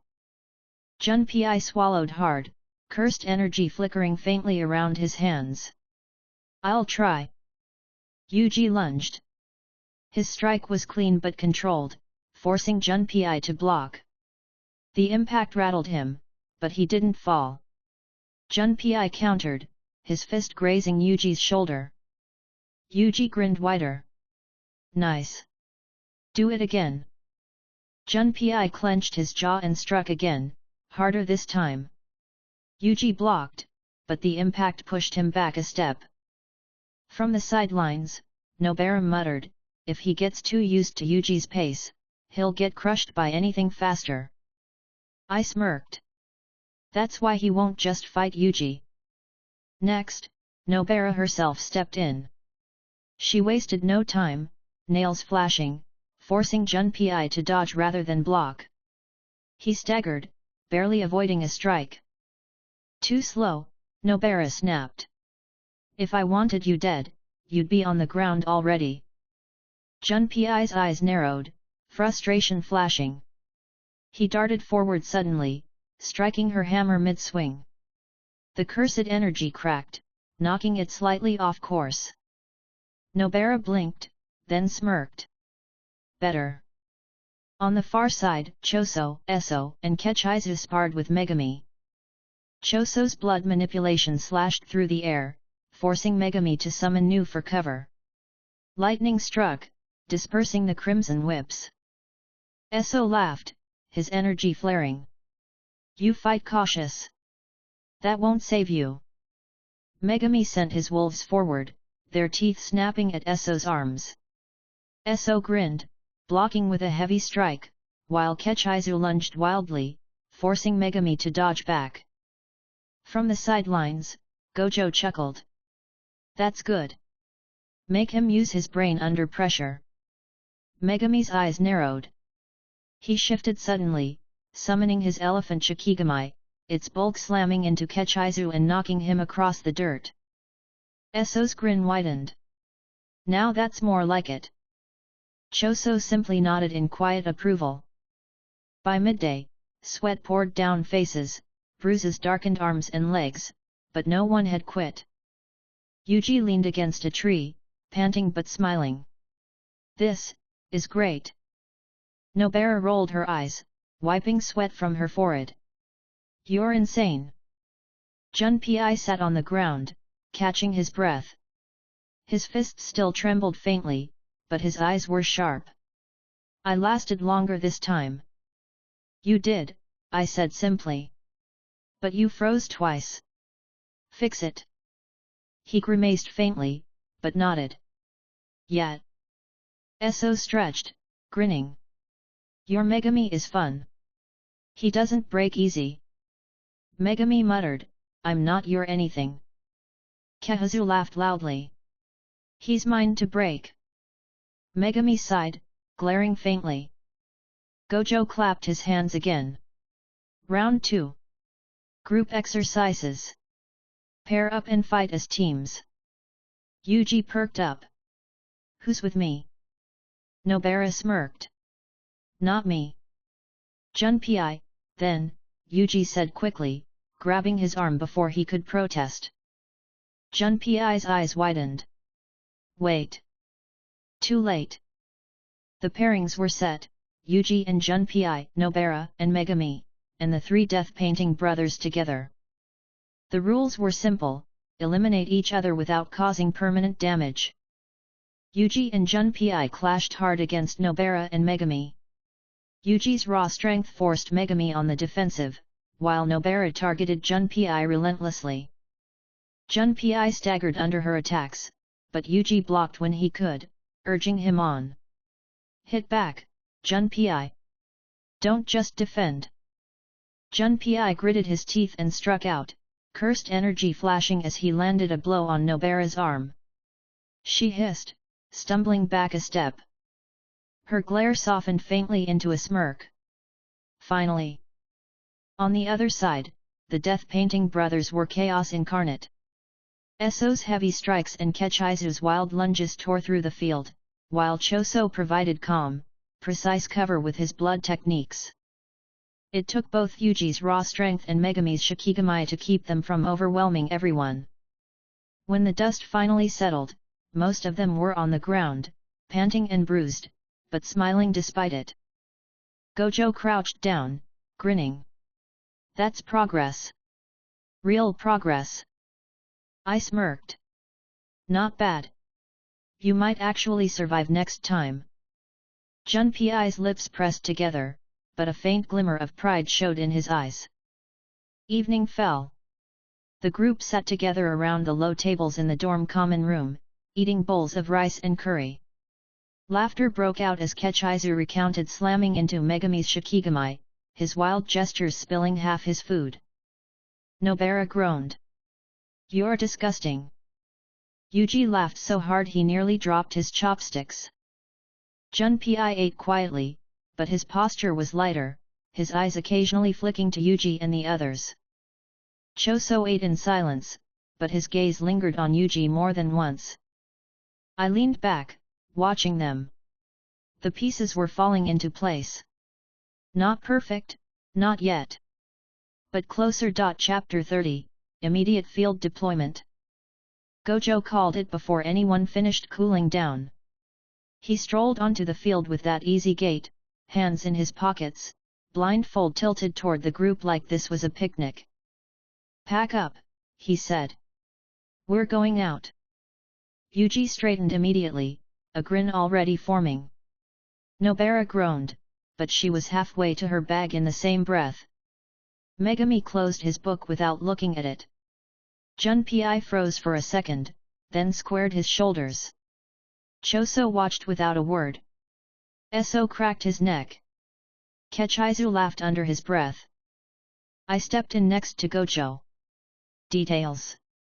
Active incident at an office complex in Minato, he said. Civilians evacuated. Residuals heavy. No confirmed special grade yet, but the flux is ugly. Set roles, I said. Students run point, Gojo replied. You shadow. If things spike, you clean. I smirked. That's my specialty. Yuji pumped a fist. Let's go. Nobara tossed her hammer into her grip. If this is another pile of headless dolls, I'm billing you. Megami checked the straps on his gloves. Stay grouped. No solo running. Junpei nodded. Got it. Choso's eyes slid to Yuji. We hold the line behind you. Eso smiled. We do more than hold. Kechizu bounced on his heels. We break. Gojo waved. Field trip time. We moved. The van doors slid open on a quiet street 3 blocks from the target. Police lines held a perimeter, but the officers looked at everything except the building. They didn't see the way the air shivered here. They couldn't. The office tower stood like a block of dark glass, lobby lights still on behind cracked panes. Residual cursed energy pooled in a slow swirl around the entrance. 2 levels of activity, I said, scanning with 6 eyes. Ground floor and sub-basement. Something's nesting below. Surface swarm above. Yuji leaned forward as if he could see it. I feel it. Nobara rolled out her shoulders. We hit ground first, clear, then go down. Megami looked at the doors. Barrier. No, I said. Loose field of influence. Nothing smart on the entry. If the basement starts pulsing, we adjust. Gojo tilted his head as if nodding under the blindfold. Kids first. Shredder, your airbag. I spread my hands. Try not to set it off. We crossed the tape. The building air changed the second the doors hissed open. The lobby was white tile, grey couches, and a reception desk that had been reduced to splinters. Dark smears trailed toward the elevators. No bodies. Good evacuation. Bad cleanup. Yuji slid in front with tight footwork, Junpei 1 step behind. Nobara and Megami split left and right. Choso, Eso, Kechizu fanned out to the rear arc. Shadows stretched at the ceiling's edge. 5 curses dropped like sacks of wet rope. Elongated torsos. Armored joints at the elbows. Too symmetrical for natural growth. Yuji didn't wait. His fist met the first one mid-air. Bone popped. It crumpled. Nobara nailed the second to the wall, hammer smashing the skull until it sagged. Megami's white wolves ripped the third's knee backward, it fell, and Yuji kicked through the neck. The fourth got past the frame. Junpei planted his rear foot, cursed energy flickering over his knuckles in a tight shell, and drove his fist straight through the sternum. The crunch was clean. He didn't flinch when the weight fell forward. He shoved it off and reset. The fifth came for him from the blind side. I didn't move. Choso's blood lanced across the floor with a single gesture, slicing the thing at the waist. Eso followed with a finishing strike, and Kechizu tore the head off in a vicious twist he enjoyed too much. Nobara flicked stray dust from her shoulder. Lobby's a joke. Megami was already looking past the elevator bank. Residuals concentrate below. Yuji wiped a forearm across his cheek. Junpei, you okay? Junpei nodded once. Fine. He wasn't lying. Good. I waved at the twisted elevator doors. Stairs? We found the stairwell on the west side. Metal steps, emergency lights flickering. Cursed residue hung like a fog that moved the wrong way. We didn't speak. We didn't need to. Footfalls stacked neatly. Breathing locked in a steady rhythm. Landing B2. Door blocked. The handle fought us. Yuji pushed lightly, grinned, and then pushed properly. The door crumpled around the latch. The sub-basement was a loading bay converted into storage. Pallets of copier paper. Stacks of old monitors. A forklift on its side. The residue pooled at the far end where a concrete wall should have been. The wall wasn't a wall. It was a living sheath, veined and flexing. It pulsed. Nobara raised her hammer. I hate this. Megami's wolves growled in unison. I stepped past the front line and held my palm up. Stop. The sheath twitched as if noticing us. It wanted to open. Something behind it pushed outward with slow pressure. I checked again with 6 eyes. Nesting cluster. Semi-domain imitation. It isn't closed. There's a cavity behind it with 7 bodies. All transfigured. 2 near special grade output. The rest high grade. Yuji's jaw worked once. We take it apart. Careful, I said. It isn't mojito, but it learned from something that did. Choso's eyes narrowed. We bleed it out. Thin the pool. Good, I said. Eso, Kechizu, hold flanks. Yuji, Junpei, you take close. Nobara, set nails for bind. Megami, pressure with new first. No questions. Megami clapped his hands. New flashed into existence overhead and discharged a focused bolt into the wall. The sheath convulsed and tore. Everything inside surged. A wave of curses poured out in a tight pack, trying to break perimeter and flood past us. It was a good plan against a poor team. It was a bad plan today. Nobara's nails sang into the concrete in a sharp pattern. Hairpin. Lines of cursed energy stabilized into a grid on the floor. 3 of the curses hit the lines and froze like their joints had turned to mud. Left. Yuji called, already moving. He slammed one back into the wall with such force the plaster spidered. He didn't look at the mess. He turned, blocked for Junpei, and took a slash on his forearm like it was nothing. Junpei hit low precise, no wasted movement. His cursed energy held steady on his fist. He struck the hip joint of a taller curse and broke it cleanly. It crashed. He followed with a second strike to the base of the skull. It dissolved. Megami signaled, and the black dogs split. One took the right arc. The other circled back and tore into the throat of a crawler trying to squeeze under Nobara's grid.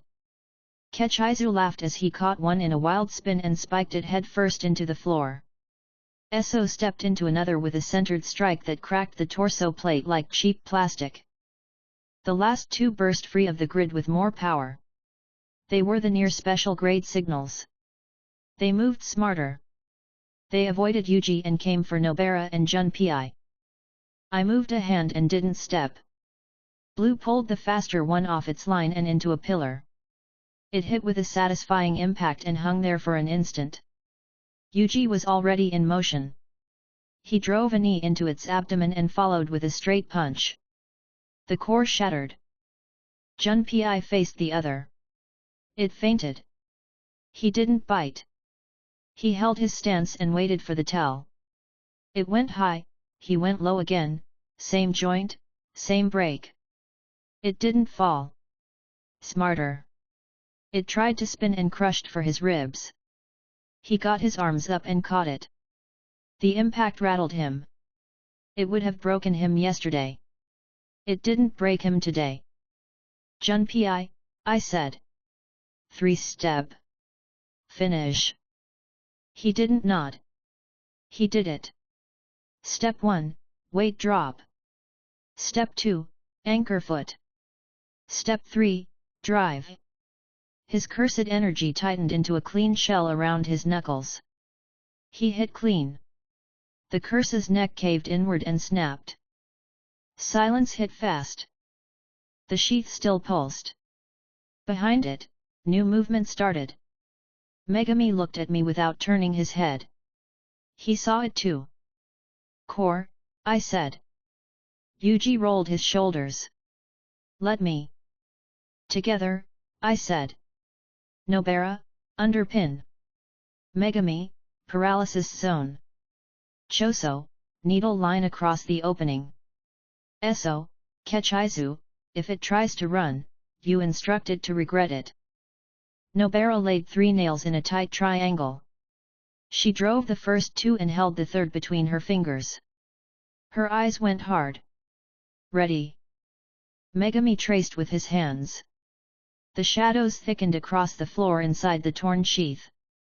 Movement slowed just enough. Choso's left hand lifted. Thin lines of blood stretched and held in a lattice no one sane would try to cross. Yuji and I took the front. I raised my right hand, palm out. Red gathered in a compressed hum that stressed the air. Yuji watched it with hungry eyes and set his stance to time his strike with the release. Now, I said. Red exploded forward in a clean line and hit the forming core at center mass before the cavity could close again. The wall folded like wet cardboard. Yuji stepped into the opening and planted a straight punch into the already damaged center. The core disintegrated like someone smashed a clump of dust. The residue collapsed. The pulsing stopped. The basement breathed out. Nobara drove the third nail. Resonance. Nothing answered. She exhaled. Clean. Megami dissolved new. The wolves sat and panted like real animals for a heartbeat, then sank into shadow. Junpei lowered his fists. His chest moved fast, but his eyes were calm. Good. Kechizu kicked a dissolving skull like a soccer ball. So pushed his shoulder lightly. Don't be childish. Choso rolled his blood back into place with a small flick. No survivors. Yuji turned and grinned at Junpei. You did it again. Junpei looked at his hands and then forced them open. It worked. Of course it worked, I said. You followed instructions. He gave me the flat look he saved for when he wasn't sure if I was insulting him. Right. Nobara wiped her hammer with a piece of old plastic she pulled off a pallet. This nest smelled like knockoff mojito. It was, I said. But not him. Someone fed this place just enough technique fragments to imitate. It didn't think. Megami's gaze sharpened. A test. Probably, I said. It's fine. They learned nothing useful. Yuji stretched his back. We done? Not yet, I said. We clear the rest of this level. Then we sweep the ground floor again and go home. Choso gave me a sidelong look. You're expecting a second wave. I assume competence and plan for the lack of it, I said. Move. We moved. The rest of the sub-basement gave us small things that thought they were big. They weren't. Yuji smashed. Nobara pinned and broke.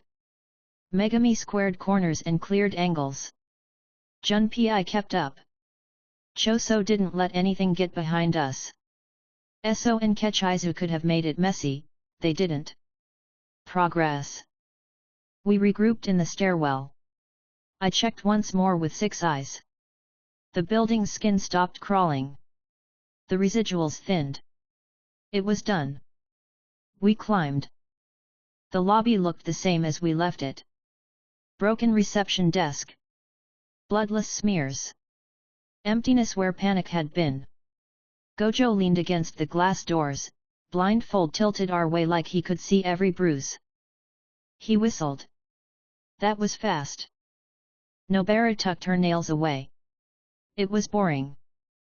Yuji protested immediately. It wasn't boring.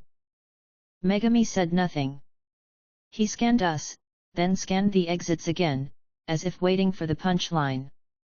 There wasn't one. Junpei watched the floor tiles as if he was still in the basement. I stopped near Gojo. Semi-domain nest. Too near special inside. It's gone. Gojo nodded.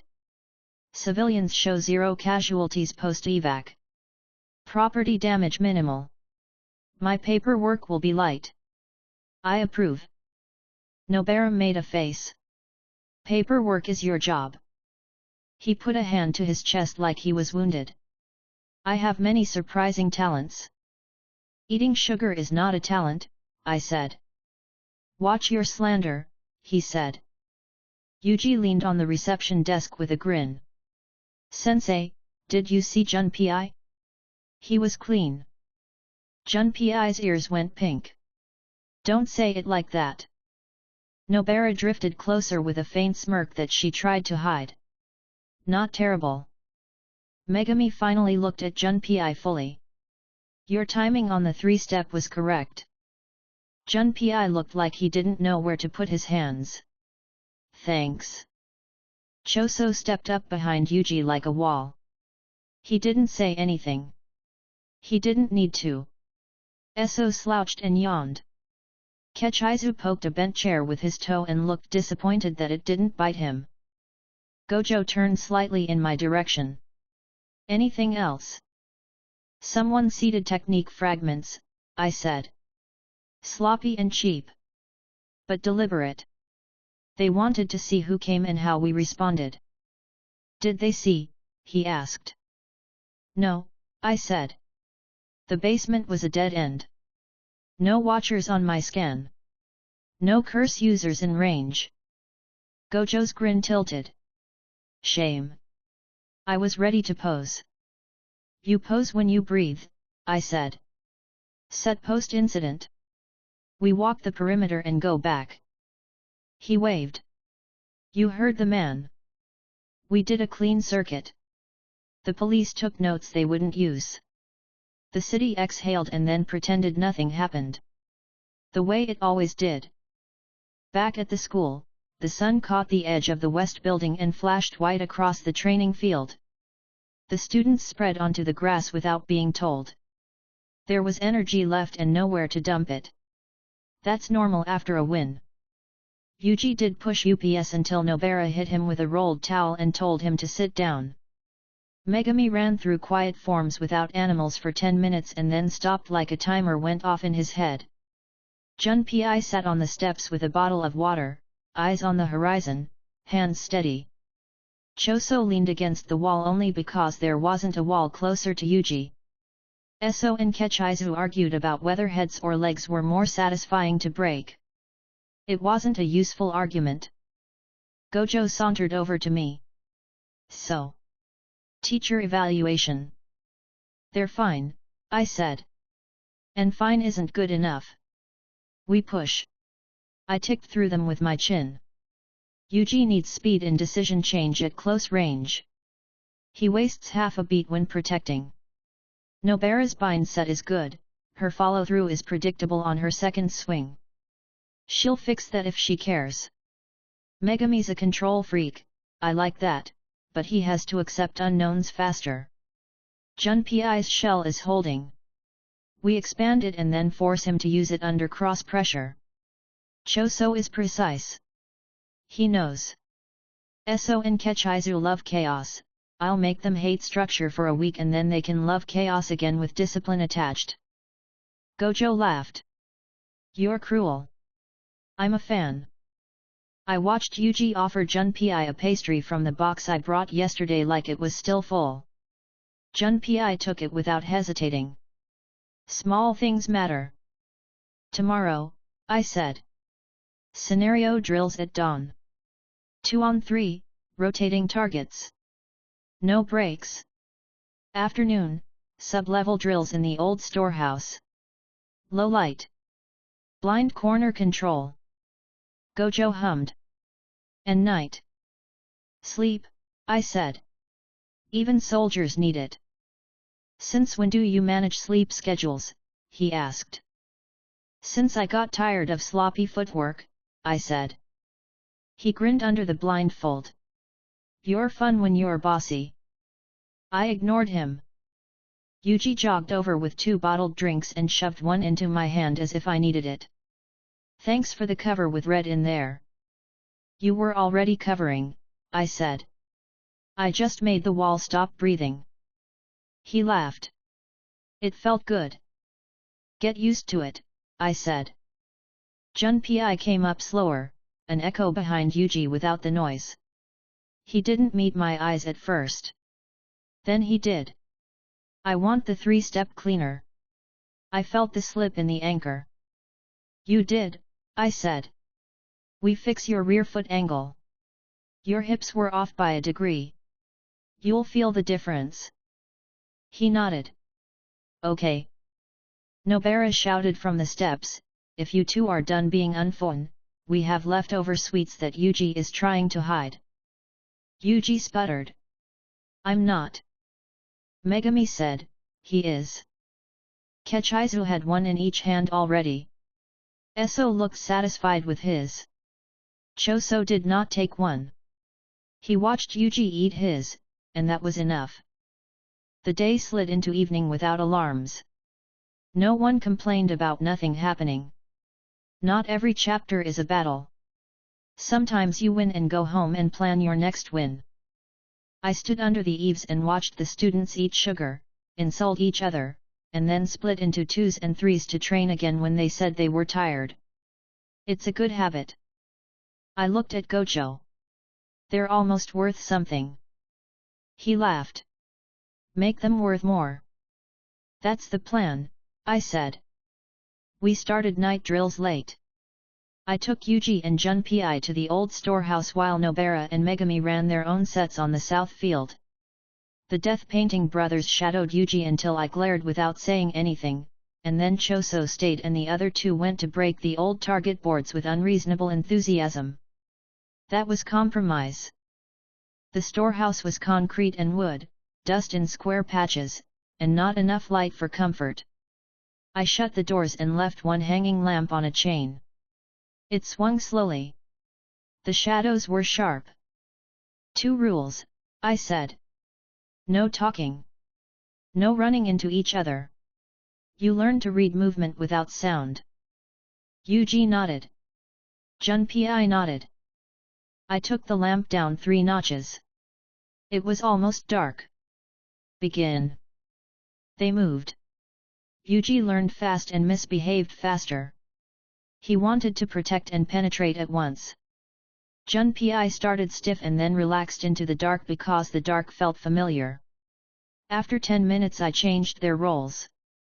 Junpei initiated and Yuji defended. After 10 more, Yuji initiated and Junpei defended. Then they switched without me saying it. That was the point. I stepped into their lines 3 times when they nearly met wrong. A finger on a shoulder. A sleeve tug. No lecture. Their breath got louder. Their feet got quieter. When they finished, Junpei's shirt stuck to his back and Yuji looked like he wanted to run more. I opened the doors. The night air pushed inside like a simple answer to a simple question. Again tomorrow, I said. Yuji grinned. Yes. Junpei only said, okay. Choso stepped in from the side and looked at Yuji's hands like counting the small skin tears. He didn't comment. We walked back to the dorms. The campus lights lined the path. It was quiet in a way that mattered. Gojo leaned against the doorway to the common room and made a small salute like he was a captain of nothing. Success. They lived, I said. He grinned. High praise. They'll earn more later, I said. He laughed and pushed off the door frame. I'll take first watch. I gave him a look. Nothing is coming tonight. Let me be dramatic, he said. Never, I said. He sighed and went inside to steal the last pastry. Nobara yelled at him. Yuji yelled at Nobara. Megami called both of them idiots and told them to sleep. Junpei said nothing and followed their noise like a person who had a place to follow noise to. Choso waited until Yuji sat and then sat. Eso and Kechizu had fallen asleep on the floor like dogs who hadn't used their energy wisely. It was fine. I took the outside bench and stared at the dark for a minute for no reason except habit. Tomorrow, drills. Then another mission. Then more drills. I don't get bored. Chapter 31, the day decided. The underground space they met in was nothing special, bare concrete, exposed pipes, faint dripping from a crack in the ceiling. It could have been any forgotten basement in Tokyo, but cursed energy laced the air thick enough to warp the walls. Yago paced in a tight circle near the center, his molten eye glowing, smoke rising in small bursts from his head. Mahito sat perched on a rusted steel beam, legs swinging like a child at play, grin plastered on his face. Hanami stood still against the far wall, silent, vines shifting with every slow breath. Dagon lingered near the entrance, less evolved than he would later be, but his aura heavy. Kenjaku arrived last. His robes brushed the floor as he walked, his sewn forehead unmistakable in the dim light. He stopped in the center, hands tucked inside his sleeves, and spoke plainly. "It's time." Yago turned sharply. "Then say it." "When?" Kenjaku's voice did not waver. "October 31st. Halloween night. Shibuya." The air seemed to press tighter around them. Mahito leaned forward, grin widening. "A festival night. Masks everywhere.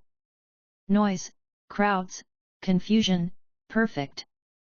You've been holding this card, haven't you?" Kenjaku inclined his head. "Civilians will flood the station. The density will make barriers easier to conceal. The more crowded, the stronger our shield against outside interference." Hanami's low, resonant voice filled the room. "And Gojo?" Kenjaku's eyes glinted faintly. "He will come. He always comes. That is why we prepare the prison realm. The barrier will force him to remain, surrounded by civilians. He cannot leave them. His compassion binds him more tightly than any chain." Yago's fists clenched. "And Shredder? He interferes every time. He cut through Mahito. He tore down Dagon's swarm. He fights like Gojo but without the hesitation. If he stands at Gojo's side, the prison realm might fail." Mahito's grin flickered into something sharper.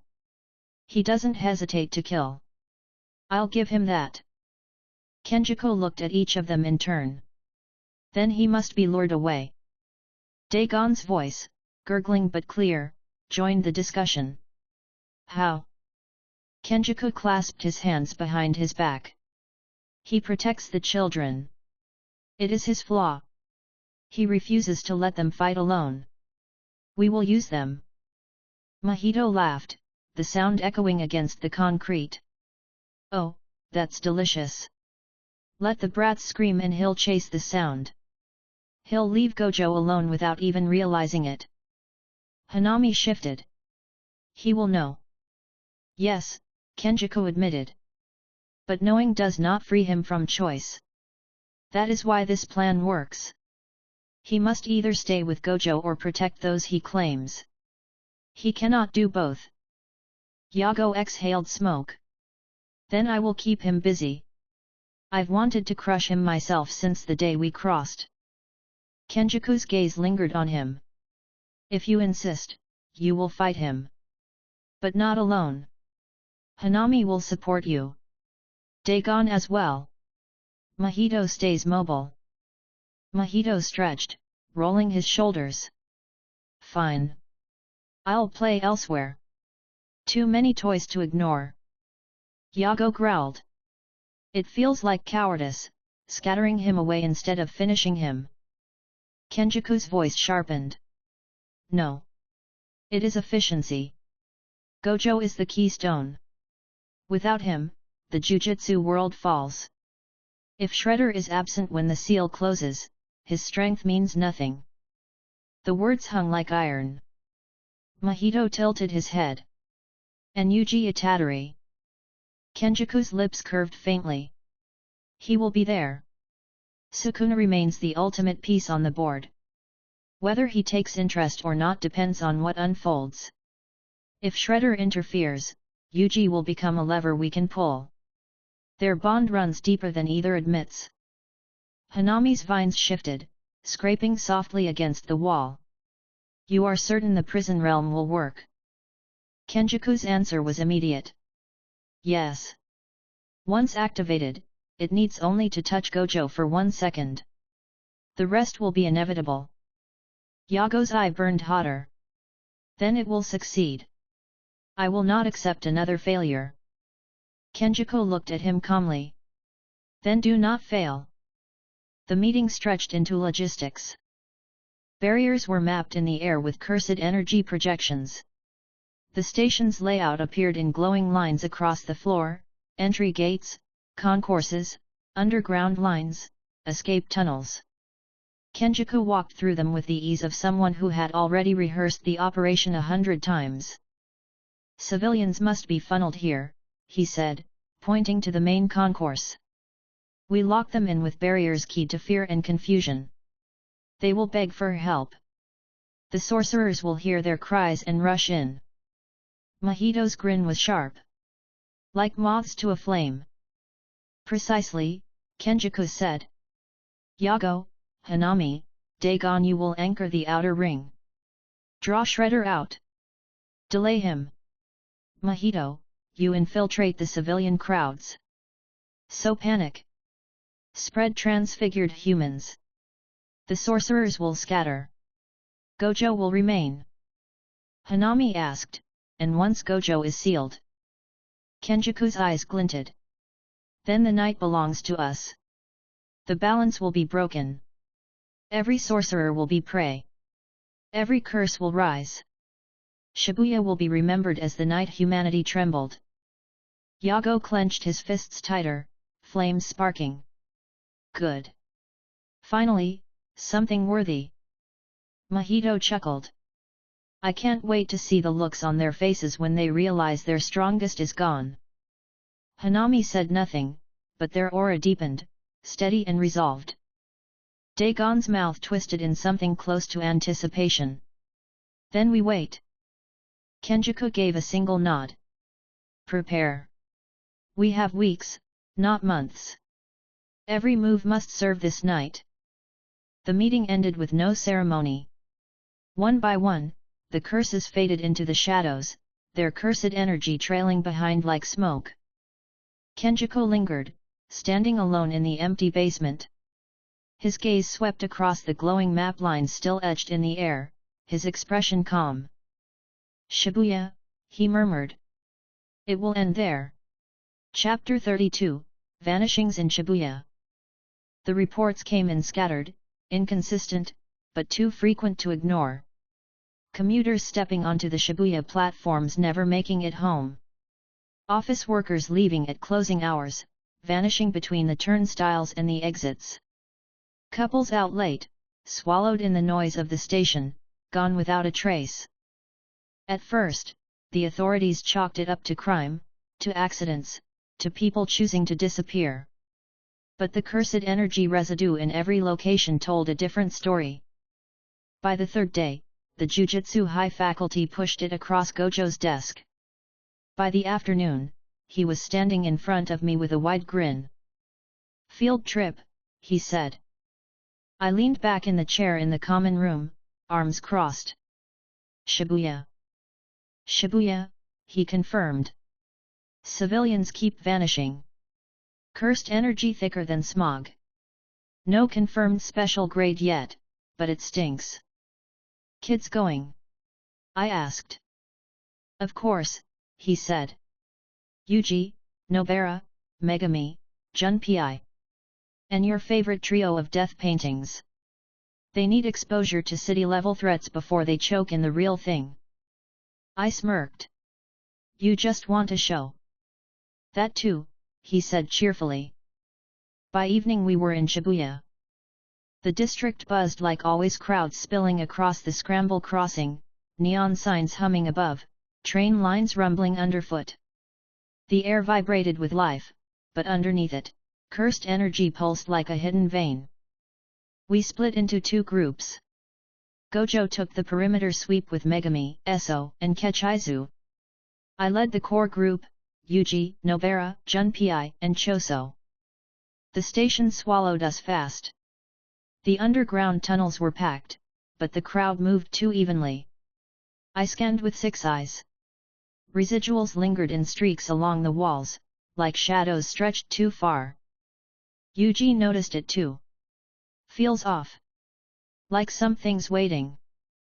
Nobara tightened her grip on her hammer. Crowds too calm. Usually in places this packed, you feel static. This is flat. Junpei walked with his fists clenched, his shoulders tense. He didn't speak, but his eyes darted to every corner. Choso's gaze slid across the ceiling, his voice steady. The air is thick. The curses are hiding close. I stopped near an empty stairwell leading down to the deepest platform. The signboard above flickered faintly. Down. We moved single file. The crowd thinned as we descended. By the bottom, the platform was deserted. No passengers, no trains, just silence.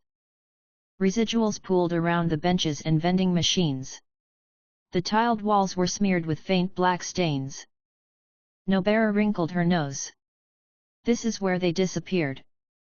Yeah, I said. They didn't walk out. They were dragged.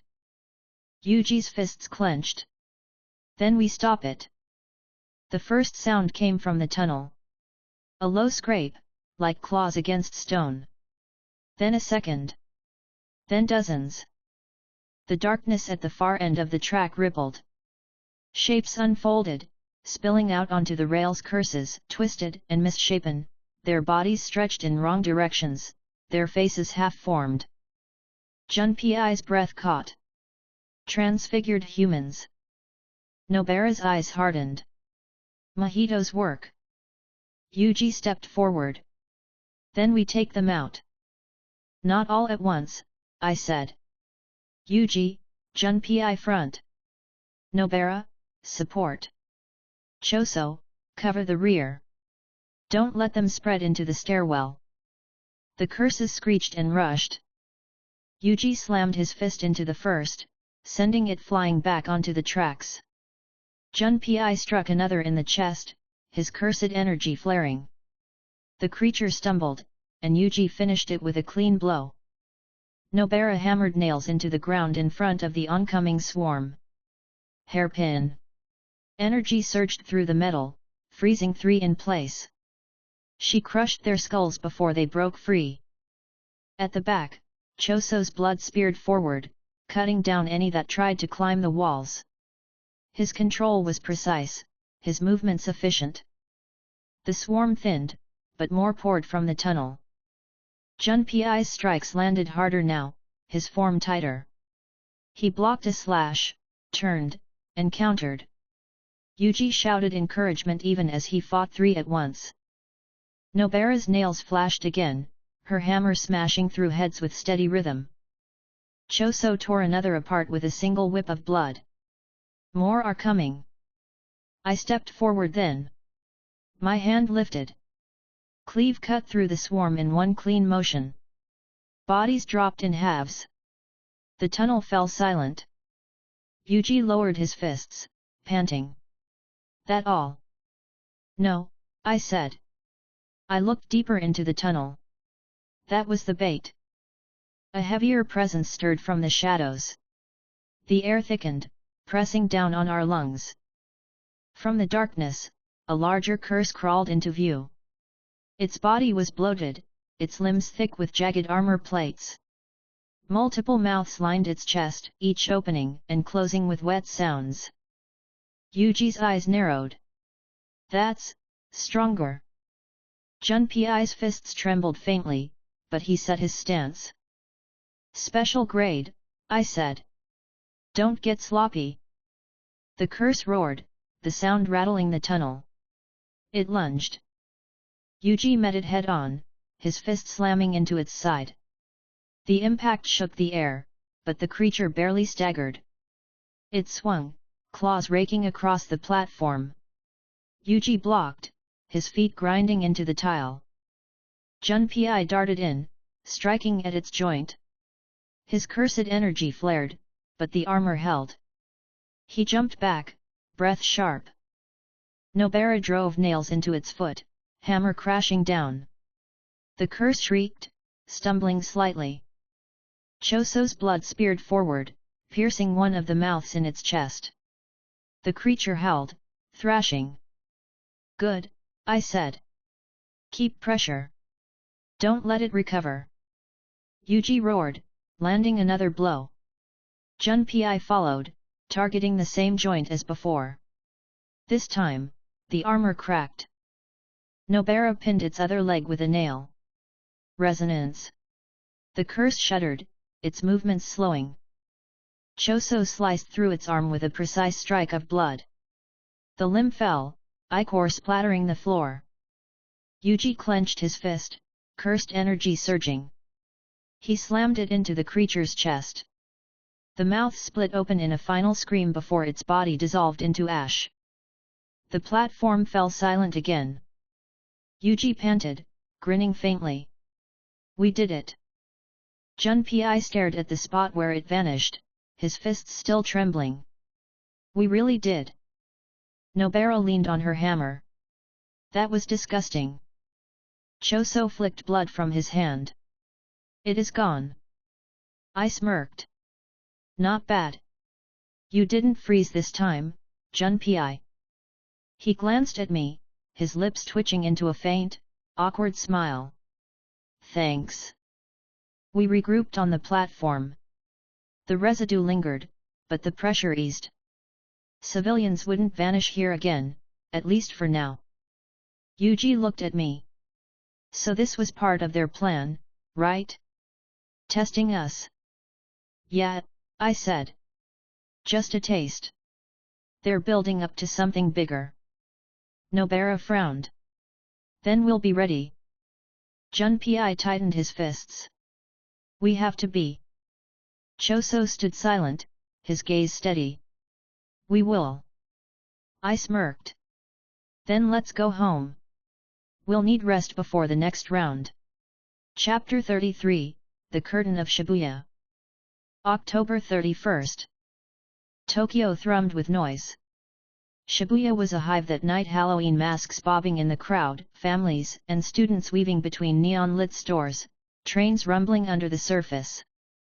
Energy spilled through the district, a mix of joy and chaos. But under it all, I felt the curse residue stretching thin over the city like a net. I stood with Gojo just outside the scramble crossing. Yuji, Nobara, Megami, Junpei, Choso, Eso, and Kechizu grouped around us. Their gazes kept sweeping the streets, but the civilians laughed and walked past without noticing a thing. Gojo's blindfold tilted upward. Feels like the calm before the storm, doesn't it? I adjusted my jacket, smirking. It's not calm. The whole place is humming. Anyone with half a brain could tell something's about to drop. Nobara crossed her arms. Except them. She nodded at the crowd, a group of teenagers in cat masks laughing as they crossed toward the station. Junpei's fists tightened. They don't know. Yuji's expression hardened. Then we keep them safe. Gojo clapped his hands together lightly. That's the plan. It started with a flicker. One moment the station lights glowed bright, the sound of trains echoing beneath the ground. The next, the air twisted. Residuals surged like a wave. The crowd jolted. Screams burst out as a shimmering barrier snapped into place around the entire station. Transparent walls rose from the ground, stretching upward until the glow sealed across the rooftops. People slammed against it immediately, pounding fists and shouting. None broke through. Yuji's eyes widened. It's starting. Megami scanned quickly, voice calm despite the tension. The barriers are wide. They're forcing everyone inside Shabuya Station. This wasn't random, it's precise. Gojo smirked. Finally. He turned to the group. You're with Shredder. Protect the civilians, handle whatever comes out. Don't get flashy. Don't get cocky. If you see something you can't handle, you stall until we arrive. Nobara raised her hammer. That's an easy promise to make, harder to keep. I cracked my neck. You'll manage. Gojo adjusted his blindfold and turned toward the station entrance. And I'll handle the center.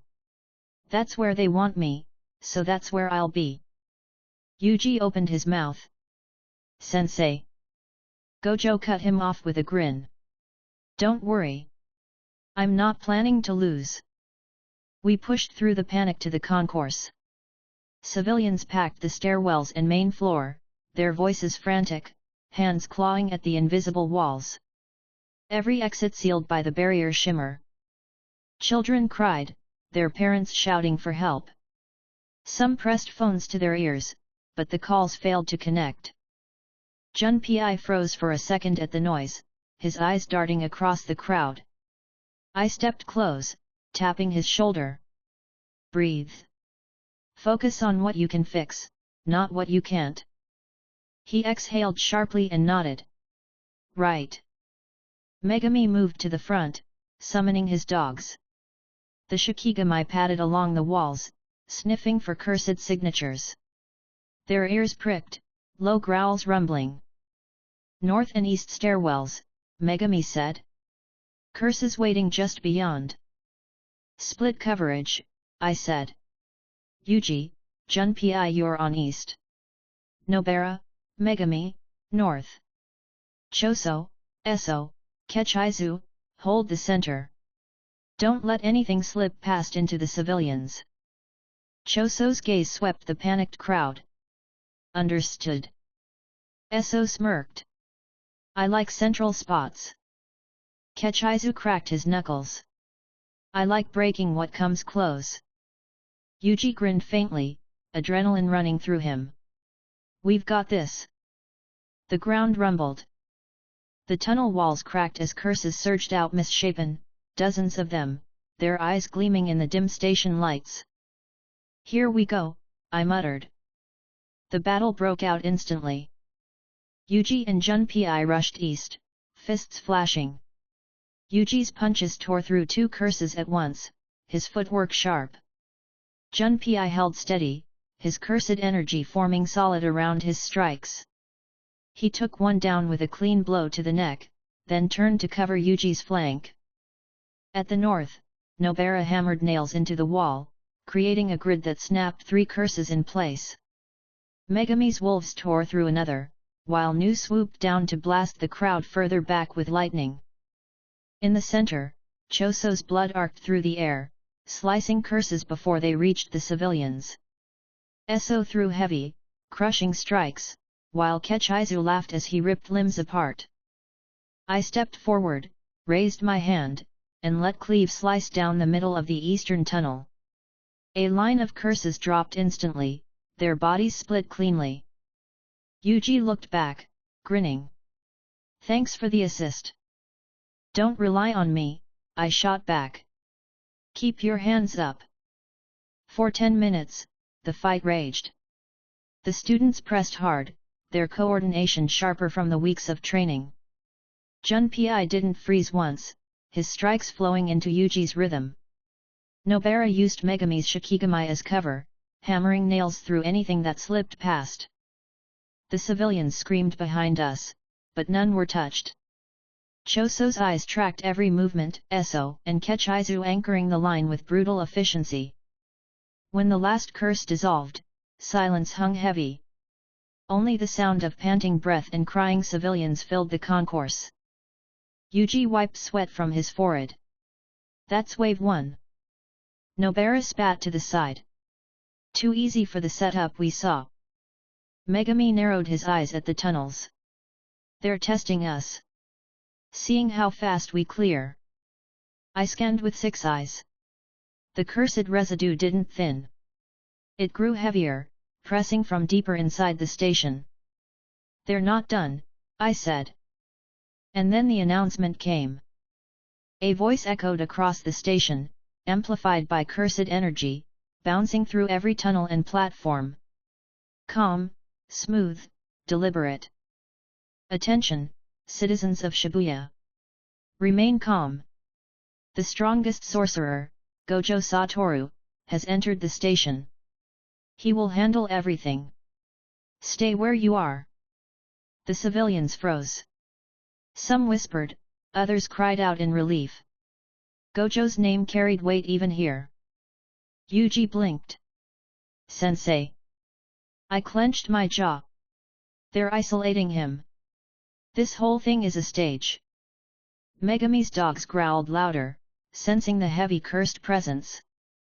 Nobara looked at me. So what do we do? I smirked, even as tension coiled in my chest. We play our part. Keep them alive. Handle whatever comes. And when it's time, we crash the center. The barrier shimmered overhead, pulsing faintly with cursed energy.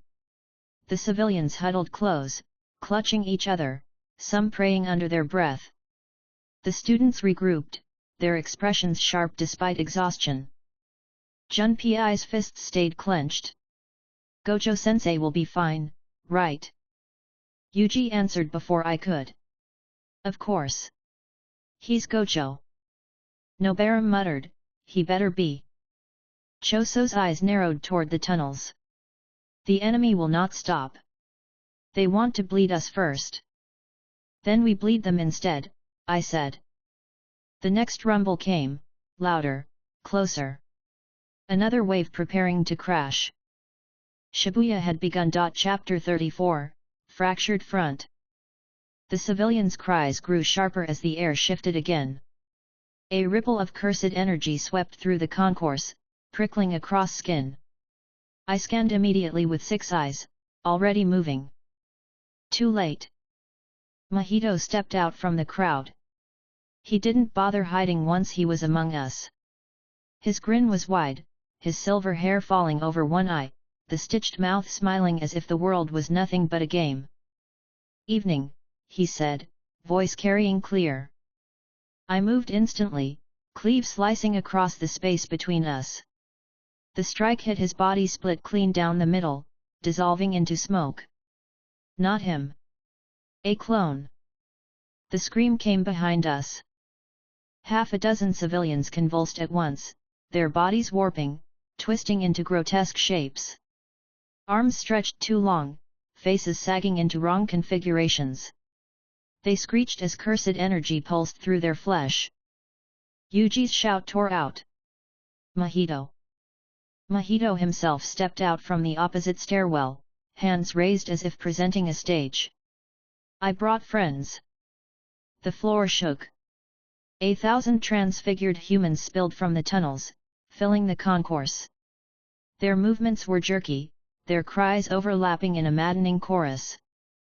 I reacted instantly, cutting through the first wave with a sweep of dismantle. Bodies collapsed in halves before they touched civilians. Nobara and Megami covered the left arc, Junpei and Choso the right, Eso and Kechizu anchoring the rear. Yuji, though, surged forward straight at Mahito. Yuji! I barked. Too late. The cursed space bent in the far corner. Kenjaku stepped through, calm as ever, robes trailing across the concrete. His hand snapped out. A barrier of cursed energy wrapped Yuji before he could react. His eyes widened, body seizing as Kenjaku pulled him back with impossible speed. Junpei shouted, Yuji! I turned instantly, ready to move, but Mahito was already in front of me, a wall of transfigured humans pouring out between us. Eyes on me, Mahito sang, grin stretching wider. You don't get to chase tonight. I cut down another dozen instantly, blood and twisted forms collapsing in piles. You're in the way. Mahito chuckled, spreading his arms. That's the point. The students moved without hesitation. Junpei surged toward the opening Kenjaku had left, Megami's wolves sprinting alongside him. Nobara covered their flank, hammer smashing through transfigured humans. Choso's eyes locked on Yuji's disappearing form. He's mine to protect. His blood lashed forward, clearing the path. Eso and Kechizu followed, striking through the bodies in their way. They didn't wait for permission. They didn't ask. They went. I cut another wave apart, growling under my breath. Don't die, brats! Mahito lunged then, his hand twisting into blades of flesh. I blocked with infinity, the strike halting centimeters from my chest. Touchy, Mahito teased. You think you can cut me again? I learned from last time. I shoved him back with a burst of blue, slamming him into a support pillar. He laughed as he bounced off, already regenerating. The 1,000 transfigured humans surged, flooding the concourse like a tide. Civilians screamed, pressed against the barrier walls. I raised my hand, domain pressing at the edge of release. "You're a fool, Mahito." He grinned wider. "We'll see." The battle descended into chaos. I carved through transfigured humans in waves, cleave and dismantle cutting bodies before they touched the civilians. My movements blurred, each strike precise, never wasted. Mahito danced through the field, reshaping arms into whips, blades, hammers. He smashed into the crowd, forcing me to intercept every time. He laughed between strikes. "You can't protect them all. Every second you spend on them is a second Yuji gets dragged further away." I ignored him, slicing through another wave. Blood and flesh hit the ground, dissolving into cursed residue. From the corner of my vision, I saw Megami's Shikigami vanish into the tunnels, chasing after Yuji. Nobara's hammer flashed, her voice sharp as she shouted encouragement. Junpei's fists struck with desperate precision, his cursed energy sharper than ever. Choso's blood carved clean arcs, Esso's heavy blows broke bodies, Kechaizu tore apart whatever reached them. They didn't look back.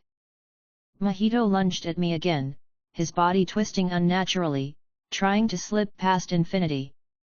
His hand stretched, warping into dozens of reaching claws. I activated Red. The repulsion blasted him back through 2 walls, the shockwave collapsing a stairwell. The civilians screamed, cowering against the barrier. I turned, raising a hand, sweeping cleave across another 100 transfigured humans. Their screams cut short as they collapsed. Mahito's laugh echoed from the rubble.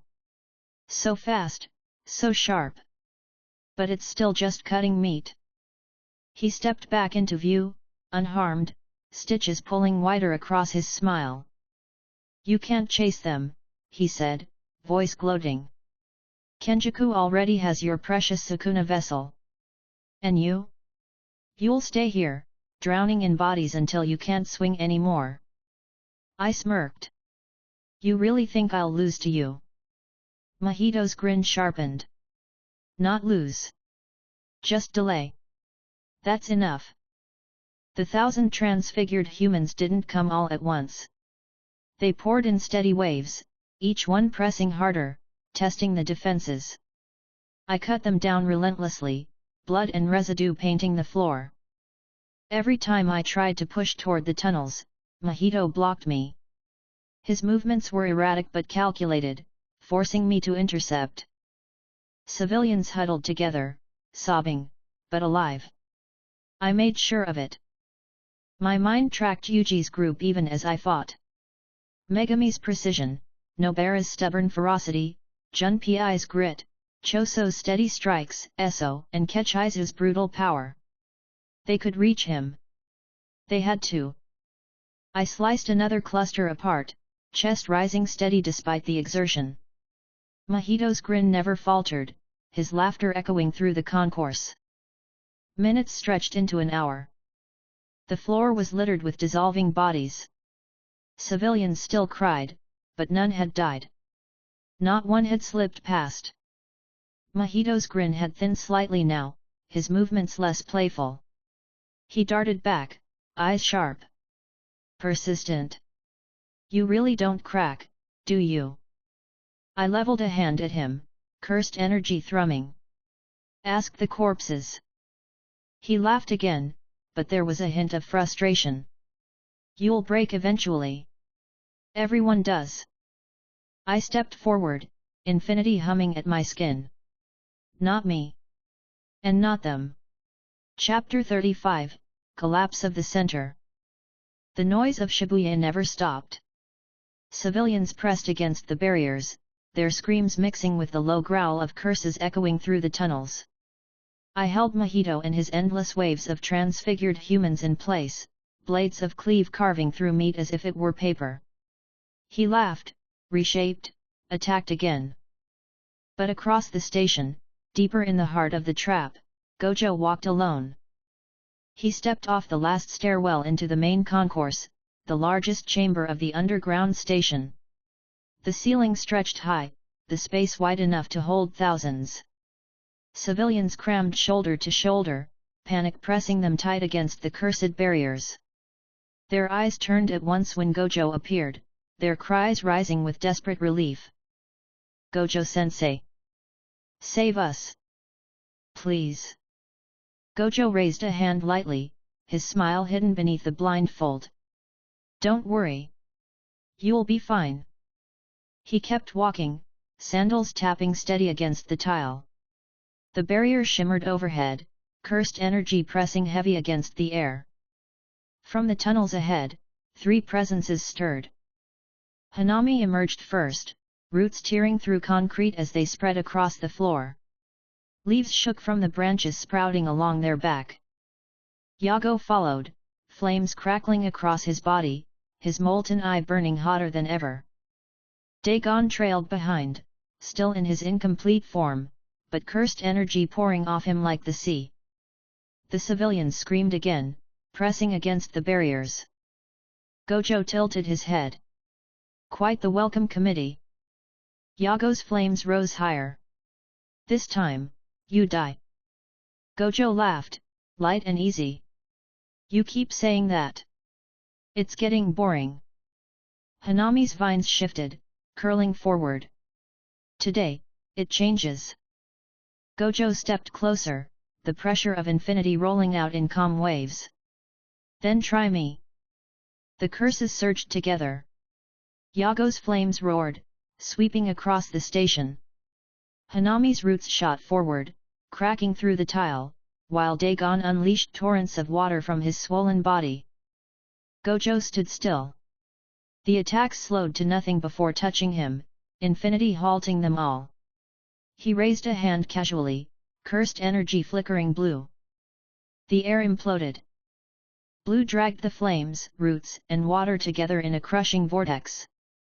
The impact cracked the walls, ripping benches from the floor. Civilians screamed, shielding their faces. Hanami braced, roots anchoring themselves. Yago pushed back with fire hotter than magma. Dagon thrashed, water crashing in desperate waves. Gojo's smile widened. "Not bad." He blurred forward, faster than their eyes could track. His fist connected with Yago's face, flames scattering. He spun, kicking Hanami into the far wall. Dagon tried to retreat, but Gojo's hand closed on his arm. Red flashed. The repulsion sent Dagon crashing through 3 pillars, his body shattering against the floor. Civilians gasped, staring wide-eyed at the sight. Yago staggered, flames flickering. Hanami struggled to rise, vines trembling. Dagon coughed blood, his body bent wrong. Gojo cracked his neck lightly. "You'll need more than that." From the shadows above, another presence stirred. Kenjaku stepped into view, robes pristine despite the chaos, eyes calm as always. In his hand, a small box glowed faintly with cursed energy. "The prison realm." Gojo's head tilted slightly. "So this is your play?" Kenjaku's voice was steady, measured. "It is the only play." Gojo adjusted his blindfold with one hand. "You'll need to keep me still for 1 full minute." "You think they can manage that?" Yago roared, flames bursting anew. Hanami dragged themselves up, roots tightening. Dagon staggered forward, regenerating with a gurgling cry. Kenjaku's lips curved faintly. "They don't need to win. Just hold." The box opened. The prison realm expanded, cursed seals spreading outward like chains. Gojo's smile didn't fade. "Then let's see you try." The fight turned brutal. Yago unleashed volcanic firestorms, molten rock spewing across the chamber. Hanami bound the ground in layers of roots, forcing civilians against the barriers. Dagon unleashed a full flood, drowning half the concourse in crashing waves. Gojo moved through it all, his infinity untouchable. He dismantled every attack with ease, his strikes breaking bone, tearing roots, shattering waves. But the box stayed open. The seals grew wider with every second. Kenjaku spoke calmly, his voice echoing over the chaos. Prison realm requires 1 minute of direct contact. 1 minute. That's all we need. Gojo punched through another wall of flames, slamming Yago to the ground. He grinned under the blindfold. Then you'll lose. A minute is too long. The civilians screamed as the floor split again, more curses spilling from hidden tunnels. They weren't strong, just numerous fodder designed to divide his attention. Gojo ignored them, his focus locked on the curses in front of him. Every strike landed, every move precise. He was unstoppable. And then, in a heartbeat, his world shifted. The civilians' faces around him blurred. Familiar voices rose, echoing across the chamber. Sensei! Save us, Gojo! The images of his past students appeared: Geto, young and smiling, Yaga, standing firm, countless others. Gojo froze, his eyes widening behind the blindfold. Kenjaku's voice whispered in his mind. Stay here. Rest. You've done enough. For the first time, Gojo faltered. The chains of the prison realm lashed around him, glowing brighter. The box slammed shut. The strongest was gone. The curses straightened slowly. Yago's flames dimmed, his chest heaving. Hanami's vines stilled. Dagon collapsed briefly before pushing himself upright. Kenjaku lowered the prison realm into his sleeve, calm as ever. It is done, he said. The chamber fell into silence. Then Yago laughed, flames sparking again. Finally! Finally! Hanami's voice rumbled. The balance shifts. Dagon gurgled, blood dripping from his mouth. Free! Kenjaku turned. Then go. Shredder is occupied. The students are scattered. The world is open. They split immediately. Hanami left to join Mahito, roots tearing through the tunnels toward the station where I held the line. Yago stepped closer to Kenjaku, his eye burning bright. And Yuji? Kenjaku nodded. Prepare him. Feed him the fingers. 10 at once. Yago grinned, smoke rising from his body. I'll see to it personally. Dagon staggered toward another tunnel, his aura twisting.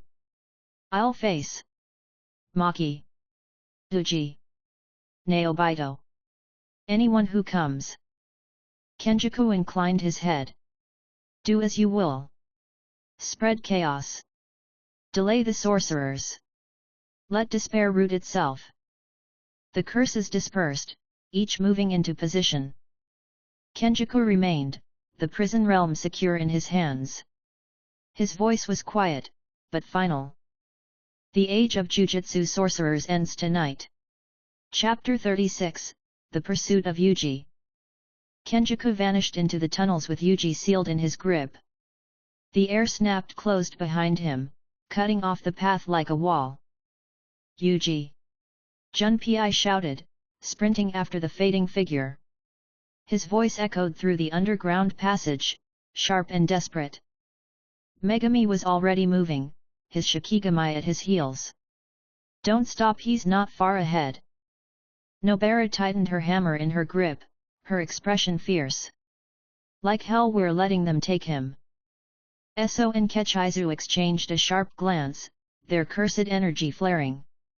Choso's face was unreadable, but his eyes burned, locked on the direction Yuji had been taken. My brother, Choso said quietly. He broke into a run. The group followed, their footsteps pounding against concrete as they charged into the twisting tunnels. The air grew colder the deeper they ran. The fluorescent lights flickered above them, half dead, casting long shadows across the tiled walls. Residual cursed energy coated everything, thick and suffocating. Megami's wolves sniffed ahead, their growls low. He's close, Megami said. I can feel it. Junpei's fists tightened, cursed energy flickering faintly. We catch them. We have to. Nobara gritted her teeth. Yuji's too stupid to give up, so we can't either. Choso spoke without looking back. He is strong. But 10 fingers at once, even Sukuna might break him. Esso's smile sharpened. Then we break whoever tries to force it. Kechizu laughed low, his steps heavier. I want to crush their heads. They rounded the corner and froze. A barrier sealed the passage ahead, glowing with cursed energy. Yago stood in front of it, his molten eye burning, flames licking from his head. His smirk was sharp, mocking. You're too late, he said. Kenjaku has your vessel. Soon, he'll belong to Sukuna completely. Choso's cursed energy surged, his blood already shaping into blades around his hands. Give him back. Yago laughed. Not a chance. He raised his hand, flames gathering into a growing orb. You'll die here. The students spread instantly. Megami, Nobara snapped, Shikigami left flank. He was already moving, his wolves lunging forward, fangs bared. Junpei charged head-on, fists glowing with cursed energy, his eyes locked on Yago. He struck, his punch colliding with the molten ground Yago raised in defense. The impact cracked the tile, the air filling with heat. Choso's blood lashed forward, cutting through the air in sharp arcs. Esso followed, his blows heavy, while Kechizu's laughter echoed as he slammed into the floor, sending cracks spidering outward. Yago stood in the center of it all, fire erupting around him, his laughter booming. You think you can challenge me? You're nothing compared to the disaster I am. Nobara drove nails into the ground, hammer flashing. Resonance.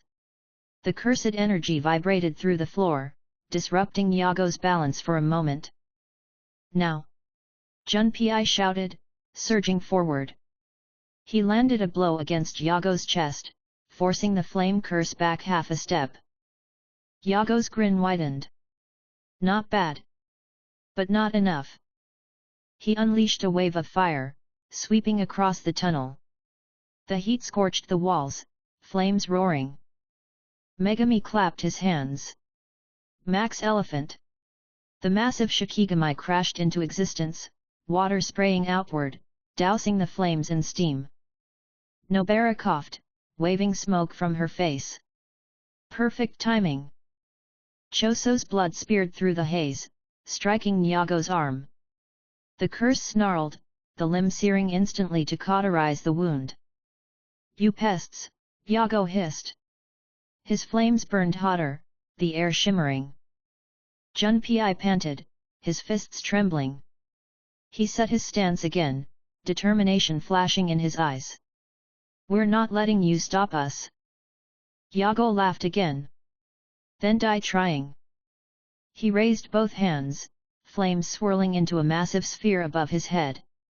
The heat pressed down like a physical weight. Esso and Kechizu stepped forward together, their cursed energy intertwining, bodies tensing. Together, Esso said. Kechizu grinned wide. Break him. They lunged, their combined strike slamming into Yago's side before he could release the sphere. The fireball collapsed, bursting in a violent shockwave. The tunnel shook, tiles falling from the ceiling, dust choking the air. Nobara shielded her face, coughing. Did that do it? The smoke cleared. Yago still stood, his flames burning hotter, his grin wider. A crack split the side of his face, molten blood dripping, but he didn't falter. You amuse me, he said. But it ends here. Before he could strike again, Choso stepped forward, his blood swirling into a massive spear. His eyes were locked, cold and sharp. You will not touch him, he said. He launched the spear, cursed energy surging through it. It struck Yago full in the chest, the explosion blasting him backward against the barrier. Yago snarled, flames raging, but his body faltered for the first time. Megami's wolves lunged again, biting at his legs. Nobara's hammer struck a nail into his shoulder. Junpei surged forward with a final punch, striking the same spot Choso had hit. Yago roared, fire bursting outward, shoving them all back. He staggered, smoke rising from his body, his grin tighter now. "You won't pass," he hissed. "Kenjaku already has what he needs. Yuji Itadori will be Sukuna's vessel, and you will burn." He raised his flames again, the tunnel glowing orange. Junpei wiped blood from his mouth, glaring. "We're not stopping." Megami's eyes narrowed. "We'll break through." Choso's blood swirled faster, Eso and Kechizu stepping up beside him. Nobara readied another nail. They didn't back down. The barrier behind Yago pulsed. Beyond it, faintly, Yuji's voice echoed a muffled cry, desperate and furious. "Don't you dare!" Junpei's eyes widened. "Yuji!" They pressed forward, every strike sharper, every move fueled by that voice. Yago's flames raged, but cracks formed in the barrier behind him. They weren't done. Not until Yuji was free. Chapter 37, Fingers of Sukuna. The tunnel stank of smoke and molten stone. Yago's flames lit the underground chamber, casting shadows that twisted against the cracked walls. Yuji knelt at the center, his arms pinned by cursed chains that dug into his skin, his teeth bared as he struggled. "Let go!" Yuji roared, his voice straining against the bindings. Kenjaku didn't even glance down. He stood calm, his hand raised, 10 blackened fingers floating above his palm, their aura thick with cursed energy. The stench of Sukuna's power filled the air, choking the space. Junpei's stomach clenched.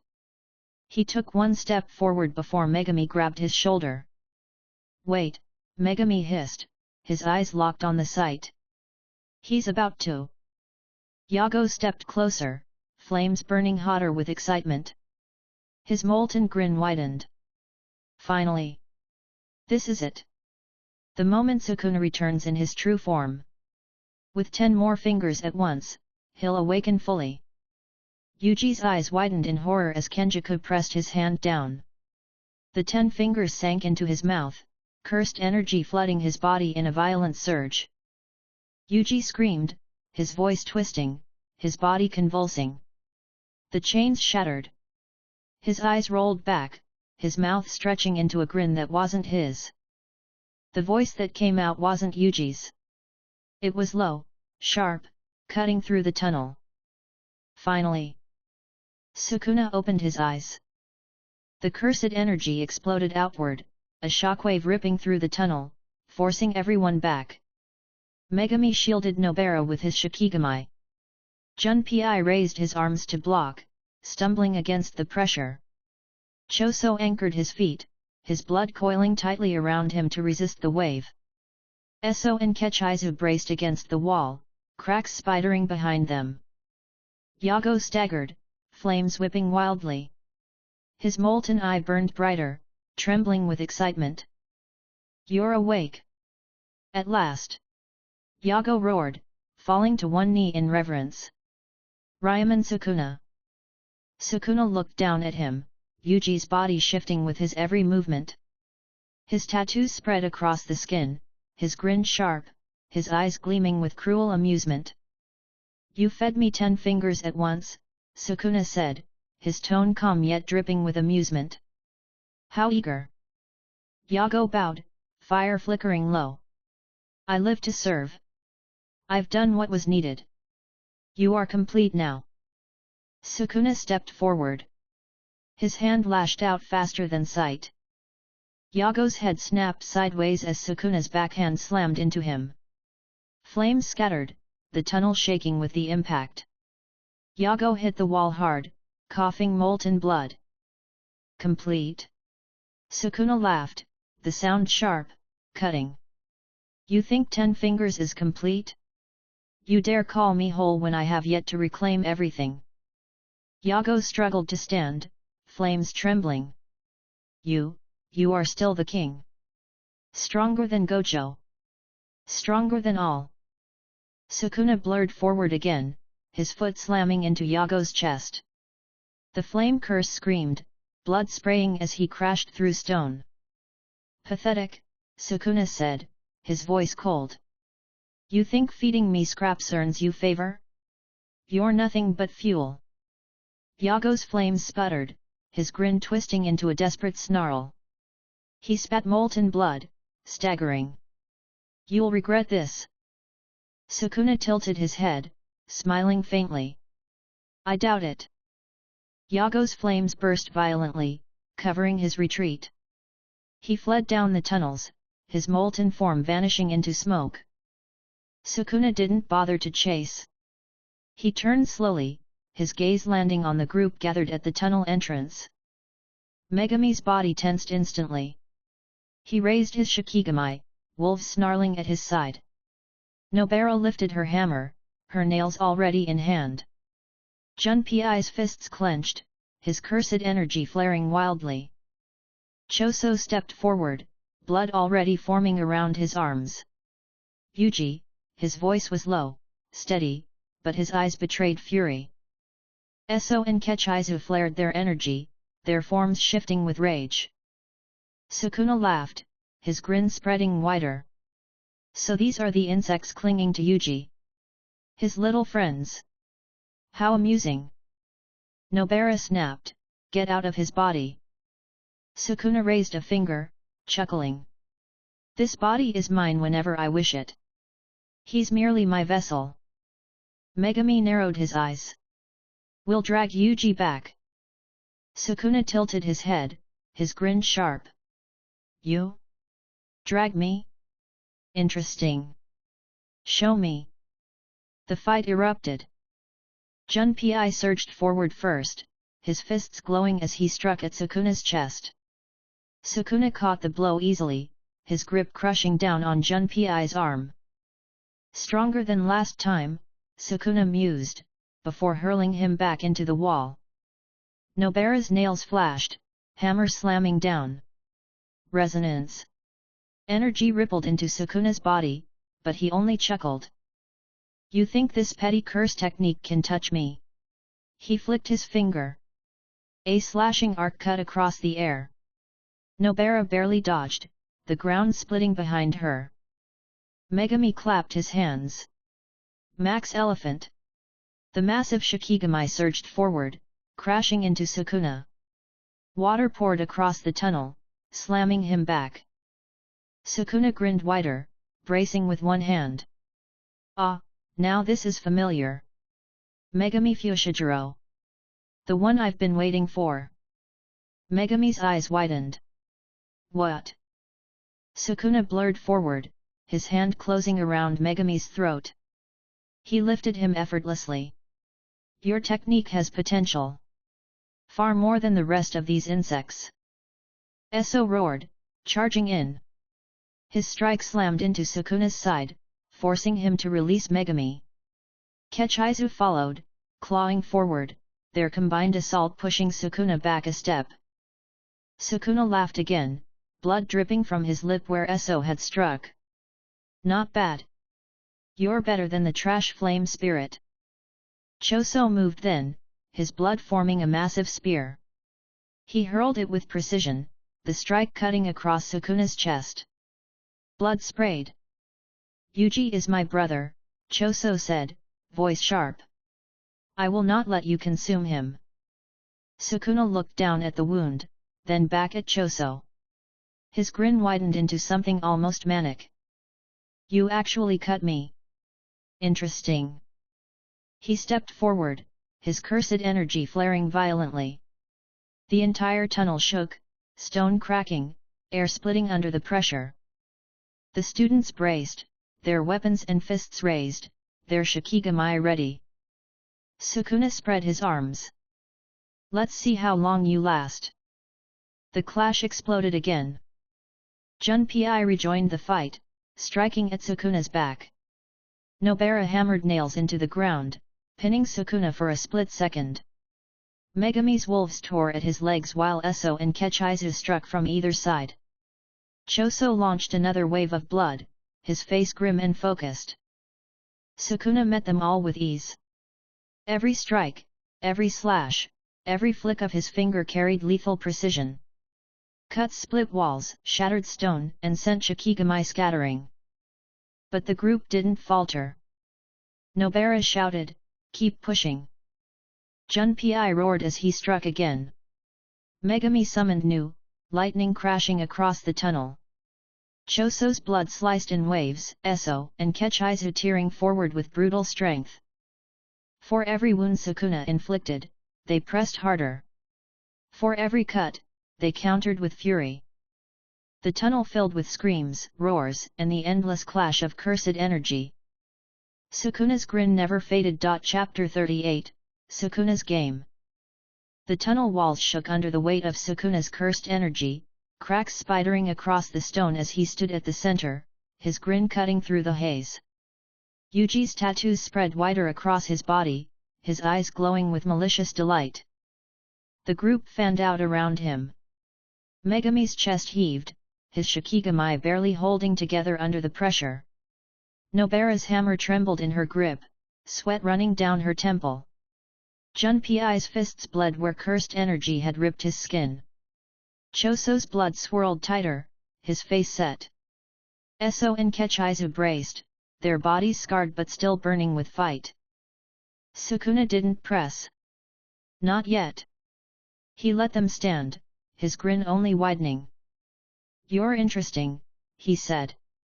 "Not strong enough to kill me, but bold enough to try. I wonder, how long can you crawl before you break?" Nobara raised her hammer. "Shut up!" She drove a nail into the ground, her cursed energy pulsing. Resonance. The energy shot through the earth, striking Sukuna's leg. He didn't even flinch. He laughed, lifting his foot slowly as if testing how deep the effect went. "Amusing," he said. "A sting. Try again." Megami clapped his hands. "No."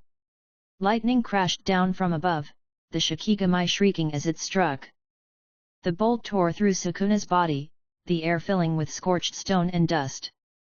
When it cleared, Sukuna still stood, smoke curling from his skin, his grin untouched. Better. But still weak. He flicked his hand. The air sliced open, a clean line of cursed energy tearing through the tunnel. Junpei shoved Nobara out of the way, taking the cut across his arm. Blood sprayed, his teeth gritting against the pain. "Junpei!" Nobara cried. He forced a smile, his voice rough. "Still standing?" Sukuna chuckled. "You should have let her take it. You would have lasted longer." Junpei glared at him, his cursed energy flaring stronger despite the wound. "We're not giving up on Yuji." Sukuna's eyes gleamed. "Yuji? He's gone. I'm all that remains."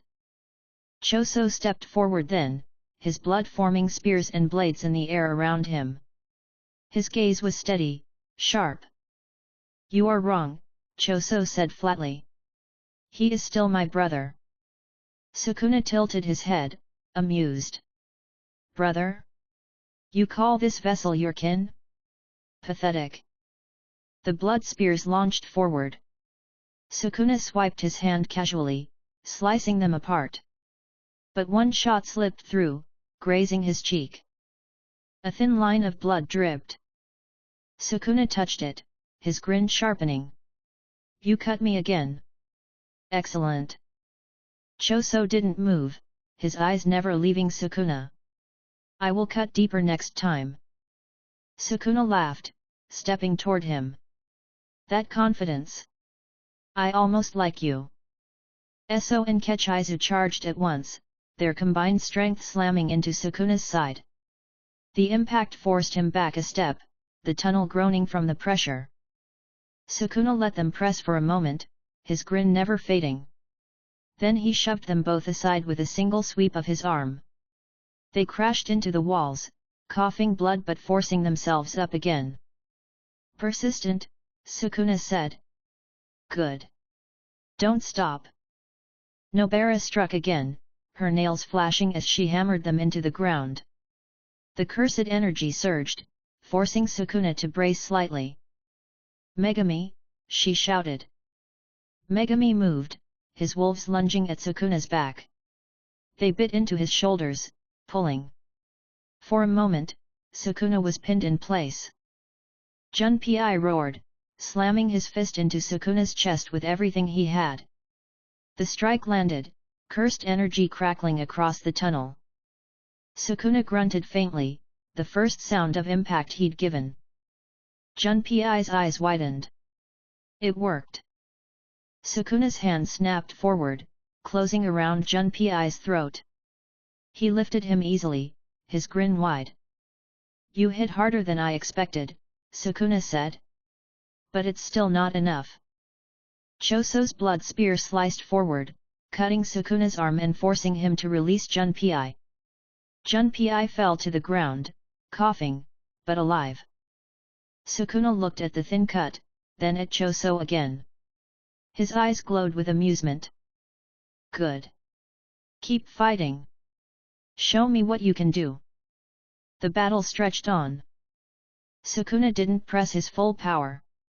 His slashes were sharp, his strikes precise, but he always pulled back just before killing. He cut them, bruised them, knocked them down but never the finishing blow. He laughed every time they rose again. Nobara's face bled from a shallow cut, but she drove another nail into the ground, screaming as she released more energy. Megami's hands trembled, his shikigami breaking under the pressure, but he summoned again, refusing to stop. Junpei's fists split and bled, but he swung them harder, striking at Sukuna with reckless determination. Eso and Kechizu limped, their bodies bruised, but they slammed forward together, refusing to fall back. Choso's blood ran thin, but his eyes burned brighter, every strike aimed with killing intent. And Sukuna laughed. Every cut, every bruise, every failed strike, it only entertained him more. You're all still standing, he said, his voice carrying over the chaos. Good. Don't stop. Make me enjoy this vessel more. Yuji's voice cracked faintly inside his body. It was muffled, buried deep, but it surfaced for a moment. Stop, hurting them. Megami's eyes widened. Yuji. Sukuna chuckled. He scratches at the surface. Pathetic. But amusing. Nobara glared, raising her hammer again. Keep fighting. He's still in there. Junpei clenched his fists, his voice rough. We'll drag him out, no matter what it takes. Sukuna's grin widened. Try. The tunnel shook again as the clash resumed. Blood, stone, and cursed energy filled the air. Sukuna toyed with them, each movement precise and overwhelming. But the group never stopped. Every time one fell, another covered. Every time he struck, they answered. And through it all, Sukuna only laughed. Chapter 39, King vs. King. Dust still hung in the tunnels. Megami's wolves crouched low, growling at Sukuna. Nobara's hammer trembled in her grip. Junpei's fists were split and bloody. Eso and Kechizu were breathing heavy, their shoulders scarred, yet none of them stepped back. That's when I entered. The last of Mahito's transfigured humans burned into nothing behind me. Hanami's roots had been cut apart and left smoldering. My steps echoed steady against the cracked concrete. Sukuna's head turned the moment my aura flared through the tunnel. His grin stretched wider, his eyes lighting with amusement. So. You came. I glanced at Megami, Nobara, Junpei, Eso, and Kechizu. Get out. All of you. Nobara snapped instantly.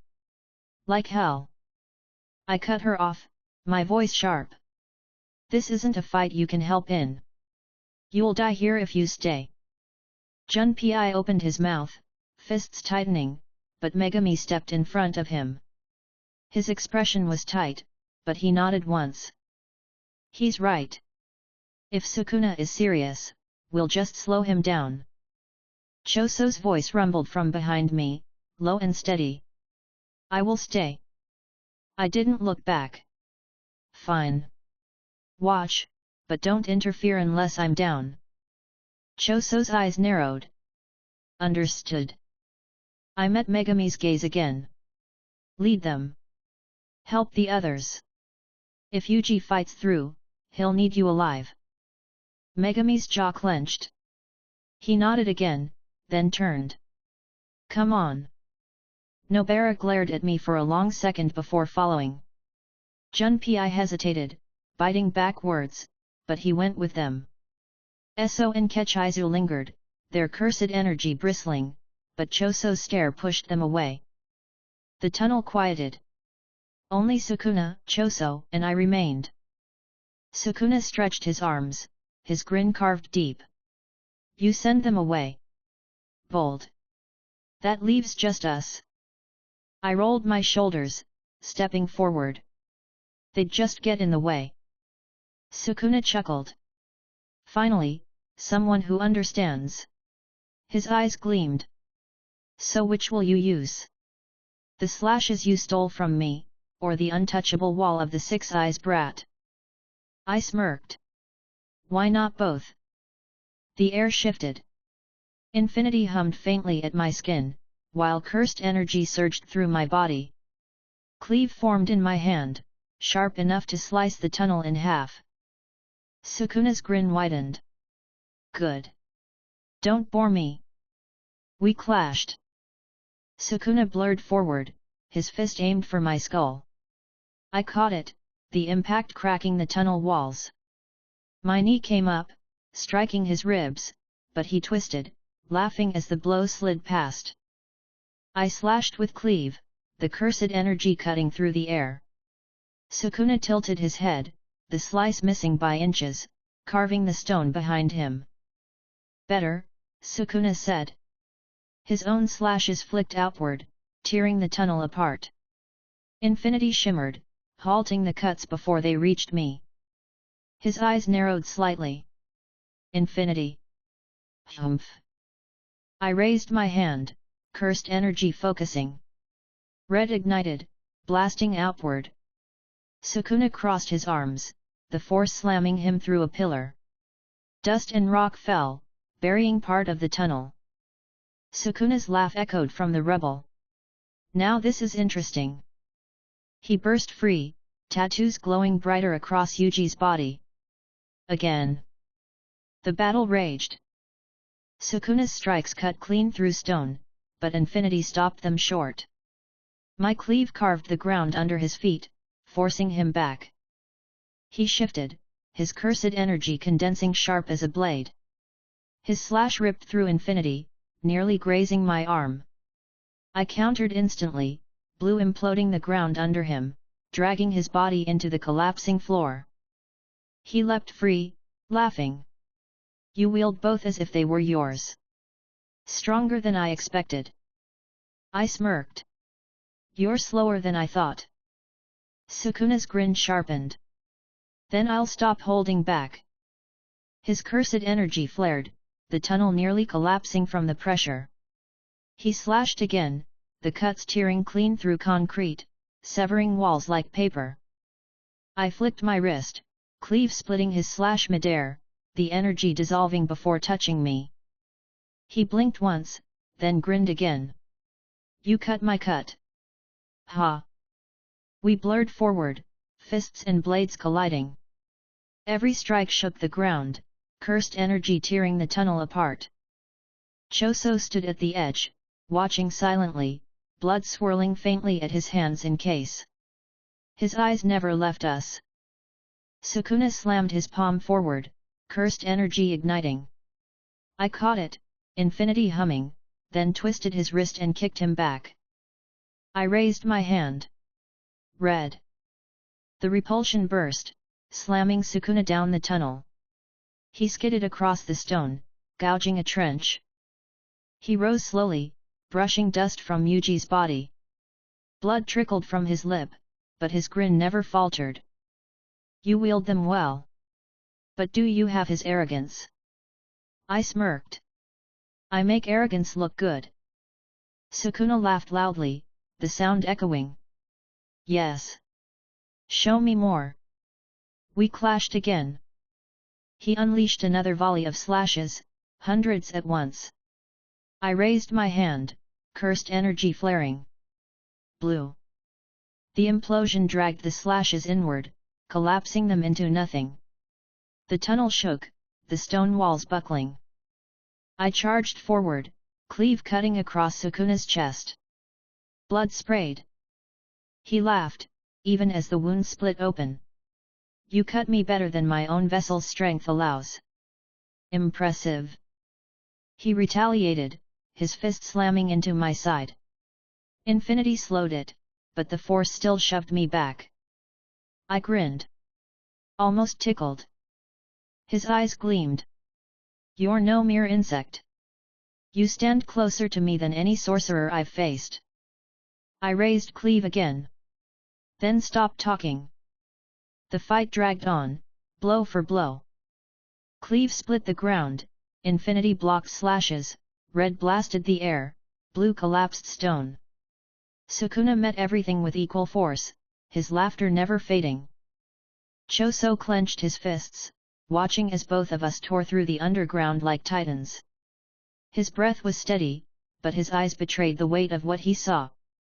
Sukuna slashed again, the tunnel ceiling collapsing. I raised my hand, halting the debris with infinity. Sukuna lunged through, his grin wide, his fist colliding with mine. The shockwave shattered the remaining stone. We stood in the wreckage, the tunnel barely holding together. Sukuna's chest rose and fell with exhilaration. You're stronger than Gojo. Stronger than most. Perhaps, nearly equal to me. I smirked, cleave humming in my hand. Nearly. Sukuna's grin sharpened. We'll see. The civilians far above would never know the destruction below. The tunnels trembled with every strike, but the fight was contained between us. Sukuna's voice cut through the clash. If you stand at this height, why serve them? You could rule. Like me. I cut another slash apart. Not interested. I like my freedom. Sukuna laughed. Freedom through strength. Then keep showing me yours. We collided again, cursed energy ripping through the underground like a storm. Chapter 40, Domains Collide. The tunnel had been ripped apart from our clash. Stone pillars lay broken, ceilings cracked open, cursed energy carved into the floor like claw marks. Dust floated thick, but it didn't hide Sukuna's grin. His eyes gleamed with delight, his chest rising with steady breath. The tattoos across Yuji's skin pulsed brighter with each second. You can cut me. You can block me. You can even bruise me. Sukuna chuckled, his voice low, sharp. But now we see if you can survive me. The cursed energy around him swelled. It pushed hard against my skin, even through infinity. My 6 eyes saw it condense, precise and sharp, not wasted in the slightest. He wasn't playing anymore. Domain expansion, Sukuna said. His voice echoed through the collapsing tunnel. The world shifted instantly. The tunnel vanished, swallowed by black walls. The ground stretched endlessly, covered in skulls and bones. Above, the sky bled with a crimson glow. The horizon curved, infinite and consuming. Malevolent shrine. The pressure bore down immediately. My body recognized it before my mind needed to. This was the perfected domain, open and without a barrier. His slashes extended outward in every direction, no end, no escape. Choso stumbled at the edge, his breath catching. This cursed energy. I didn't hesitate. My own cursed energy surged, burning bright. Domain expansion. The black void snapped into place. A hollow sphere of infinity wrapped around me, my control absolute. The inside of my barrier stretched wide, infinite space folding endlessly. My 6 eyes narrowed, focusing on every flicker of energy. Sukuna's grin widened. So you can use it too. Good. Show me. The clash of domains roared. Sukuna's slashes struck instantly, thousands at once, raining from every direction. My infinity caught them, slowing their edges to nothing. Each blade hung inches away before unraveling. I countered, raising my hand. Cursed energy condensed into a point. Cleave. The cut tore through the bones around us, slicing across the malevolent shrine. Sukuna shifted, the attack grazing his shoulder, blood spilling down his arm. He laughed. Perfect. Do it again. His slashes grew faster, sharper, flooding the domain with endless cuts. I shifted infinity, redirecting, unraveling each one as they pressed close. My 6 eyes tracked every trajectory, my body already moving before the blades reached me. Blue. The implosion collapsed half the ground, bones and skulls shattering into dust. Red. The repulsion tore forward, slamming Sukuna back through his own shrine pillars. He only laughed louder, his body twisting as he righted himself midair. You're not Gojo. You're not me. You're both and more. Wonderful. Choso remained at the edges, his breath tight. He couldn't step in the cursed energy would rip him apart if he tried. But his eyes never left us. His fists clenched, blood swirling faintly, ready to strike if he saw any opening. Sukuna unleashed again. His slashes carved deeper, sharper, layering over one another. The malevolent shrine's endless radius didn't falter, pressing against infinity. I countered. My own domain pulsed, layers of infinity weaving tighter, unraveling each slash as it came. My cursed energy surged, not just blocking but erasing. Cleave. The cut tore through Sukuna's chest this time. He grunted faintly, then grinned wider, licking the blood from his lip. Yes. That's it. He lunged forward, fists swinging. His strikes carried the weight of 20 fingers, each one a killing blow. I caught them, redirected them, my own fists slamming back with equal force. The shockwaves cracked the shrine's ground, skulls bursting into fragments. Blue. The implosion dragged Sukuna down, warping space. Red. The repulsion blasted him free, blood spraying as he crashed through another row of broken pillars. Sukuna rose again, laughing through the blood. His grin didn't falter, even as his body dripped red. You wield them like they were always yours. I like it. Our domains ground against each other, neither collapsing. His shrine cut endlessly, mine unraveled endlessly. The clash shook the air, cursed energy boiling and snapping. Sukuna blurred forward, his speed tearing through the space between us. His slash grazed my cheek, blood dripping for the first time. He tilted his head. Finally. I smirked, wiping the blood away. Congratulations. That's all you're getting. He roared with laughter, his slashes whipping faster, sharper, endless arcs colliding against infinity. I pressed forward, my cleave cutting through his blades midair, my strikes forcing him back. Our fists collided, cursed energy rippling outward in shockwaves that tore the shrine apart. Choso's knees buckled at the edge, his breath harsh under the weight. Still, he didn't move. Sukuna raised his hand suddenly, cursed energy condensing sharper than before. Dismantle. The slash ripped across the domain, sharper, focused, aimed directly for the core of infinity. My 6 eyes tracked the trajectory instantly. Cleave. The two attacks collided midair, exploding in a shockwave that shook the entire shrine. The ground shattered beneath us, skulls pulverized to dust. Sukuna grinned wider, blood dripping from his mouth. Yes. Yes. You really are worthy. I tightened my fist.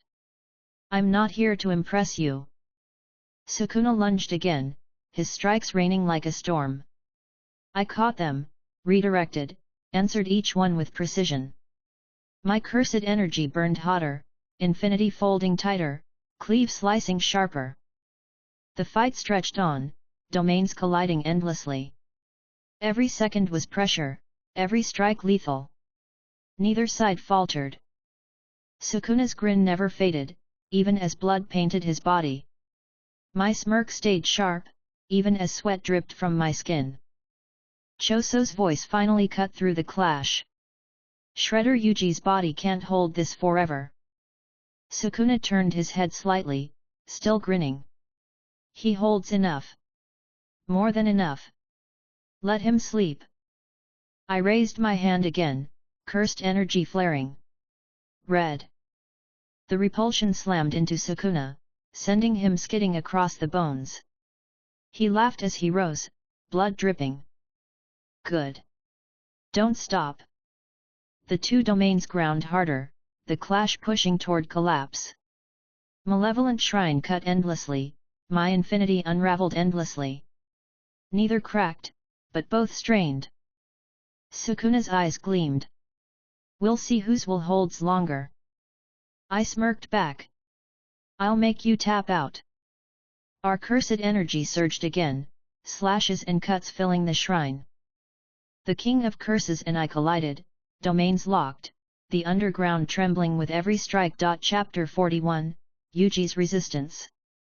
The malevolent shrine pressed harder against my infinity. Endless slashes ripped across the bones and broken pillars of the domain, each one sharper than the last. My 6 eyes tracked them all, unraveling the blades before they carved me open. Sukuna's grin never faltered.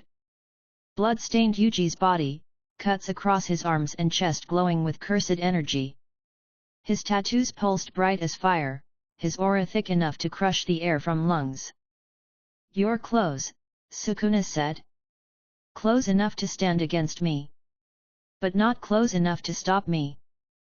I raised my hand, cursed energy condensing. Cleave. The strike ripped across the shrine, slicing the ground apart. Sukuna twisted, letting the cut graze his ribs. Blood poured, but he only laughed louder. Yes. More.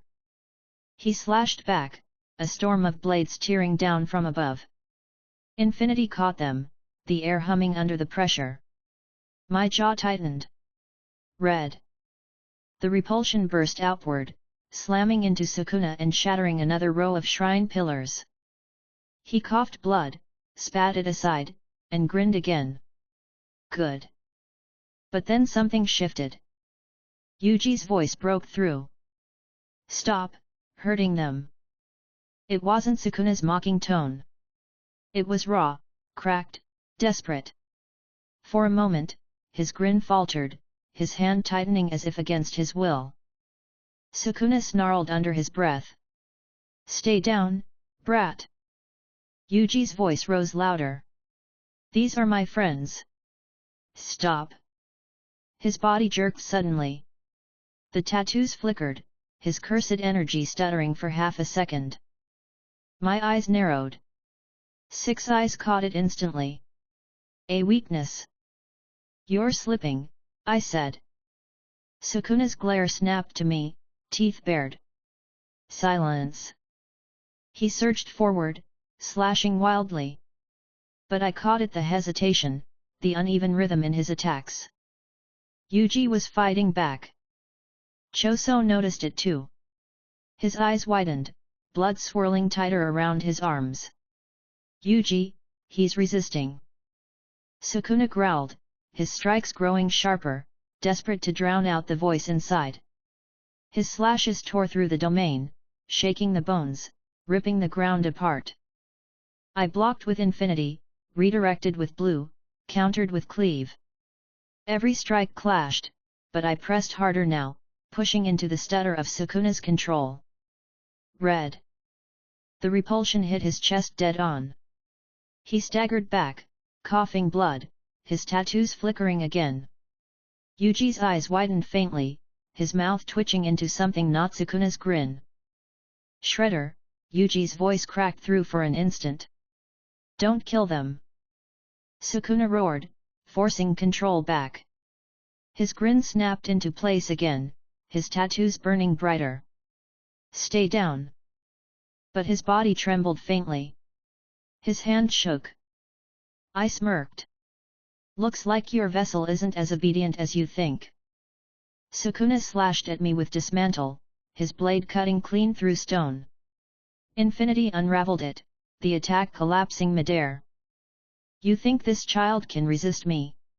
Sukuna spat. I am the king of curses. He is nothing. Yuji's voice broke through again, louder this time. They're my friends. Get out of my body. Sukuna's steps faltered for a second. His fist stopped just short before he forced it forward again, slower than before. I blocked it, twisting his arm, slamming my knee into his side. He coughed blood again, his body betraying him even as his grin stayed sharp. Choso's fists clenched. Yuji, keep fighting. The domain cracked under the strain. Sukuna's malevolent shrine wavered, the bones flickering, the crimson sky bending. Damn it! Sukuna snarled. His tattoos burned brighter, cursed energy flooding outward in a violent wave. The shrine stabilized for a moment, but Yuji's voice still bled through. I won't let you hurt them. His body jerked again, knees buckling. He fell forward slightly before catching himself. His grin twisted, half Sukuna's sharpness, half Yuji's pain. Shut up! Sukuna roared, clutching his own head. I didn't wait. My hand raised, cursed energy flaring bright. Blue. The implosion dragged Sukuna forward, his body crashing against the ground. He slammed his fist down, shattering the skulls beneath, forcing himself upright again. But his tattoos flickered once more. Yuji's voice cracked louder. Megami. Nobara. Junpei, everyone. I'm not letting him kill you. Sukuna growled, his chest heaving.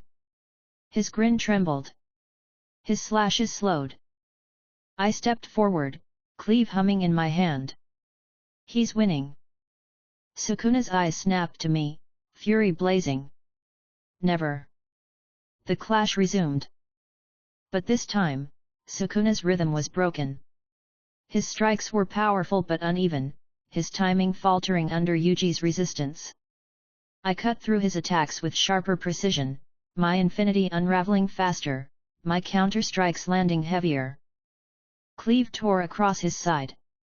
Red blasted him back. Blue dragged him down. Each strike cut deeper than before, each impact shaking his body harder. His blood splattered the ground, his laughter strained, forced. Yuji's voice rose over it all. I'm still here. Sukuna's roar echoed through the shrine, furious, desperate. Stay silent.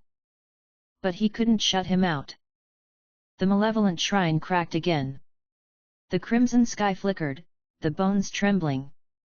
The barrier wavered at the edges, unstable. Yuji's voice grew stronger, breaking through with every flicker. I won't let you win, Sukuna. This is my body. Sukuna clutched his head again, his grin warping into a snarl. His tattoos glowed and dimmed, his cursed energy surging and collapsing in unstable waves. I pressed forward, cleave raised high. Looks like your fight isn't with me anymore. It's with him. I slashed. The cut tore across his chest, blood spilling in a violent spray. Sukuna staggered, his knees hitting the ground. His grin faltered completely for the first time. Yuji's eyes widened through the blood and tattoos. His voice rang clear. I'm taking it back. The malevolent shrine shattered, collapsing in on itself. The bones dissolved, the crimson sky bled away. The tunnel returned, broken and cracked, dust falling from above. Sukuna dropped to one knee, his tattoos fading, his body trembling. Yuji's voice fought harder, pressing him down. Choso stepped closer, his eyes wide. Yuji. Chapter 42, Yuji's Return. The malevolent shrine collapsed fully, its crimson horizon bleeding away into nothing.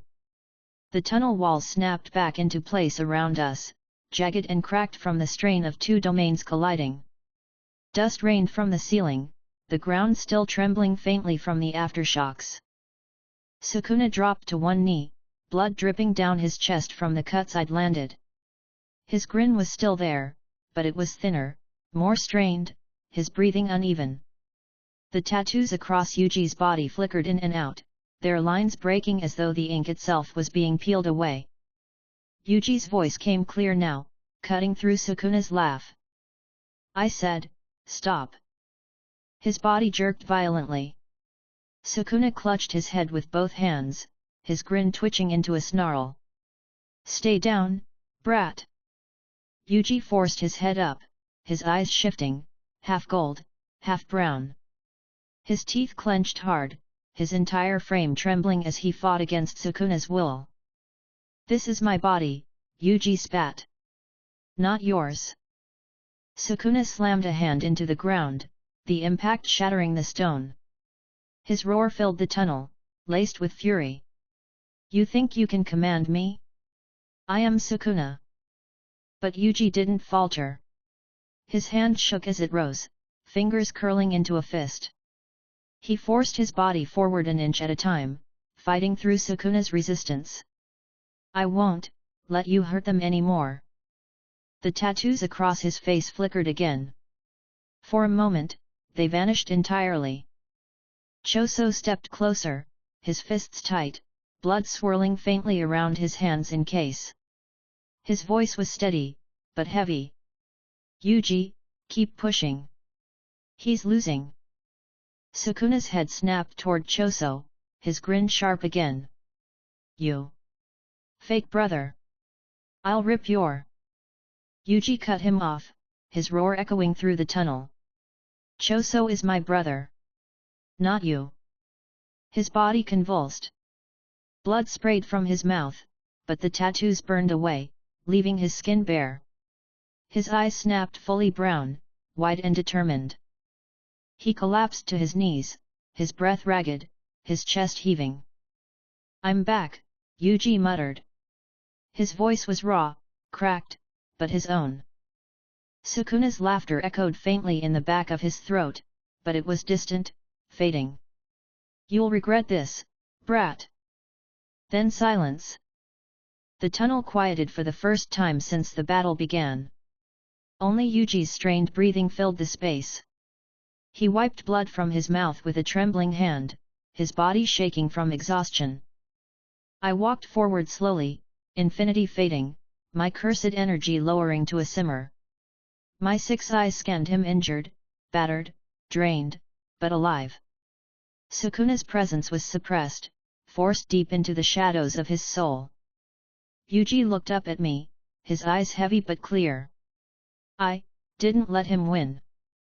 I smirked faintly. Not bad, kid. Took you long enough. He managed a weak smile, coughing hard before steadying himself. Thanks, for not killing me. Choso knelt beside him, his eyes softer now, relief flickering in them. He rested a hand on Yuji's shoulder. You fought well. You came back. Yuji's gaze met his, faintly confused but too tired to ask. He just nodded. I crouched in front of him, meeting his eyes. You realize what just happened, right? He had 10 fingers shoved down your throat, took over completely, and we had to beat him back into his cage. Yuji winced, his jaw tightening. I felt it. Every second. I thought I'd disappear. Choso's voice was firm. You didn't. You are still here.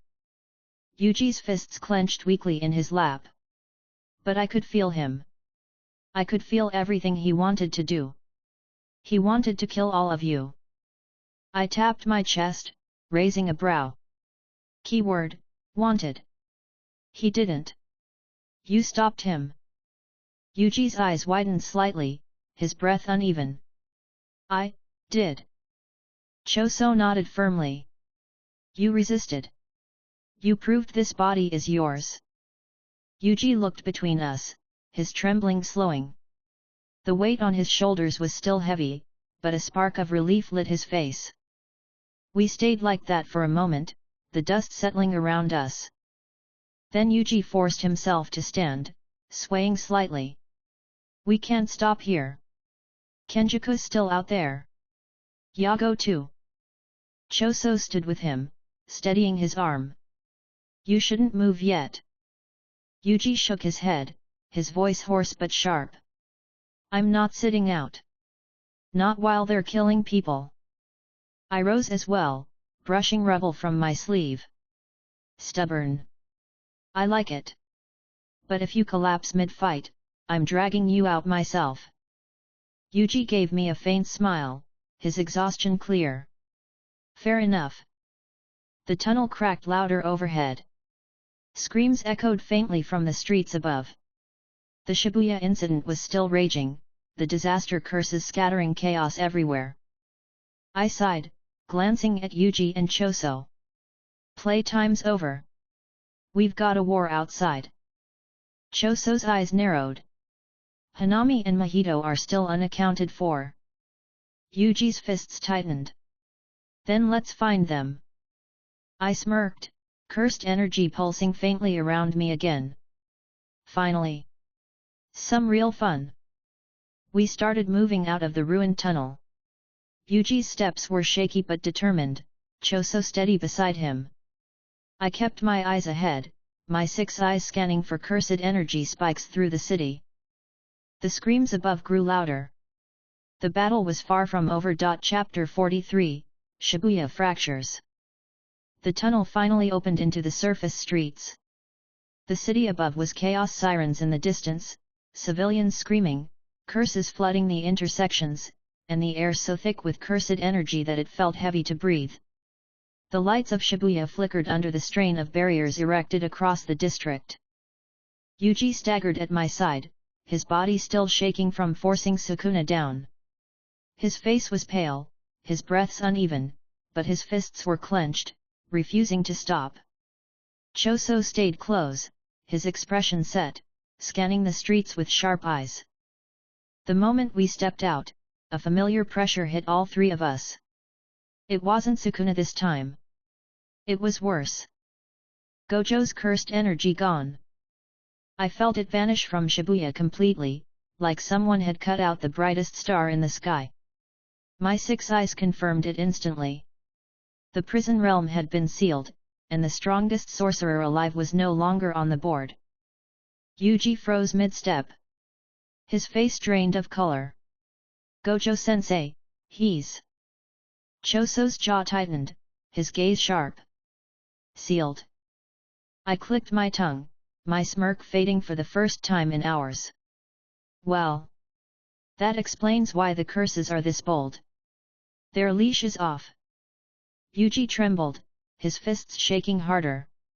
We can't let this happen. I put a hand on his shoulder, steadying him before he spiraled. Hey! Don't lose it. If he's sealed, then every single curse in this city is going to try and make their move. That means we move faster. Yuji nodded faintly, forcing breath into his lungs. Right. But as he steadied himself, his cursed energy spiked uncontrollably. The tattoos flickered across his skin again, faint but there. His aura surged outward, sharp enough to slice cracks in the pavement. The civilians still nearby screamed and scattered, the pressure too much for them. Choso raised his arm slightly, ready if needed. He's destabilizing. Yuji grabbed at his chest, his teeth clenched. I can hold it. I frowned, studying him with my 6 eyes. His energy flow was uneven, wild, jagged bursts leaking from Sukuna's 10-finger surge. He wasn't lying about holding it, but it was going to rip him apart if we didn't stabilize it soon.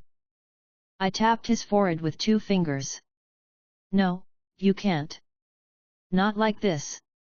You're leaking cursed energy like a busted water pipe. Even if Sukuna's shoved down, he left his trash behind. Yuji groaned, dropping to one knee, his nails digging into the concrete. I can't let him out again. Choso knelt beside him, steady but firm. We'll help you. You won't lose control. The ground shook violently nearby as a group of transfigured humans lurched from an alley, Mahito's handiwork. The timing was perfect, and it pissed me off. I raised a hand, infinity humming, slashing them apart with a quick cleave before they touched us. We don't have time for this mess. Gojo's gone, Yuji's unstable, and curses are swarming like ants. Yuji forced himself upright, his fists trembling. His aura still spiked wildly, tattoos flickering faintly. I can fight. I have to. I gave him a sharp look. Fight? Yes. But if you lose control, Sukuna will wipe out everyone around you. That includes Choso, and me, and the civilians. You willing to gamble that? Yuji's breath hitched. He looked at the blood on his fists, then at Choso, then back at me.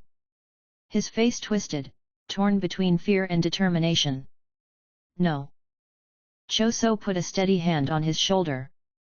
Then let us protect you until you stabilize. Yuji shook his head fiercely. No. I can't sit back. I'll fight, even if it hurts. I smirked faintly despite the chaos. There's the stubbornness I expected. Cursed energy spiked in the distance, strong and heavy. Hanami's signature flared sharp from the north. Mahito's aura rippled from the east, closer than I liked. And further out, Yago's presence was still alive, battered but burning hot with rage. Gojo was sealed. The curses were splitting up, moving across the city, sowing chaos. I sighed, shaking my head. Well, looks like babysitting duty's over. Time to pick where we bleed. Yuji steadied himself, his eyes sharp despite the instability in his aura.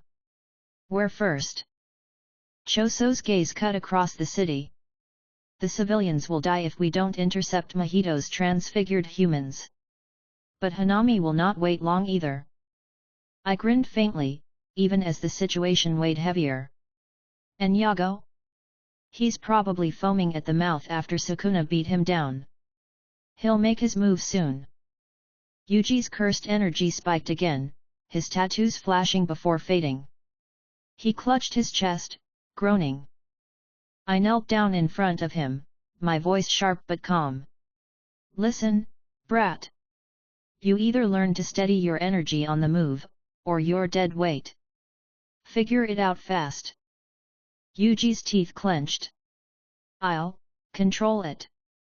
I promise. Choso's tone was blunt, almost cold. If he loses it again, I'll stop him. Yuji glanced at him, wide-eyed, then nodded. Okay. I stood, smirking faintly at both of them. Then let's go give these curses hell. The city burned around us as we moved, curses scattering across the streets. Yuji's energy leaked with every step, but he forced it down, his fists clenched until his knuckles bled. Choso kept close, watching him carefully. I led, carving through the smaller curses that blocked the way. The battlefield was changing fast. Without Gojo, the balance of Shabuya was crumbling. Chapter 44, Hunting Yago. The street split with screams and flames. My 6 eyes mapped the cursed energy flooding Shabuya like a storm. Mahito's signature slithering east, Yago's boiling hot to the west. Hanami's aura was gone, her body had already rotted under my blade earlier. Dagon's presence had flickered out too, replaced by the void Toji left behind. The curses were thinning, but the worst of them were still roaming. Yuji's aura still sputtered, his tattoos flashing faint across his cheek before fading again. His fists were clenched until they bled, his face tight with effort. Choso stayed glued at his side, ready to intervene the moment Sukuna's energy bled too far. I caught Yuji by the shoulder before he pushed further into the crowd of curses. Listen, brat. You're unstable. That snake mojito is the perfect test. You go east with Choso and put him down. Yuji's head snapped up, shock flickering across his face. Me? Mojito. I cut him off, sharp. Exactly. You hate him. Good. Channel it. Just don't lose yourself to Sukuna again. Choso's voice was steady, but his tone brooked no argument. I'll keep him steady. Mojito dies tonight. Yuji's breath hitched, then he nodded firmly. Yet. He does. I gave them a quick smirk, my cursed energy flaring as I turned west. Good. While you two play exterminator, I've got a flame bug to put down. Without waiting for a reply, I blurred into motion, the city warping past me as I locked onto Yago's cursed energy. The trail was easy. Fire had carved through the streets, buildings melted to slag, civilians screaming as they ran from the burning path. Yago wasn't subtle. I followed the smoke and heat until I found him standing in the middle of an intersection, his molten grin splitting wide as he saw me approach. His flames licked higher, his molten eye burning brighter. You, Yago growled. His voice cracked with fury. Sukuna humiliated me. But you, his flames surged outward, setting cars and poles ablaze. You helped him.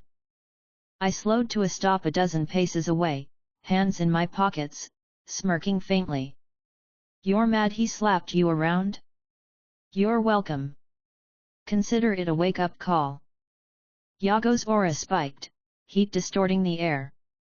You think you can mock me? I'll burn you until nothing remains. I shrugged. Good. Saves me the trouble of chasing you down. The battle began instantly. Yago unleashed a wave of flames, the street turning into a sea of molten lava. Cars melted into slag, pavement split and bubbled.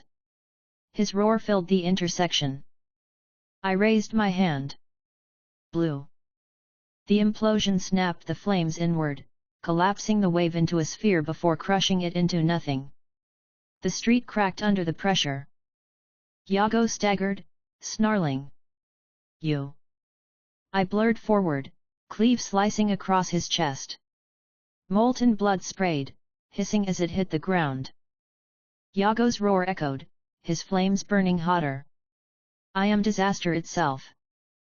Yet, I muttered, dodging his next strike, infinity humming around me. A disaster with bad aim. He swung again, his molten arm crashing into the barrier of infinity. The heat warped the air, but it didn't touch me. I raised my hand, cursed energy pulsing. Red. The repulsion slammed into him, blasting Yago down the street, carving a trench in the molten asphalt. He crashed through two storefronts before stopping, coughing lava like blood. He rose again, slower, his body cracked and dripping molten rock. His eye glared at me with burning hatred. Why are you here? You're no ally of sorcerers, no ally of curses. I smirked, stepping forward. I'm here because you're loud, ugly, and annoying. And because you're in my way. Yago roared, his flames erupting. Domain expansion. The city vanished, replaced by a volcanic hellscape. Magma lakes bubbled under a sky of burning ash. The ground trembled with the force of eruption, heat pressing in from every side. Coffin of the Iron Mountain. The domain pressed hard, lava erupting upward in towering fountains. I sighed, my cursed energy flaring. Domain expansion. The void swallowed the magma. A sphere of endless space stretched out, infinity folding upon itself, my cursed energy absolute. Yago's lava slammed into it, only to slow, stop, and collapse into nothing. His roar echoed. You dare! I raised my hand. Cleave hummed sharp, slicing through the air. The cut tore across his chest again, blood spraying. He staggered, coughing, his flames faltering under the strain. Impossible, even Gojo Satoru couldn't. I stepped closer, smirking. News flash. I'm not Gojo. The clash tore through both domains. His lava burned hotter, but infinity unraveled it. My cleave carved deeper, my red blasted harder, my blue dragged stronger. Yago fell back step by step, his molten form cracking under the pressure. His roars grew desperate, his aura burning wilder, but nothing broke through. Finally, I raised my hand, cursed energy condensing sharp. Red. The blast ripped through his chest, the repulsion tearing his body apart in a spray of molten rock. His scream echoed, fire scattering before collapsing. He hit the ground hard, his body breaking apart, his flames sputtering into embers. I stepped over him, looking down with a faint smirk. Disaster, hey? More like a campfire. Yago's molten eye dimmed, his voice a rasp. Sukuna was right, we were never enough. Then his body crumbled into ash, his flames scattering into smoke. The domain faded. The city returned, still burning from his earlier rampage, but quieter now. I exhaled slowly, brushing ash from my sleeve. That's one down. My 6 eyes stretched outward again, scanning the city. Mahito's cursed energy still slithered to the east, stronger now. Yuji's aura was jagged, but steady. He and Choso were already engaged. The civilians were still screaming, barriers still locking the district, and Gojo's absence left the entire battlefield tipped against us. But Yago was gone. One less problem. I straightened, my smirk faint. On to the next mess. Chapter 45, Kenjaku in the Square. The west side of Shibuya was quieter now. Yago's flames still licked at the buildings, smoke rising into the night sky, but his cursed energy was gone. The path of ash he left behind was enough to confirm he wasn't coming back. My 6 eyes spread out, pulling in every cursed signature in the city. Yuji and Choso were still locked with Mahito to the east. The smaller fights between sorcerers and grade 2 curses shook the outer barriers. But there, in the center of Shibuya, a presence heavier than the rest anchored everything. Calm, precise, controlled. Kenjaku. I blurred across rooftops, moving fast until the square opened up before me. Civilians filled it, bound in cursed rope, gagged, their wide eyes staring at nothing. They couldn't see the man at the center of their terror. To them, it was the atmosphere air so heavy it made breathing painful, the feeling of dread crawling into their skin that paralyzed them. Kenjaku stood among them, composed as ever.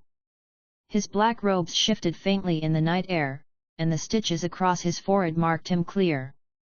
He wasn't like Yago or Mahito. His aura didn't blaze or drip. It was honed, exact, and suffocating. I stopped a dozen steps from the edge of the cursed ropes, smirking faintly.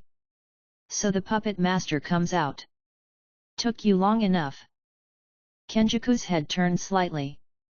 His voice was calm, almost polite. You move differently from the rest. I had expected only Gojo Satoru to present trouble. But you've disrupted my plans already. I shrugged, stepping closer. Gojo sealed. That makes me the new number 1 on your headache list. Before he could answer, cursed energy flared from the air. Yuki Tsukumo dropped into the square, blonde hair tied up, leather jacket half-zipped, her gaze sharp as it locked onto Kenjaku. Well, she said casually, brushing dust from her sleeve. The brain in stitches himself. I've been waiting to see if you'd crawl out in person. Kenjaku looked at her with faint interest. You shouldn't be here. Yuki grinned, tilting her head. Don't dodge the question I'm about to ask. He paused. What question? What type of women do you like? The bound civilians shuddered. They couldn't understand the words, couldn't see the figures standing before them, but the air tightened around them, making them weep into their gags. Kenjaku didn't blink. Shallow. Yuki rolled her eyes. Always so stiff.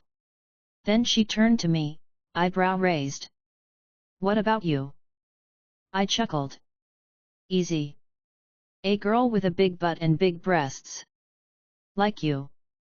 Yuki barked out a laugh, eyes narrowing with amusement. Finally. Honesty. That's the kind of answer I like. Kenjaku ignored the banter. His gaze never left us, voice steady. You joke while the world is already shifting. Gojo Satoru is sealed. Sukuna has consumed 10 fingers. The balance has broken. I smirked, lifting a hand to brush my collar. And yet you're still here explaining yourself. Sounds like nerves. Yuki's grin sharpened. Or maybe he's buying time. Her cursed energy flared heavy, pressing into the square. The civilians whimpered louder, their bodies buckling under a force they couldn't name. Kenjaku's aura answered, barriers of cursed threads weaving faintly in the air. If you stand in my way, you'll die here. Yuki's fists lit with cursed energy, the ground cracking under her stance. Talk less. Fight more. I slid my hands from my pockets, infinity humming faint around me. Finally, something fun. The fight started immediately. Yuki lunged in, fist glowing with raw power. Kenjaku raised a hand, barriers flickering to block, but her strike cracked them, the air ringing from the impact. I flicked my wrist. Blue. The implosion collapsed part of the barrier, dragging rubble inward before snapping it apart. Dust shot through the square. Kenjaku twisted smoothly, his hand flicking. Threads lashed out like blades, cutting across the ground. Cleave. My cut split them instantly, cursed energy shattering them into fragments. Yuki swung another blow, her fist tearing through the barrier shielding his left side. Kenjaku slid back, his calm smile unchanged. You two together, he murmured. More troublesome than expected. Glad we could surprise you, I smirked, stepping closer. Kenjaku's aura spiked again, his barriers forming sharp cages around the civilians. They couldn't see them, only felt the weight growing heavier, their muffled cries sharper. You're not going to play hostage, are you? I asked, my smirk fading. Kenjaku's voice was calm, as if stating fact. Every move you make risks their lives. Yuki's jaw tightened, her glare sharp. Coward. I clicked my tongue. Hide behind ropes all you want. You're still going down. Yuki hammered forward again, cursed energy blazing. I pressed from the other side, cleave slicing through the barriers Kenjaku used to redirect her strikes. His threads snapped, sparks scattering, but his face stayed composed. You believe strength alone can decide this night, Kenjaku said, his tone steady. But strength without vision is meaningless. I smirked, raising my hand. Good thing I've got both. Red. The repulsion blasted across the square, forcing Kenjaku to throw up layers of barriers. They cracked, shattering under the force, his body sliding back through broken stone. Yuki roared, stepping into the opening, her fist glowing bright. She slammed into his chest, the impact shaking the square. Kenjaku staggered, blood spattering from his mouth. His gaze sharpened for the first time, his composure bending slightly. Yuki grinned. Not so calm now. I stepped forward, cleave humming. Ready for round 2. The civilians collapsed under the weight of cursed energy, unconscious now. They wouldn't remember what they saw, wouldn't know what terror had passed through their square. But we knew. And Kenjaku knew. This fight wasn't ending fast. Chapter 46, Pushing Kenjaku. The air in the square grew sharper with every passing second. The civilians, bound and gagged, trembled from the pressure they couldn't understand. They didn't see Kenjaku, they didn't see Yuki, and they didn't see me. But they felt the crushing weight of cursed energy rolling off us like a storm. Kenjaku stayed calm at the center, his barriers weaving in complex layers. His stitched forehead reflected faint light from the burning streets beyond. Yuki had already cracked one of his shields, but he was steady, controlled, adapting quickly. I stepped forward, brushing ash from my sleeve. My infinity hummed, wrapping tight around me. My 6 eyes picked apart every thread of cursed energy Kenjaku had woven across the square. His barriers weren't simple blocks. They were layered traps, rerouting momentum, redirecting impact. To anyone else, they'd feel impenetrable. To me, they were lines waiting to be cut.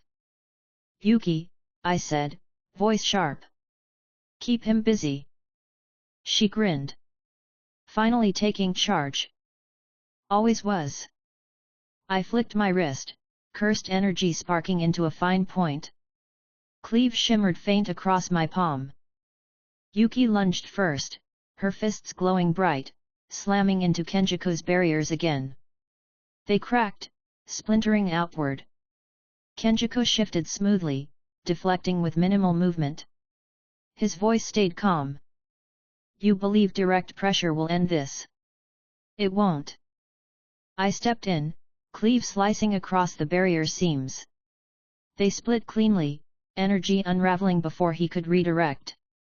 His eyes sharpened, his composure flickering.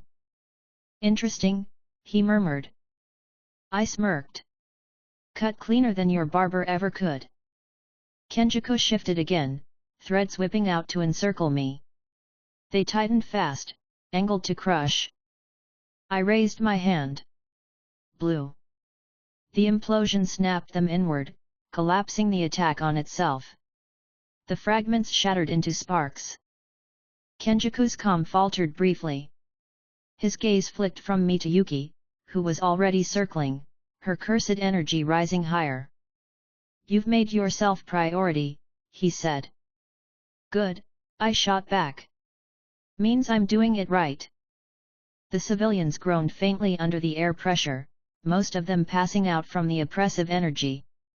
They wouldn't remember this fight, wouldn't know why their city cracked apart under invisible hands.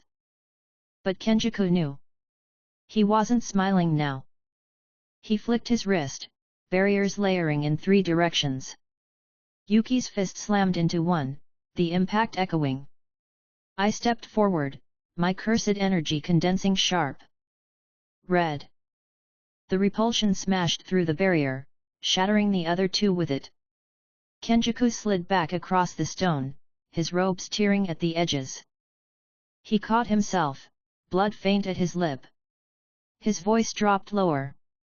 So this is what it feels like, to face the combination of 6 eyes and Sukuna's blade. I smirked, cleave humming in my hand. Keep testing. You won't like the results. Yuki pressed from the left, her fists hammering into his defenses. I moved from the right, cleave cutting apart every thread he tried to lash around us. Our rhythm set fast, her brute force cracking, my precision carving. Kenjaku's threads lashed outward, faster, sharper. I cut through them all, my eyes tracking every seam, every weak point. His barriers splintered again, sparks flying across the square. Yuki barked a laugh. Not so untouchable now, hey. Kenjaku steadied himself, raising both hands. His cursed energy spiked heavier, pressing down across the square. The civilians collapsed fully, unconscious from the weight. Enough, Kenjaku said quietly. His barriers erupted at once, layering into a dome of shifting walls. They twisted, bending space around us, redirecting attacks, collapsing angles. Yuki hissed through her teeth. He's sealing us in. Good, I said, my grin sharp. Easier target. The dome shimmered, barriers tightening. I stepped forward, cursed energy flooding outward. Domain expansion. Infinity bloomed around me. The space warped, the barriers slowing instantly, their shifting patterns collapsing into still frames under my control. Kenjaku's eyes narrowed. Your domain, incomplete. I smirked. Doesn't need to be complete to shred you. Cleave hummed, sharper now, cutting across the frozen barriers. They cracked apart, shards scattering through the void. Kenjaku raised another wall, but I was faster. Red. The repulsion smashed through, slamming into his chest. He staggered back, coughing blood this time. His comm cracked. Yuki surged forward, her fist slamming into his side, throwing him further across the square. Kenjaku skidded, his robes torn, blood dripping. His stitched forehead pulsed faintly, the lines sharper under strain. You too, he muttered. His tone stayed steady, but his breath grew heavier. Together, are dangerous. I lowered my hand, infinity still pulsing faint. That's the idea. The dome shattered, barriers collapsing. Kenjaku exhaled slowly, regaining some composure. He wasn't smiling now. His eyes were sharp, focused fully on me. You, he said, are not part of my calculations. That is unacceptable. Get used to it, I shot back. Yuki grinned, cracking her knuckles. He looks rattled. Kenjaku flicked his wrist, cursed threads snapping outward, binding the unconscious civilians tighter. This won't end here. He took a step back, cursed energy condensing, his presence shifting. He wasn't leaving shaken. He was leaving because he was adjusting his plan. I raised my hand again. Running already? Kenjaku's eyes locked onto mine. The next time we meet, it won't be like this. His cursed energy flared, barriers wrapping around his body. In an instant, his presence snapped out of the square. The civilians slumped, their cursed ropes unraveling as his aura left. They still couldn't see us. They wouldn't remember this. But the square was shattered, and the weight of his presence still hung in the air. Yuki exhaled, her hands on her hips. Well. That was fun. I smirked faintly, dusting off my sleeve. Sure. If your definition of fun is chasing a stitched brain around the city. She laughed, shaking her head. Your mouth's worse than mine. Someone's got to keep it interesting. My 6 eyes stretched outward again, scanning the city. Yuji and Choso's cursed energy still clashed with Mahito to the east. Mahito's presence was slippery, splitting and slithering through the battlefield. Yuji's aura was jagged, but steadier than before. Yuki followed my gaze. What's next? I smirked faintly. We finish cleaning up. Chapter 47, A Domain for the Ages. The square was broken rubble now, civilians unconscious but alive, the air clearing slowly of Kenjaku's suffocating aura. He was gone, but his presence still lingered in the cracks of the stone and the silence he left behind. Yuki stretched her shoulders, glancing at me. We chasing him? I shook my head, 6 eyes scanning east. Mahito's cursed energy slithered like oil across the battlefield. Yuji and Choso's signatures clashed against it, sharp and frantic. No. We deal with the clown first. The brain can wait. She cracked her knuckles, a grin tugging at her lips. Works for me. I blurred forward, Yuki following at my side. The city flashed past shattered glass, burning asphalt, the cries of people who couldn't see what hunted them. Mahito's aura grew clearer with every step, slippery and playful, stretching in multiple directions like he was splitting his body again. When we reached the East District, the street was already a graveyard.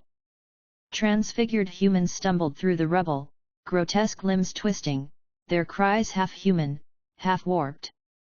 Yuji and Choso stood in the middle of the carnage, fighting hard to keep them down. Yuji's fists dripped blood, his eyes wide and determined. Choso's blood techniques sliced sharp arcs through the swarm. Mahito danced between them, his smile wide, his body twisting unnaturally. Yuji, Yuji, Yuji. You're so fun when you're angry. Yuji roared, swinging another blow, but Mahito slipped past, laughing. I stepped into the street, infinity flaring sharp around me. Time's up, patchwork. Mahito froze mid-step, his grin faltering as his eyes locked onto me. His laughter died instantly. You. Yuki landed beside me, her cursed energy humming, her grin sharp. Looks like we're the main event. Mahito's body rippled, splitting into two, then three, each grinning with the same warped face. You can't stop me. Not with all of us. I rolled my shoulders, my aura rising heavy. My 6 eyes traced every clone, every thread of cursed energy he spread across the battlefield. Wrong, I muttered. This ends now. I stepped forward, cursed energy surging higher, pressing into every corner of the street. Domain expansion. The world folded instantly. The street vanished. The rubble, the fire, the cries all gone. In their place stretched an endless landscape of sharp shrines and infinite void. Black and red torii gates twisted in every direction, cutting through a space of infinite depth. The ground was split into tiled stone, lined with intricate cursed carvings that hummed under my feet. It wasn't Gojo's hollow purple. It wasn't Sukuna's malevolent shrine. It was both. Infinity stretched out in every direction, swallowing every possibility, while slashes carved themselves into the fabric of the air, endless, unavoidable, layered upon each other. Mahito's laughter died the second it hit him. His clones shuddered, splitting apart into fragments, unable to stabilize under the pressure. I exhaled, lifting my hand slowly. Ah, I said out loud, voice carrying through the endless void. My domain expansion. I haven't used this since the Hon Era. In my head, I grinned wider, almost giddy. Finally. Finally I got to say it. I'd been waiting for this exact moment since I first realized I could. The meme had lived in my head since my old life, and now I got to drop it in front of the ugliest curse alive. Totally worth it. Yuji's eyes widened, his body freezing as the void pressed down. Choso steadied him, his voice low. Incredible. Yuki whistled softly, glancing around the domain. Damn. You weren't kidding. Mahito's body warped violently, half of him splitting apart under the slashes that cut endlessly across his form. His laughter was gone, replaced by a shrill scream. No. This isn't fair. I smirked faintly, stepping closer, every slash carving his body thinner, infinity holding him in place. Life's not fair.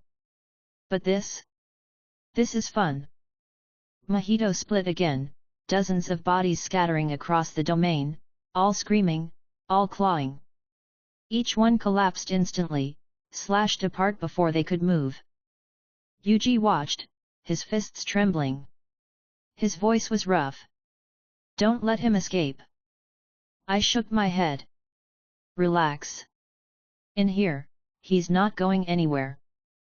The slashes cut deeper, Mahito's cries rising louder. His body melted, warped, tore apart under the pressure of infinite blades. His form tried to reform, but infinity slowed it, stretched it, left it in pieces. Yuki stepped forward, her fists glowing. You want me to finish him, I smirked, raising my hand. No need. I'll handle this. Cleave shimmered sharp across my palm. I brought it down once, and the domain amplified it endlessly. The cut split Mahito's core clean through, every clone, every fragment, every sliver of his cursed energy carved into nothing. His final scream echoed, warped and high, before collapsing into silence. The domain dissolved. The street returned, cracked and broken but quiet now. The transfigured humans collapsed lifeless, their cursed cores erased by the domain's sweep. Yuji staggered, his breath ragged. He looked at me with wide eyes, his fists trembling. He's gone. I smirked faintly. He's gone. Choso's shoulders eased, his blood pulling back into his body. At last.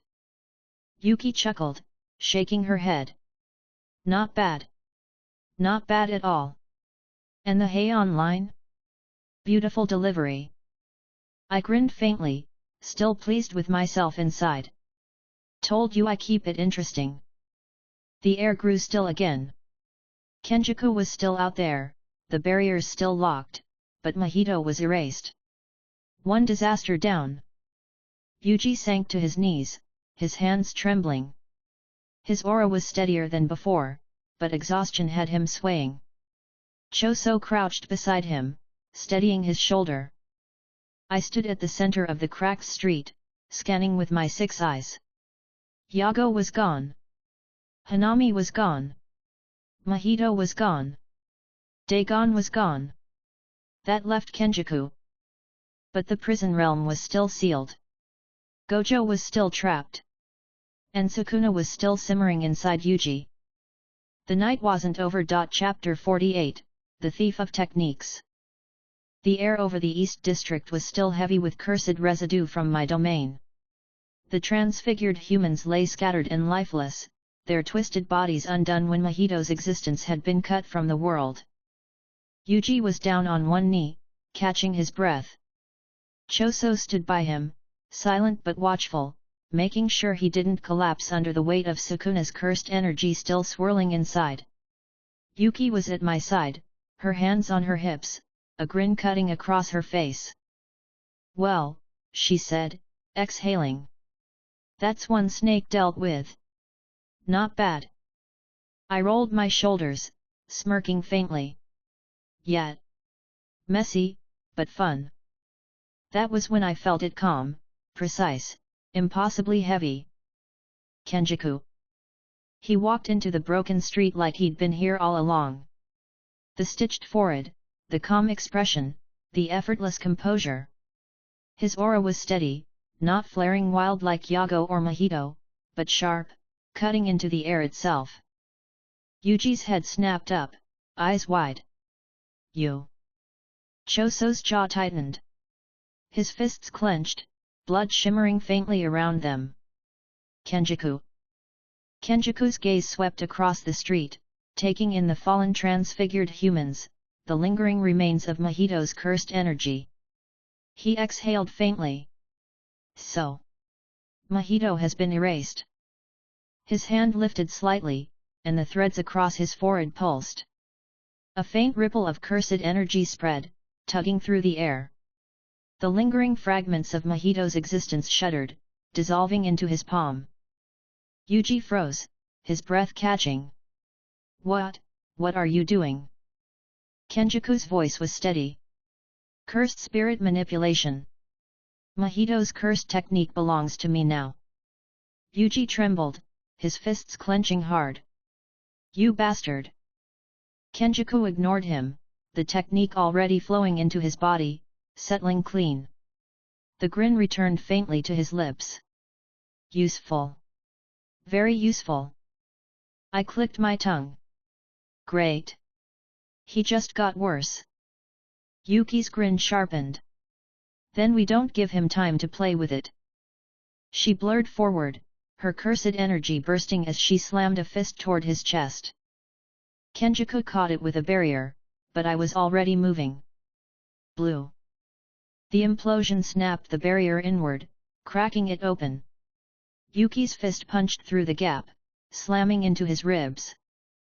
Kenjaku slid back, blood spraying faintly from his mouth. He steadied himself instantly, his gaze sharp. "Both of you again." I smirked, infinity humming tight. Round 2, Brain Boy. The clash erupted instantly. Kenjaku raised threads of barriers, layering them into shields and blades. Yuki hammered them down with raw strength, her fists glowing with cursed energy. I cut the seams with cleave, every slice unraveling his structure before it stabilized. He countered, cursed spirit manipulation activating. Mahito's technique rippled through the air, transfiguring one of the broken corpses into a warped monster. It screamed, charging toward us. Pathetic. I sliced it apart with a flick of my wrist, cleave erasing it instantly. Kenjaku's voice was steady. "Adaptation is endless. You cannot outlast me." "Who said anything about outlasting?" I raised my hand. Red. The blast roared forward, shattering 3 barriers at once and slamming into his side. He staggered, his arm snapping under the impact. Yuki followed, her fist hammering into his chest, throwing him through the wall of a building. The rebel collapsed over him. For a moment, silence. Then Kenjaku stepped out of the rubble, robes torn, blood dripping from his lip, his arm hanging limp. His stitched forehead pulsed faintly. But his eyes stayed calm. "You," he said quietly, locking eyes with me, "are not part of the path I built. That is, inconvenient." I smirked. "Good. Means I'm winning." Yuki laughed, cracking her knuckles. "He's rattled." Kenjaku's barriers flickered again, spreading outward. But his aura shifted lighter, thinner, already pulling away. "He's trying to run," I muttered. Yuki's grin sharpened. "Then we don't let him." We both lunged forward, fists and slashes tearing through the street. Kenjaku deflected, redirected, but every move was weaker, every counter tighter. His body was breaking down under the pressure. He flicked his hand, cursed energy surging. Threads lashed out, binding rubble into exploding traps. The blasts shook the street, sending dust and smoke into the air. When it cleared, his presence was already fading, retreating through a rift of barriers stretching across the city. "Coward," Yuki hissed. I lowered my hand, infinity fading. My smirk tugged at the edge of my mouth. "Nah. Strategist. But at least he's bleeding." Yuji staggered to his feet, his fists trembling. He took Mahito's technique." Choso steadied him, his voice low. "Yes. But he couldn't take victory." I turned to them, brushing dust from my jacket. "Doesn't matter. We'll kill him next time. For now, we regroup." Yuki grinned, nodding. "Next time, we don't let him breathe." My 6 eyes spread outward again. Kenjaku's cursed energy was already distant, scattered into the barriers across Shabuya. He was retreating, but not gone. The war was still alive, the district still burning. But Mahito was erased. Kenjaku was wounded. And Yuji was still standing. Chapter 49, The Wheel Turns. The night in Shabuya wasn't letting up. After Kenjaku fled with Mahito's technique, Yuki and I didn't waste time. We moved through the ruined streets together, clearing clusters of curses before they could tear apart more civilians. Yuji and Choso trailed behind, Yuji's steps uneven but stubborn, refusing to stop despite the weight on his body. Every few blocks, the 4 of us split up to cover more ground. Yuki hit hard, crushing grade 2s and weaker disasters with her raw strength. Choso's blood techniques cut through swarms of lingering curses. Yuji fought barehanded, bloodied but steady. I stepped through the heaviest groups, infinity humming, cleave and red sweeping them down in a matter of seconds. It was efficient. Shibuya's infestation thinned fast. But the cursed energy on the air wasn't fading. If anything, it was spiking. My 6 eyes picked it up first. Strong. Familiar. Megami. We sprinted toward it. The streets grew heavier with each step, cursed energy pressing thick enough that even Yuji staggered. Choso steadied him, and Yuki grimaced, muttering, "This feels bad." The source became clear when we reached a collapsed district. Rubble cracked under our feet, the ground torn open like something had carved through the buildings. At the center of it lay Megami's body, sprawled on the broken street, blood streaking his face. "Megami!" Yuji shouted, his voice breaking. Choso grabbed his arm before he rushed forward. "Wait!" Because above Megami's body, something else moved. The Shikigami loomed, massive and terrifying. A wheel spun endlessly behind it, its frame bristling with blades and cursed symbols. Mahoraga. The Shikigami's presence pressed down hard, heavier than anything else left in Shibuya. Its wheel turned slowly, clicking into place as its gaze fixed on us.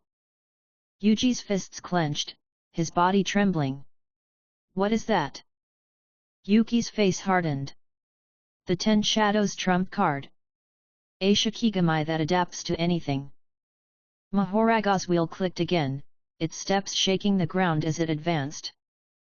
I exhaled, my smirk sharp despite the weight pressing on us. "Well, that explains the headache." I glanced at the others. "Stay back. This one's mine." Yuji looked at me, his fists trembling. "But Megami." I cut him off with a sharp tone. "If you go in half-baked, you'll die. Get him out when I open the gap." Choso nodded grimly. "We'll guard Megami. You handle that." Yuki grinned, cracking her knuckles. "Don't hog the fun too long." Mahoraga roared, its voice shaking the street. The wheel clicked, its cursed energy sharpening. I stepped forward, infinity tightening around me. "Let's dance." The first clash shook the district. Mahoraga swung its blade down, the impact carving a trench through the street. I raised my hand, red blasting upward, repulsing the strike and throwing the Shikigami back a step. The wheel clicked, adjusting instantly. It swung again, faster this time. Blue. The implosion caught its arm, dragging it inward, twisting the strike off course. But the wheel turned again, adapting instantly. Yuki muttered from behind me, "That's fast." I smirked faintly, my eyes tracking the cursed energy flow. "Good thing I'm faster." Cleave shimmered across my hand, slicing upward. The cut bit into Mahoraga's side, black blood spraying. It staggered, the wheel spinning faster, already adjusting to the slash. Yuji shouted, his voice sharp. "It's learning your moves." "I know," I called back, smirking. "That's the fun part." Mahoraga charged again, its blade slamming down. I sidestepped, infinity humming, slashing upward with another cleave. The wheel spun again, adapting, the cut leaving only a shallow mark this time. "Figures." The Shikigami roared, cursed energy surging. The wheel clicked faster, the sound echoing sharp. I exhaled slowly, raising both hands. "Fine. Let's try everything." Red roared outward, slamming into Mahoraga's chest. It staggered but held steady, the wheel already spinning, adapting. I followed instantly with blue, the implosion crushing its arm inward. The wheel clicked again, neutralizing the pull. It raised its blade high, preparing to slam down again. Hollow purple. The blast tore through the street, purple light splitting rubble and buildings as it smashed into Mahoraga's chest. Its roar shook the air, blood spraying as it staggered back. But the wheel spun again. "Adapting." Yuji's voice broke. "It even learns from that." Choso's tone was flat. Yes.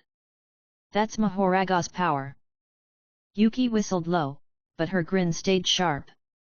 Guess that means you've gotta get creative. Mahoraga swung again, its blade crashing into infinity.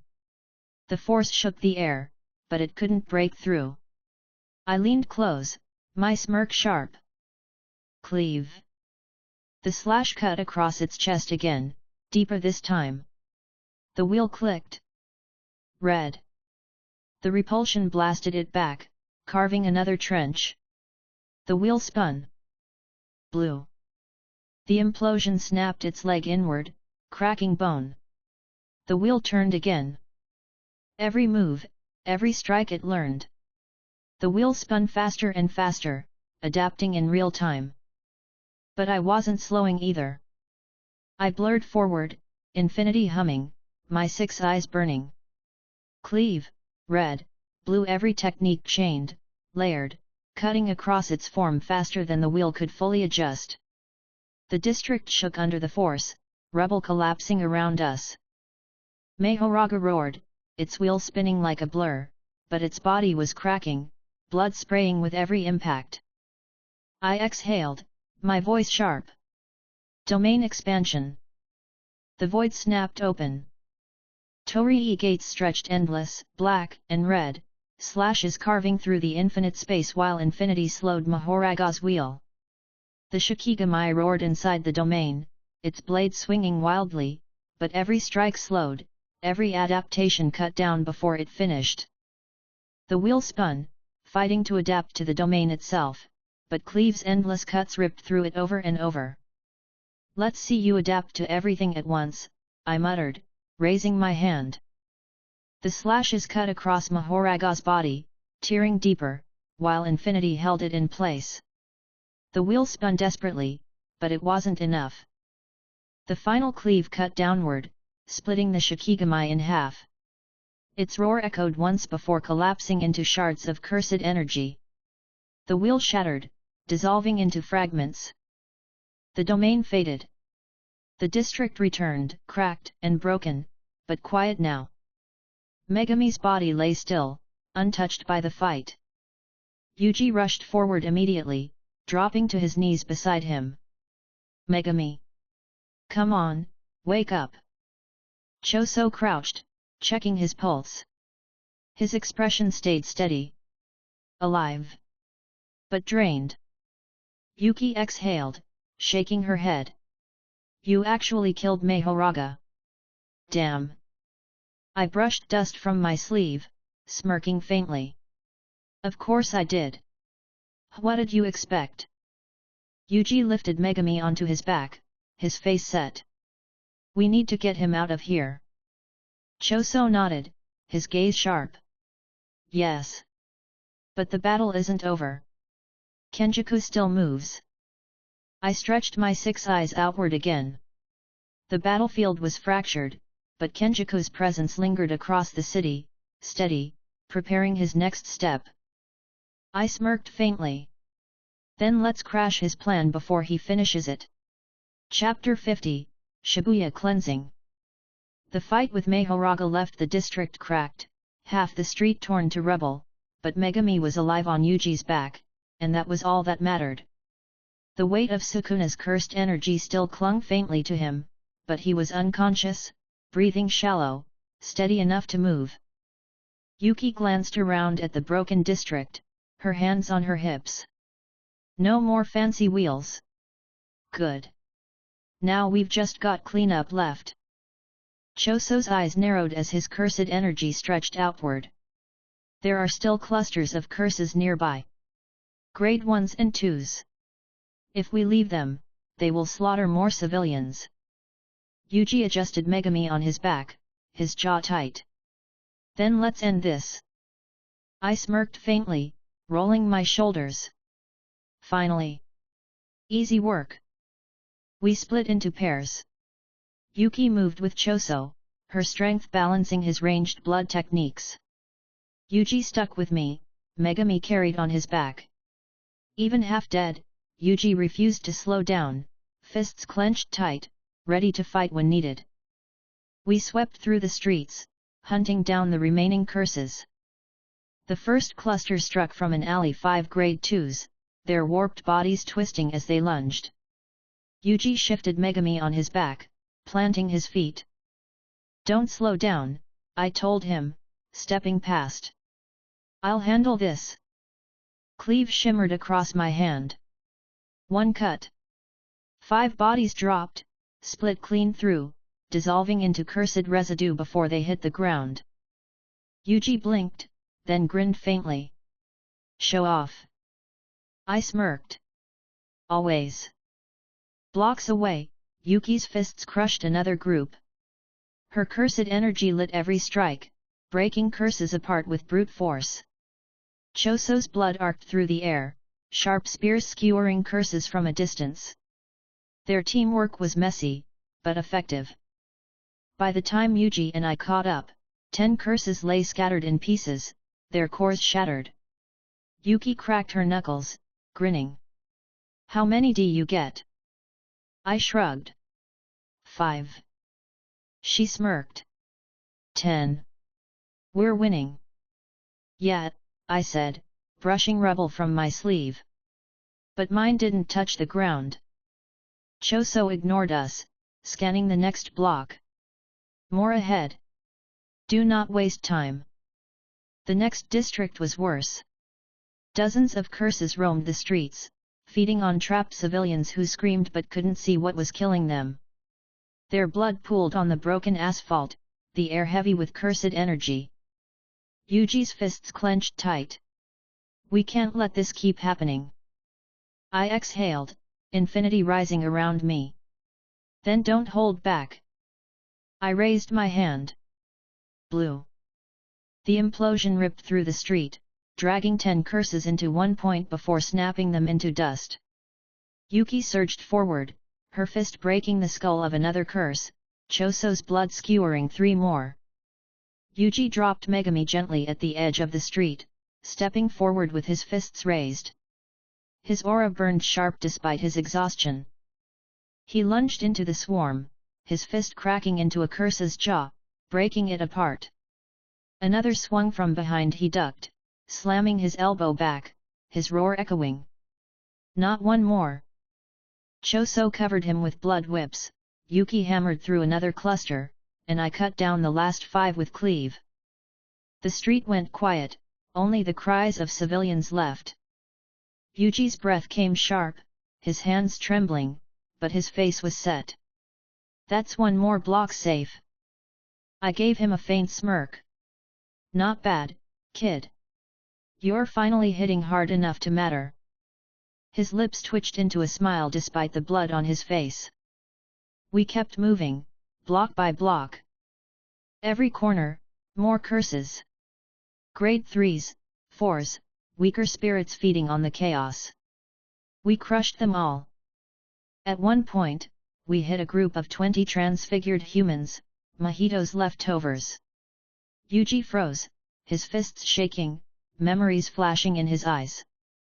I grabbed his shoulder. "Focus. They're just bodies now. Clean them up." He swallowed hard, then nodded. "Right."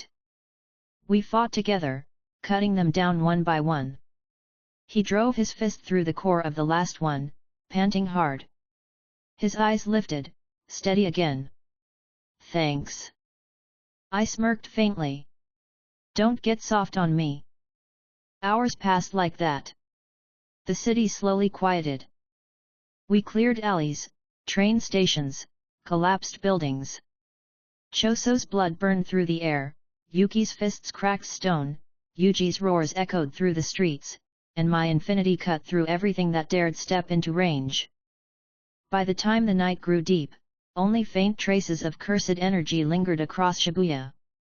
The barriers still locked the district, the prison realm still held Gojo, and Kenjaku was still out there. But the streets were clearer. Civilians were alive because of it. Megami stirred faintly on Yuji's back, groaning. He didn't wake, but his breathing steadied further.